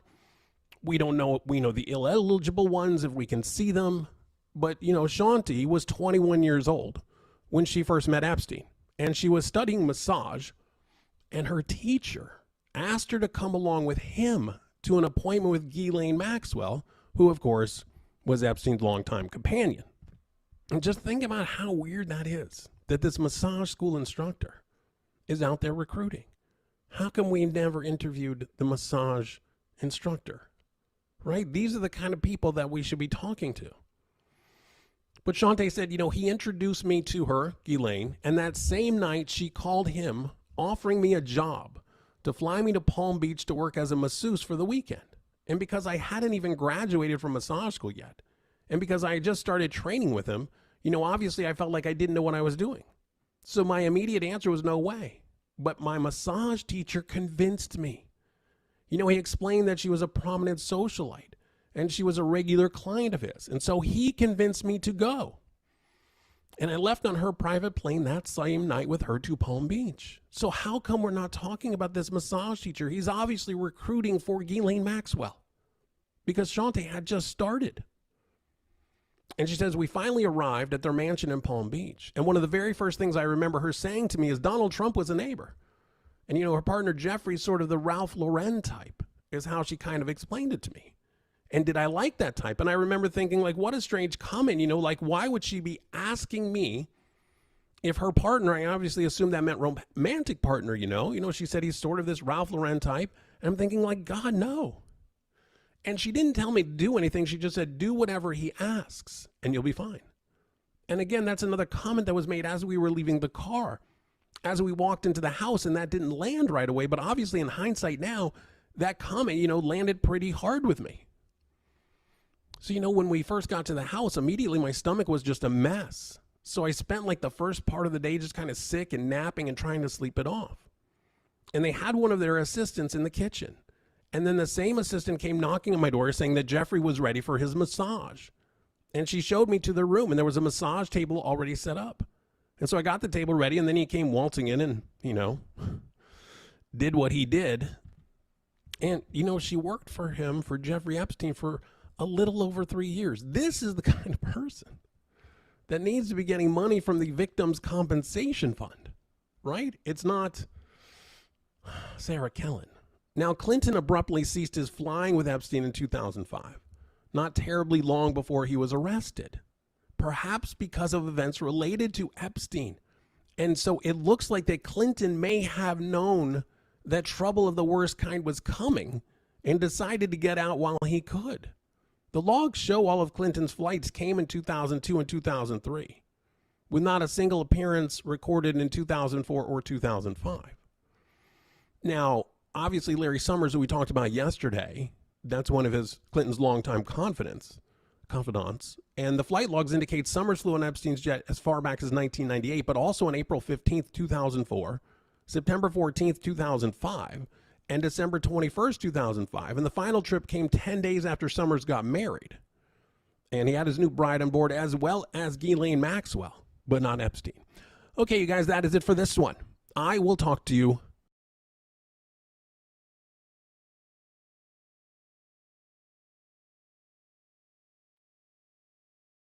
Well, hell, first things first, Jeannie Eaton on YouTube, thank you so much for becoming a Patriots Plus member, and you are our 5th member.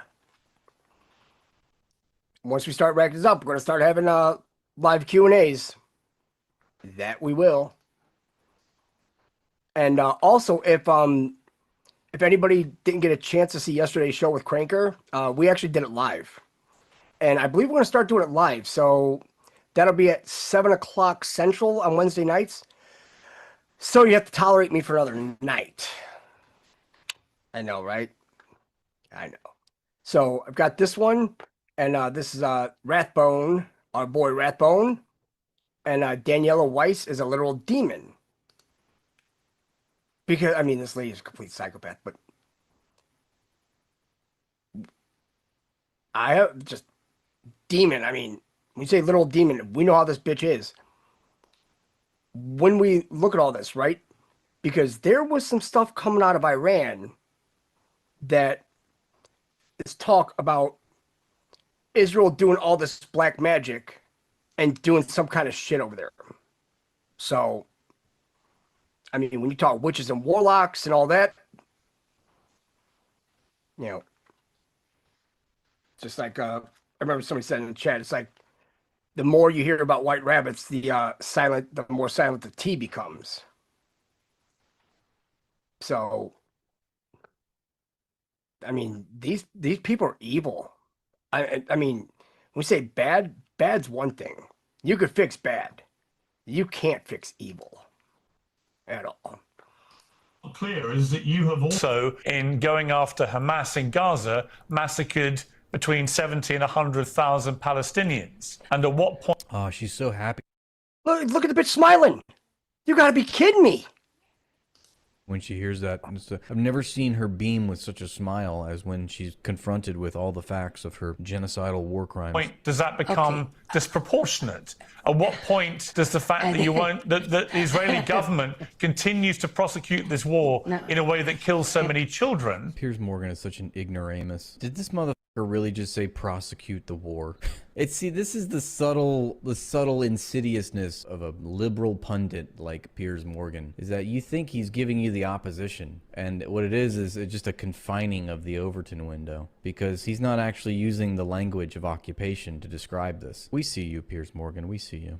Completely unacceptable. Okay, not acceptable. So it's a fact. You say that it is not acceptable. I understand that it's not acceptable by you. I think that... Again, world's smartest Zionists try not to go into their feelings and make the conversation personal as if it's about you versus me and my point of view versus your point of view. When talking about matters of international law, illegal occupation, crimes against humanity, collective punishment, disproportionate violence, asymmetrical warfare, the list goes on and on and on and on. They want to personalize it so much. The fact is, the entire world unanimously agrees that what Israel is doing is a genocide, is completely unacceptable. That's what they do. If the Gazans hadn't started, the Hamas hadn't started the attack, there wouldn't have been a war, and Well, there wasn't a war, but again, we expected them to just die quietly. People forget that there was an October 6th, there was an October 5th, there was an October 4th, there was an October 3rd, there was a May 24th, 2023, where you had, by that time, the UN writing up a report about the occupied territories, saying that this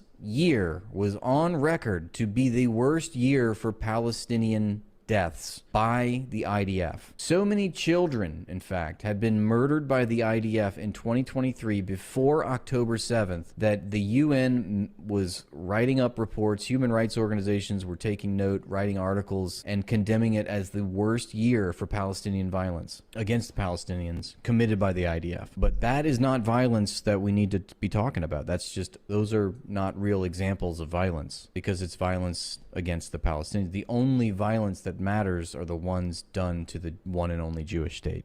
We, for instance, as people who were evacuated from Gaza, in the past 20 years, I must say it's kind of an unpleasant confession for me, but this is the truth of the matter, that we haven't dealt with the idea of returning to Gaza, returning to our homes. Returning to Gaza and returning to our homes? Is this bitch on crack? Can she put the crack pipe down, please? Daniela, I'm gonna need you to stop boofing ketamine. Because we said, okay, there was a contract, we gave it away. Daniela, you know, one too many Rabbi Shmuley dildos have been stuck up your butt. I think they've changed your genetical makeup. I didn't mean to disrespect any crackheads out there. You're right. Crackheads are way more sensible. We didn't want it to happen. It happened, and that's it. The gates closed. Yeah, but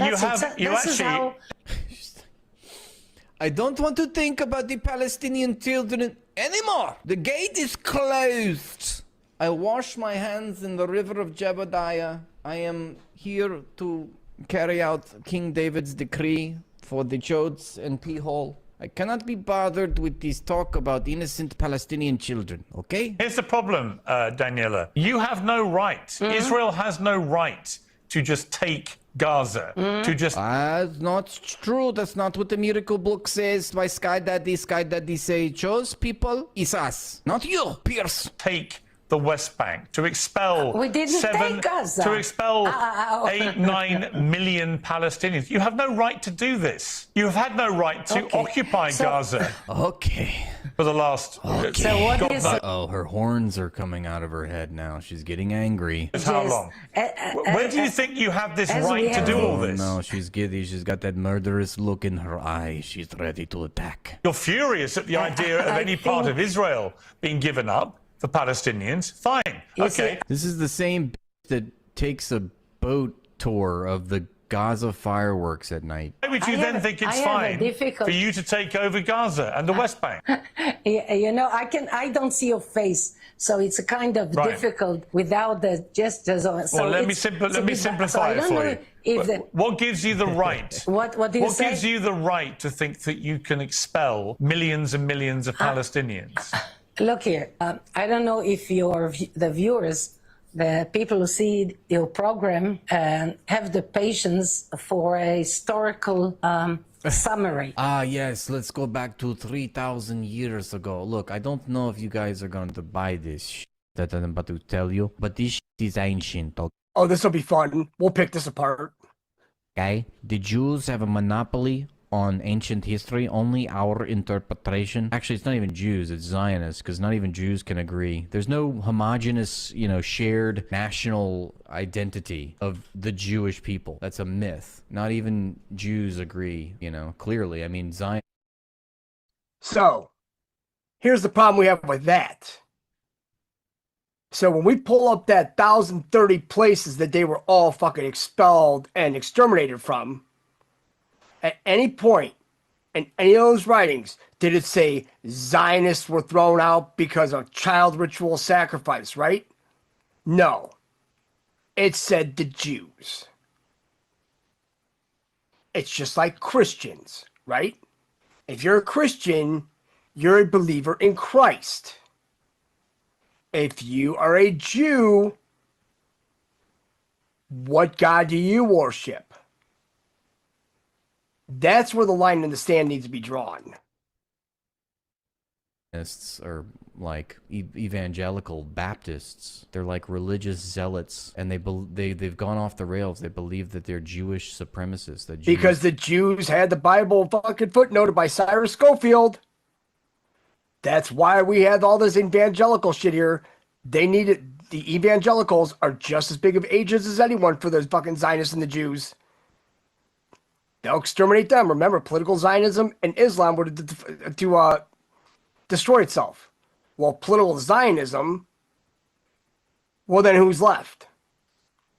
A supremacy over the rest of the world. But here we go. Here comes, you know, world's smartest Zionists try not to invoke the miracle book for every single justification for crimes against humanity. Challenge impossible. As the State of Israel was established in 1948, 3 days after the Holocaust. That's crazy that she just went back to 1948. I was so very much expecting her to say 3,000 years ago. Or right? 3 days after the Holocaust. What is it? And 3 years after the Holocaust. Yeah, I'm about to say, what, 3 days? And 2,000 years after the here we go. dispersion, after the Romans dispersed the Jewish No, not dispersed. Remember, we read ourselves. They expelled your fucking dead satanic asses. Even whoever they were worshiping, they were like, hey, these motherfuckers gotta go. Yes, 2,000 years ago. So what you're saying, Daniela, is that history started 3,000 years ago, it abruptly stopped 2,000 years ago, and then history restarted in 1948, and nothing happened in between. I see. And then somehow, there's an ingathering of the Jews. And then somehow, you just said if you people would have time for a historic explanation. Well, how is that historic?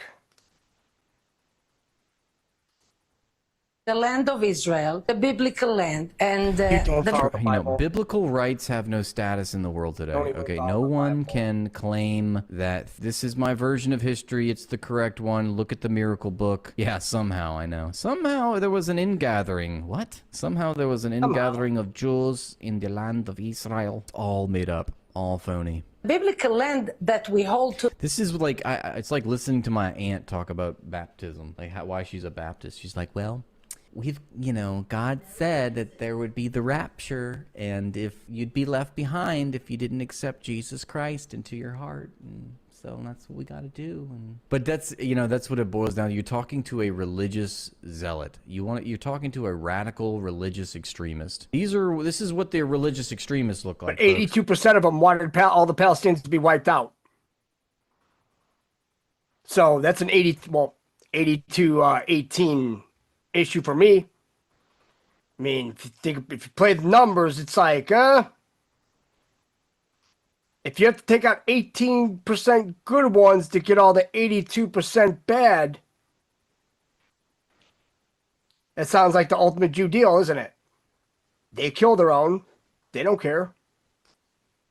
You thought they had kafiyas. No, you thought they had hijabs. Now is very tiny. We tried, according to the partition plan first, to be satisfied with a tiny piece of land where we have independence. What? That is not true, Daniela. Try not to lie, you silly slut. A tiny piece? What are you talking about? You were awarded 56. The majority of the land of Palestine went to people like you, Daniela Weiss, the Zionist Jewish settlers. You're saying it's a tiny piece? It was the majority of the land. You were a tiny piece because you were the minority class of settlers that had moved in and taken over the indigenous majority. The indigenous majority was awarded by decree from the king, essentially. They were awarded the minority of the land, okay? They were awarded the minority of the land that they were already living on. And not only that, they were given less of the land compared to the Zionists. They were given the worst land. They were given the land that was not agriculturally viable. They say it's arable or agrable, whatever word you want to use. It's like that all went to Zionist Jews who were given first-rate citizen status and the right to return, unlike the expelled Palestinians. So when you say that you, in 1948, the partition plan awarded you a tiny piece of land, I don't know what the you're talking about. And then when we were small, I would say tiny, and even without tiny to go with my tiny hat.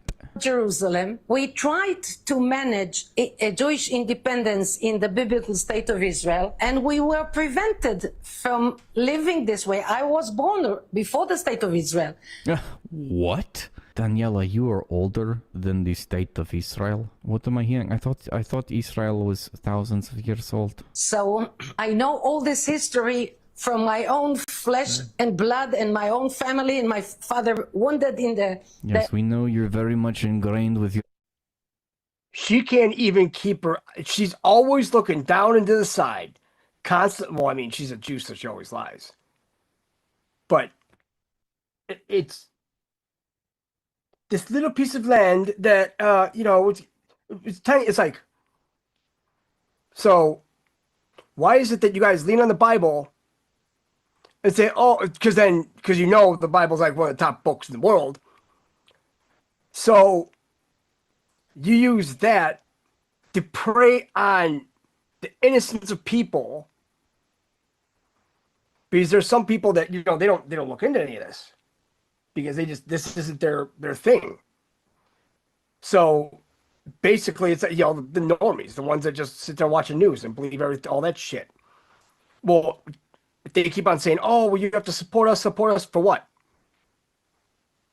If somebody could honestly say one thing, anything, and you can't even say the golden pager, because right there, Trump already knew that it was a veiled threat, and he's like, fuck this motherfucker. I mean, the balls to go in and give Trump a golden pager, something you used to fucking kill numerous innocent people, and you chuckle about it. So please tell me again, where in this book does it say that, oh, you can have this land as long as you don't fuck up and start worshiping somebody else, and number two, do whatever you're part of it. So it's just like back in 980 AD, over there in fucking Khazaria and Ukraine and everything, where Prince Vladimir the Great came down and said, hey, you guys got to pick something. You have to pick one of the 3 Abrahamic religions. Well, what happened? They went ahead and picked Judaism because, well, you could backdoor Judaism because they backdoor everybody else. Because remember, that's under Moses, not an Abrahamic. That's why they go after the law of Moses. That's why they put us under the law. Put us under. Make that make sense.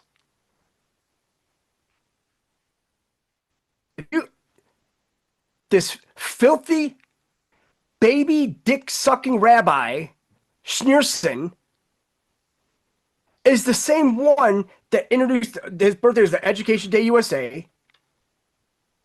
And guys, they wanted to slaughter all of us. That's it. That's why they had the 30,000 guillotines. But yet, people in New York, they shut the All-Time Square down to dance for that fucking guy on his birthday. For what? Why couldn't something mystical and magical happen that day, where they're all jumping up and down, all of a sudden they just vaporized? Because it seems like that's the only way you get all these cockroaches out during the day is by putting this piece of shit that calls himself the Moshiach up. Because that's what Netanyahu wants to do. His main goal is to bring back this Messiah, because he doesn't want to disappoint his fucking deadbeat, fucking little dick ass fucking dad. And then not to mention the other fucking sawed off piece of shit that said, why is the Messiah here yet? Why is the Messiah here yet? And he gives him $1. But yet that same prick never once went to Israel. Because he's like, well, explain how I'm going to get back in the U.S. Well, then how in the fuck are you here now? Inquiring minds want to know. Sorry, guys. Identity as a settler colonist. No one is arguing that you are not indoctrinated. War of Independence. So we tried to live in a tiny land, and the tiny, small, tiny hat land, if you will. I don't know. You present things in a very journalistic way, so I don't know. Well, they're facts. You say doing it's not as I read you as a fact. Yes. What facts? What facts? You present everything in a journalistic way. It's like you are presenting this narrative that is not the one that I was indoctrinated with. You are repeating all of these facts and evidence. You are presenting things in a very clear, sober, logical way, and that offends me as a Jew. I think what you're saying And is it that just me, you're an or anti-Semite. as soon as they mention the dead babies, you can't wipe that smile off her face. read you the facts. I can read them again if you didn't hear them. You know, Morgan, listen to this. I never hide what I do. I am being interviewed by you and by every day. We know. That's pervasive through Israeli society. They do not hide what they do. That's very true. All of their crimes are fully on media display. people come to this home and to the hills where I establish communities. And I tell... Well, I established communities. So where you slaughter innocent Palestinians, and not to mention the Christians, remember when they burnt down their church and everything. So there's your community organizer. There's a community organizer right there. But they're going around and just killing men, women, children, animals. They don't care.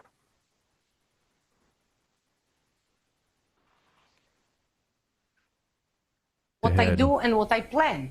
So if there is anything in what is so openly exposed that can be considered illegal. Well, you're committing war crimes. What is illegal in what I do? You're committing war crimes. Why? So you are speaking to me now. Yeah. You're giving so much. Yes, oh, she's very lucid. You are speaking to me now. Yes, Daniela, that is what is happening. Time in your program to a person who commits war crimes. Why do you do it? I'm holding you to account. What's the sense? I'm holding you to account for your war crimes. I'm telling you, you should stop. If I was conducting war crimes, you should then why stop. are you in? I mean, is that his Joe Biden don't moment? It's like if she's blasting it out there, like she's proud of fucking slaughtering these people, and you're saying maybe you shouldn't. Do you think she's gonna be like establish a conscience somewhere? Shit. Pierre's a fucking sawed-off shitbag too. Interviewing me now. Riddle me this, Goyim. War crimes. I'm telling you, you have you have no right to displace millions of Palestinians and kick them out of their homes. You don't have that right. Morgan, you hope that through your program you will enhance the chance that I will be put to trial? Is this why you're not a trial? You give me so much? We'll just fucking cut your fucking head off. That's it. Like, wait, was this a honey trap the whole time? Are you telling me that these words that I say to you now are going to be perhaps repeated back to me in a tribunal? Much time in your program? Yeah, I think ultimately you should face a trial, and you're inspiring other people to break the law. That's okay. What shall I tell you? I don't think it's not on my part to cooperate with a person if you want to do what you said, if I heard you well in the beginning of this program, that you want to give a chance for different people to express their views. Sure. This is journalistic. This is respectable. I've heard your views. I just don't agree with them. I've heard your views. But then you said you want to views. you want to enhance the chance that I will be put to trial. You want to enhance the chance that I don't dance again, but we are Israelis. We will dance again. We will enhance our chance to dance again. Well, I am not sure this is journalistic, but I'm with you in your hands now. All right, until Kurt, you know this is going to take ground invasion, close combat to exterminate these filth? I think it'll just take the bite that has no cure. That nice little Space Force document. Wow. Who would have thought the Space Force was just like us? Awesome. This interview is finished. I noticed that so far you haven't referred to the people of Gaza or the West Bank as Palestinians. Do you believe they're called Palestinians? Palestine the name was given by Adrian, the emperor of Rome, who wanted to obliterate, to put an end... Cope, Daniela, cope. Keep coping. Now we're going back to ancient history again, huh? ...to the Jewish existence in the world. So he gave a peculiar name to Jerusalem, Ilia Capitolina, and Israel, Palestina. Nobody gives a shit. And he tried very hard, and indeed we were dispersed. And somehow, after so many years... So Palestine was there before Israel, is what you're saying? You just said Israel was created in 1948, and Palestine was back to the time of Hadrian? So much persecution. We returned, and we are a successful nation. Are they Palestinians? So why should I support what? We are a successful why should I nation. support a distorted idea? I don't know about you all, but a nation that commits a genocide is not successful. A nation that commits a genocide should have their nationhood revoked. Of Adrian.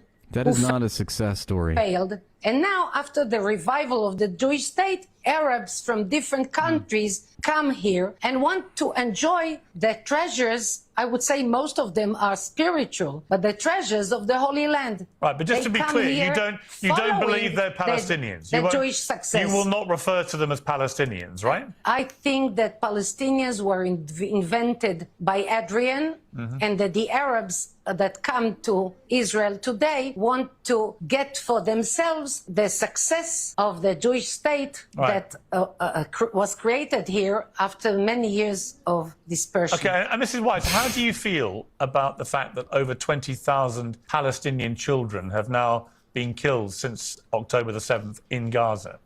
I think that the Palestinians, as you said, you see, I said Palestinians. I mean, Piers, if it was me conducting the interview, I wouldn't have entertained this whole biblical ancient history bullshit narrative. The Gazans and all Arabs around should stop attacking Israel. Right, I If just they asked you stop how you felt about attacking, 20,000 no, children being killed by the IDF. So how do you feel about I that? think that the parents should be very careful before they teach the children to hate Jews and to kill Jews. No, that wasn't my question. I warn That the wasn't my Arabs. question. I- Sorry. So she's saying, I don't care about the children that have been slaughtered, like you asked. My response has to do with what the parents of these children, of future children, are going to be taught. Let this be known. It's sort of like saying, let this be known. I hope, one other Zionist said this, I hope that they remember, decades and generations from now, they'll remember what the Jews did today. And let this be a lesson to them, in other words. That's what she's saying. I hope that this is a lesson. Yes, there's been a lot dead, but hopefully they will have learned their lesson. Utterly despicable. Sorry to be persistent, but my question... That was your question. My question was, how do you feel? Answer. My question was, how do you feel? How do you personally feel about over 20,000 Palestinian children now being killed? Which is another gross underestimate. And also, Piers, I mean, you're asking a demon to have empathy, to have feelings. I mean, come on. Since October the 7th in Gaza. How do you feel about that? I She's think, like, yes. I think that Arabs, Gazans or Jordanians or Syrians or whoever should be very, very careful with the way they educate the children. Yeah, that wasn't my question. Now, that wasn't my question. Many of them, but Can you that answer was my question? answer. That was... It's got to be hard to be an Israeli, and especially someone like this person, this demon.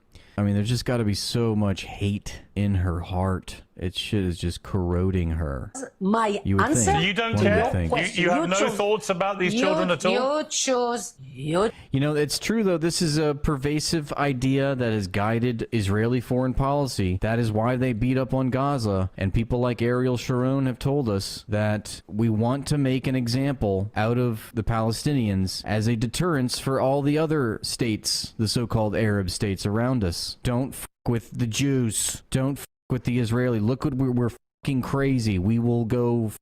you will... your entire family, okay? So let this be a lesson. That's what she's saying. Let this be a lesson to the Jordanians and all the other countries around that are our neighbors. Just one existential crisis away from the next existential crisis. They're built on illegitimacy. You know, nothing can justify their existence in that land. So that's the policy that they have to pursue. They have to be very insecure about how they interact. So they're bullies. They're cry bullies. That's been their guiding foreign policy. And look, you know, that's the Dahaya doctrine for you. She's just articulating that in her own settler kind of way. But remember, let's not forget that the Dahaya doctrine spells that out formally by the IDF. They are there to wreak disproportionate violence against a civilian population designed to humiliate, punish, and terrorize that population to submit to an Israeli political goal. And that is the definition of by the way, but they do that also to make examples out of Lebanon or Palestine to show. And remember, their whole entire existence was built off of terrorism. Go back to Rosa Luxemburg, go to all these fucking pricks. It was all based off terrorism. The IDF was created by 3 terrorist organizations. So, do you think God gave them that land? No? No, me neither. But that's the problem with all this. Because all these people that sit here and, everybody reaches for the Bible for every, everything, like everything. But they don't know how many times it's been manipulated, how many times it's been rewritten, who translated it, was it the correct translation?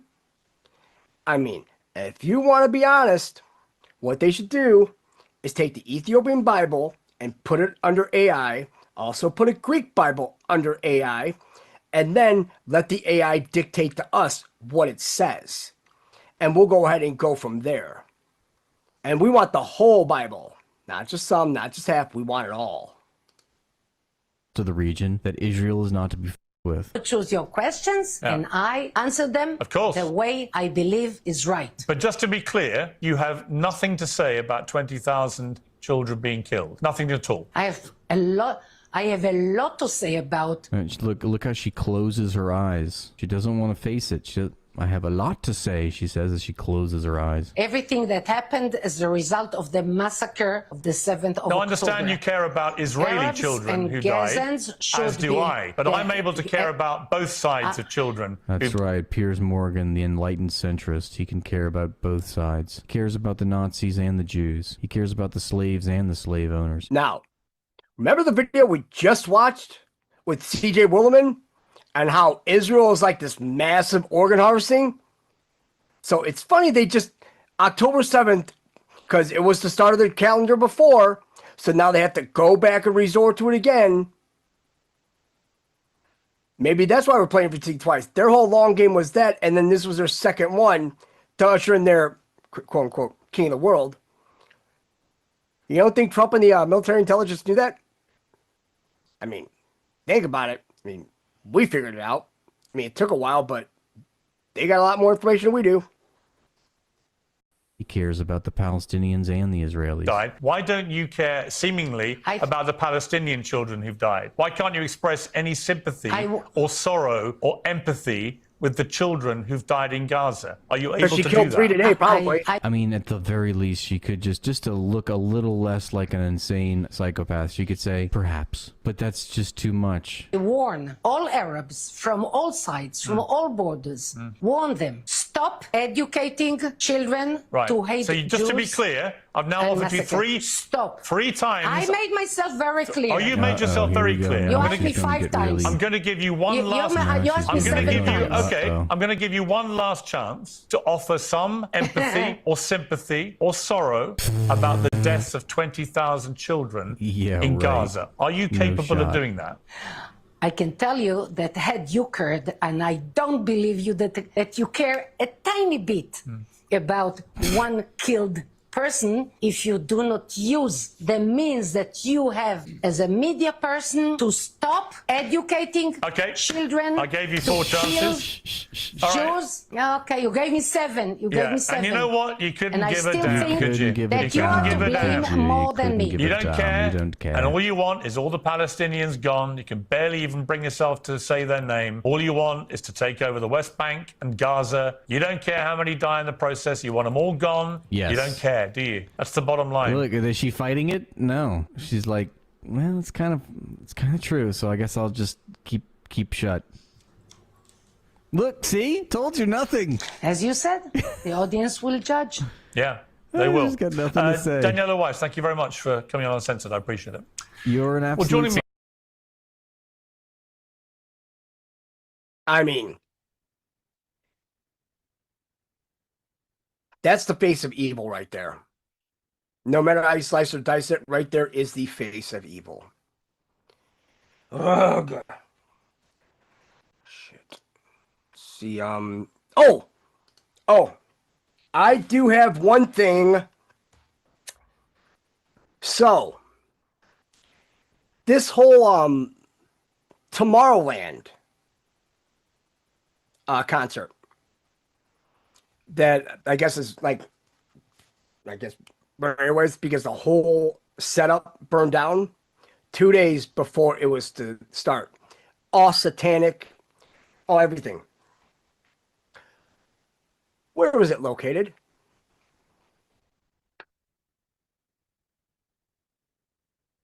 This is humorous. Let's see. Come on. Let's go. Fucking on delay. What the fuck?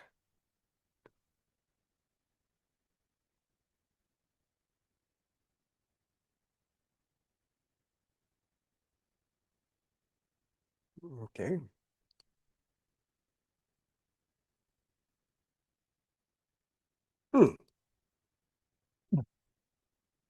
Oh, here we go.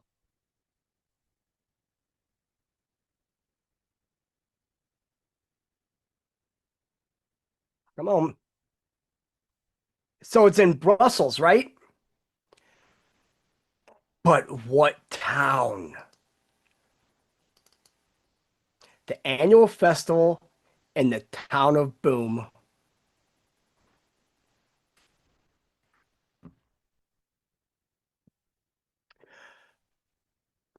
Oh boy. That right there is very, very coincidental. Wouldn't one say? Oh, and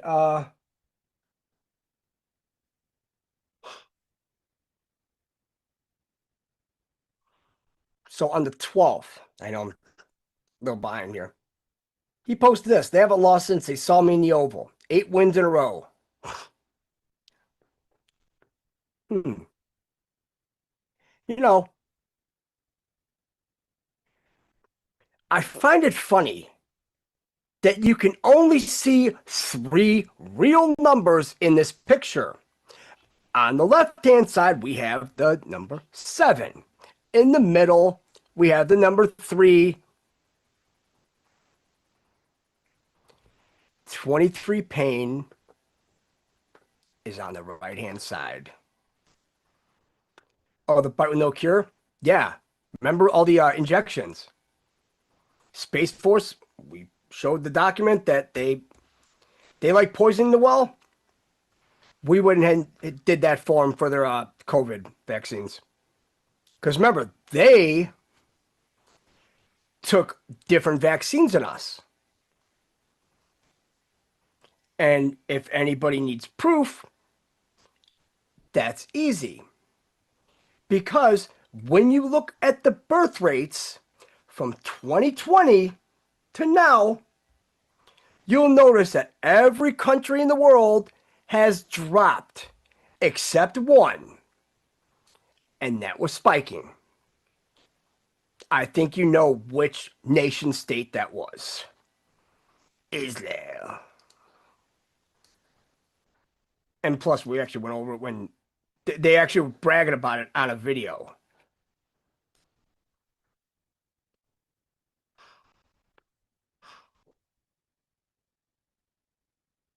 So also, surprised I didn't get. Oh wait, hold on a second. All right. So there's this. I was a sniper in Gaza. After 200, I stopped counting. Yes, there were children. There were children.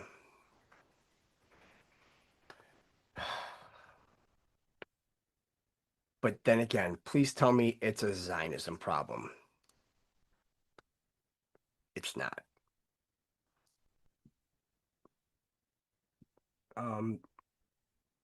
Oh. So, on 7/11, I know, great day. In Greenland, I forgot which town, but they woke up to let's just say, crazy sight. And remember,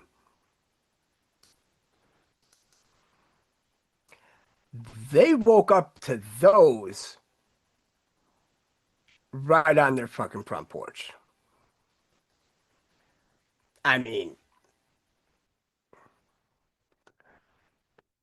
where did those come from? I mean, of course, Arctic caps and all that, but to have two of them coming in, everything done twice. I mean, even Trump is gifting fucking ice to Greenland. I mean, the man can sell coloring books in a school for the blind. He's that good. I mean, there's no stopping him. You can only hope to contain him.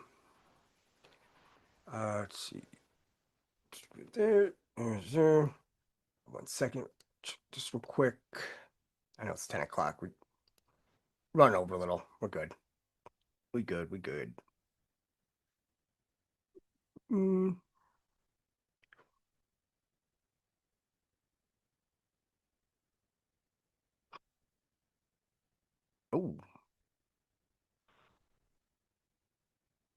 Oh, shit.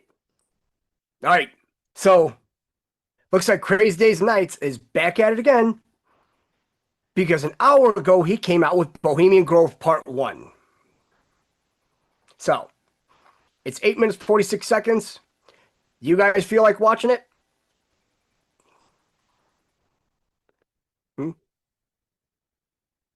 Maybe?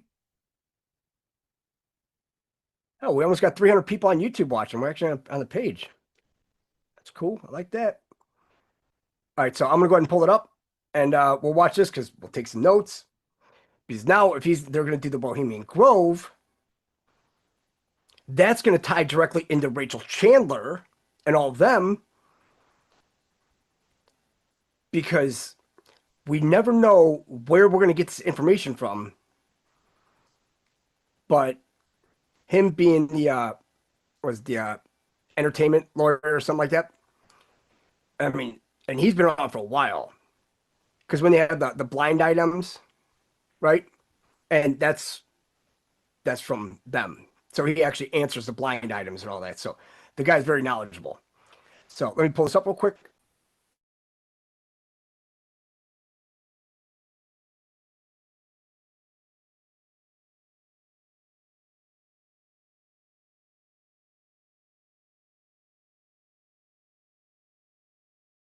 And you got to respect the beginning. Hey, everybody. Welcome to the podcast. It's fucking great. I mean, all the podcasts we're watching, all that, we always have the beginning. It's like, yeah, got a new show for you. Got damn good show. Every one of them. You just get attached to it and just roll with it. Here we go. Hey, everybody. Welcome to another episode of the podcast. It is summertime. So, you know what better time than to talk about Bohemian Grove? Because every summer, the world's most elite and powerful men meet in the woods north of San Francisco. But they don't talk about work. Well, actually, they kind of do. But they do perform druid-like rituals, burning coffin effigies in reverence to the large redwoods that surround their camp. Nixon, Bush, both Bush, Ford, Reagan, Rumsfeld, Kissinger, Rockefeller, all of these men have been members of the super secretive Bohemian Club. And this isn't some conspiracy theory. The Bohemian Club is very, very real. And so is their annual retreat at their private camp, Bohemian Grove. Now. And what I'll do after this, all right, once this stops, I'll go to Scribed and I'll grab the Spy magazine out of there that has the Bohemian Grove in there with the whole map. Because that Spy magazine, Dina, if you can, in the chat, you mentioned it to me yesterday that I think it was Tucker Carlson was interviewing the guy who ran Spy magazine back then. So, but yeah, I'll pull that up and I'll make sure it's in the comments, and then it'll be over on the YouTube comments as well, so that you can go ahead and read that, because I really wish we had the the time travel one of Trump. I mean, we have the hard copy, but you know, we'll find it again. There are a lot of Bohemian Grove stories. Some are documented, some are rumored, some might make you start believing in a lot of different conspiracies. But the Bohemian Club was founded in 1872 by reporters who wanted to build a community in which they could appreciate the arts. Wow. What a coincidence all that stuff started happening right around, the start of Little Season, huh? Kind of making sense. Really what they wanted to do was have a place to party away from their families in the summertime. But artists and musicians were welcome, and over time the club relaxed its rules. Anyone who appreciated the arts could join, even non-creatives. This opened the floodgates because if there's one thing rich people who fancy themselves sophisticates love, it's private clubs. And soon the club was overrun by the wealthy elite, and the artists and journalists were pushed to the margins. In fact, reporters aren't even allowed anymore, and they're the ones who started it. But as per club rules, at least 10% of members must be artists. But realistically, only the most famous artists are allowed in. Oh, and there's no women allowed. Well, I mean, not inside the actual gates. Now, outside, they have women for entertainment purposes. But one thing's very clear about Bohemian Grove: they don't like outsiders. In 2008, a Vanity Fair reporter who infiltrated the camp was arrested for trespassing. It took about an hour for members and security to suss out the fact that he didn't belong. It's pretty impressive since there were several hundred men at the camp. You wouldn't think it would be too hard to blend into a crowd, right? But not this crowd, because this crowd can tell who belongs and who doesn't. Now, despite the closed ranks, sounds like some lizards to me. A few people have, sneaked into the club every so often, and their testimonies give Bohemian Grove theories credence. Yet even those who got into the Bohemian Club weren't able to stay long enough to really integrate and figure out exactly what was happening in those woods. Now, there are, like I said, a lot of conspiracies. And one of them involves the death of a child back in 1984. And this guy named Mark Evans wrote of a man named Paul Bonacci, who claimed that he saw a movie of a child, among some large trees, and it didn't have a happy ending, let's put it that way. But to quote Evans, John DeCamp's book, The Franklin Cover-Up, includes Paul Bonacci's testimony about a film of a child that was unalived on July 26, 1984 in California, in an area that had big trees. Now, at a meeting in Santa Rosa, which is in Northern California, DeCamp told a group that he had edited out Bonacci's references to an enormous moss-covered owl and men in hooded red robes because he did not know then about the owl at the Grove and thought it too far-fetched for people to believe. Well, in the fall of 1992, Paul Bonacci was shown a black and white photo of the moss-covered owl at the Grove and quickly identified it as the site of the July 1984 movie described in DeCamp's book. Now, although this testimony has been available to law enforcement officials since mid-October 1992, no official investigation has been made. I mean, the mid-1980s, obviously, you guys, was big time with satanic panic and things like that. There were all these kind of rumors of all these things happening in remote parts of the property. But a local... So, hold on a second. Isn't it funny? Red, right?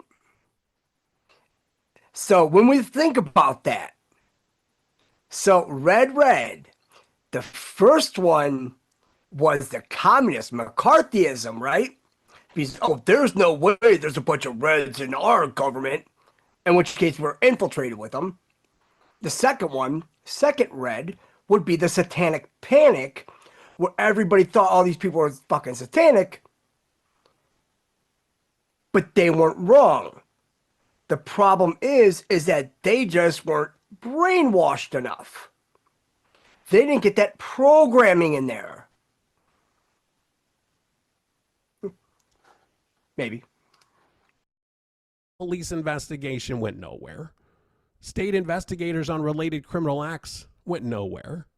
An observer and near victim has described the Bohemian Grove inner hideaways, the closed sanctum, even the decor at secret locations, places where no outsider goes or servants. And apparently there is an underground lounge sign spelled U.N. Underground like that, like the UN. A dark room and a leather room. Now, back in 2000, Alex Jones snuck into Bohemian Grove with a video camera and filmed a very weird ritual, the cremation of the care. That's where members burned a coffin in front of a 40-foot tall owl, which they claim is a way of respecting the forest. And the ritual involved elaborate costumes and torches, and the footage is undeniably creepy. Now, in an extensive piece on the Bohemian Club, journalist Mark Evans wrote, Peter Weiss, writing at Spy Magazine November 1989, states Bohemian Club literature boasts that the cremation of care ceremony derives from Druid rites, medieval Christian liturgy, the Book of Common Prayer, Shakespearean drama, and 19th century American lodge rites. Is this the straight goods, or is it PR sugarcoating of a darker sacrificial rite, terrifying even on a symbolic level? Now, Moloch is an ancient Canaanite god associated with sacrifice, who appears in the form of a massive bull with a human torso. Now, in his video recording on the cremation of care ceremony, Alex Jones often referred to the giant owl as Moloch. Okay, but is it? Because in the 90s, Mark Evans wrote an article in which he compared worship of the owl to that of Moloch. And though the ceremony performed at Bohemian Grove and those performed in deference to Moloch different key ways, there are a lot of similarities between the two, because both involve massive effigies of animal gods and a sacrifice by fire. Now, in ancient times, children were brought forth by their parents so they could gain the favor of the god. And some, say that Moloch symbolized the terrifying power of nature, and that parents were willing to have the ultimate sacrifice, showed the lengths to which power-hungry people will go to rid themselves of powerlessness. Now, what I'd like you to do is take out a $1 bill. And you can see an owl-like shape peeking its head over the edge of a semicircle on the back. Is Bohemian's Club symbol on U.S. currency? Or is it just a coincidence that those curlicues look like an owl? It really looks like it. And that's why we need new currency. Because all this currency has all that black magic on it. That's why we got to come out with the rainbow currency. And when you think about the Bohemian Club and the power that they have to say, hey, you know what? We're going to put this on the dollar bill. If the Bohemian Club exerts enough power to have its symbol appear on currency, it's no wonder that symbol's an owl, because owls can turn their heads more than 180 degrees, right? It allows them to see in virtually all directions. And since the founding of the club, the Bohemian Grove's mascot has been an owl, symbolizing wisdom. And, this 30-foot hollow owl statue made of concrete over steel, stands at the head of the lake in the Grove. And the statue was designed by a sculptor and two-time club president, Haig Patagian. It was constructed in the late 1920s. And since 1929, the Owl Shrine has served as the backdrop of the yearly cremation of care ceremony. Now, the moss-covered statue simulates a natural rock formation, yet holds electrical and audio equipment within it. And for many years, a recording of the voice of club member Walter Cronkite was used as the voice of the owl during the ceremony. Now, in the next episode, we are going to talk about how the fate of the world is decided at Bohemian Grove. But that's for next time. I will talk to you guys later.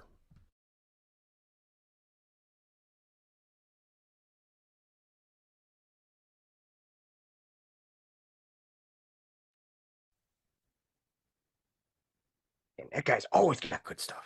Damn. Oh, and let me hit the subscribed.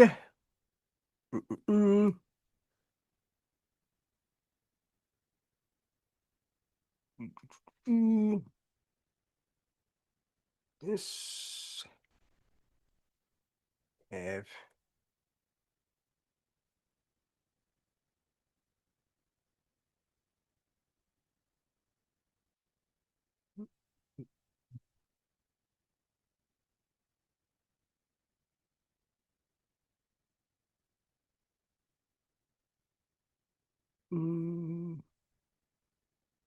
All right. I just put it in the comments. So that you can actually print. I mean, we have it in hard copy, I believe. I think we do. So let's see. Let me see if there's anything else we missed. I'll make sure. Let's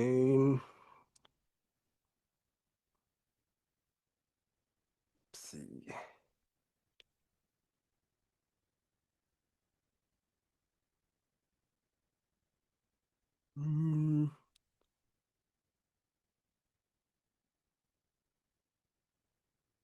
Let's see.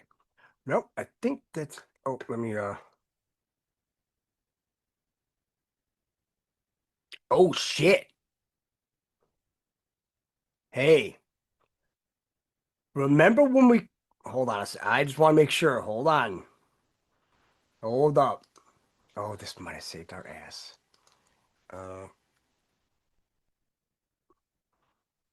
One second. Come on, let's go.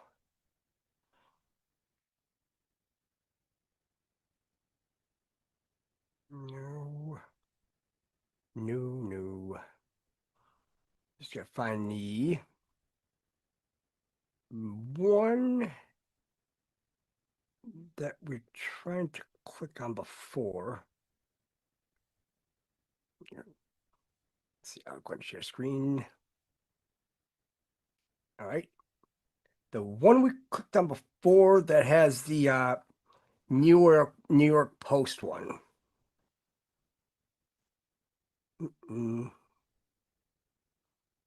see. Nope. No.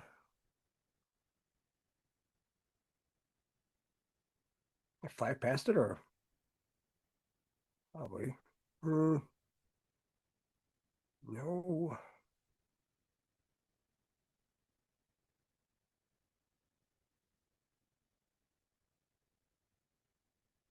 It was in the beginning.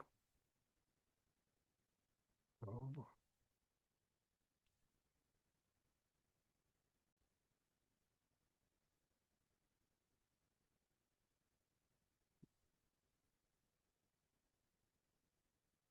How is this?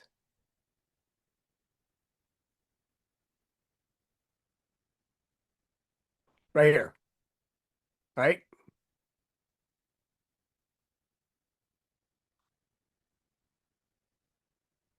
This is how fast the internet works. Right? So, we see this, right? Now, as you can see the tabs up here, right? See this one right here?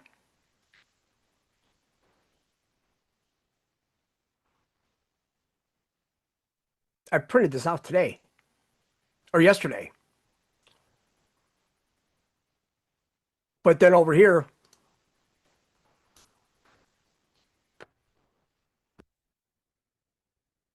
so what we'll do is,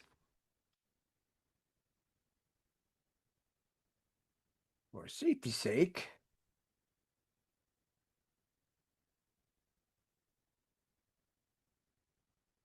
do that. Sweet. All right. So yeah, I want to thank you guys so much again for coming tonight and enjoying this fine Thursday. Next Thursday we'll be camping. So that'd be cool. So you never know. I know we're gonna go live down there sometime. You know, they're gonna set everything up because Boost Pop, you know, all them they're going and bringing Starlink. It's gonna be fucking awesome.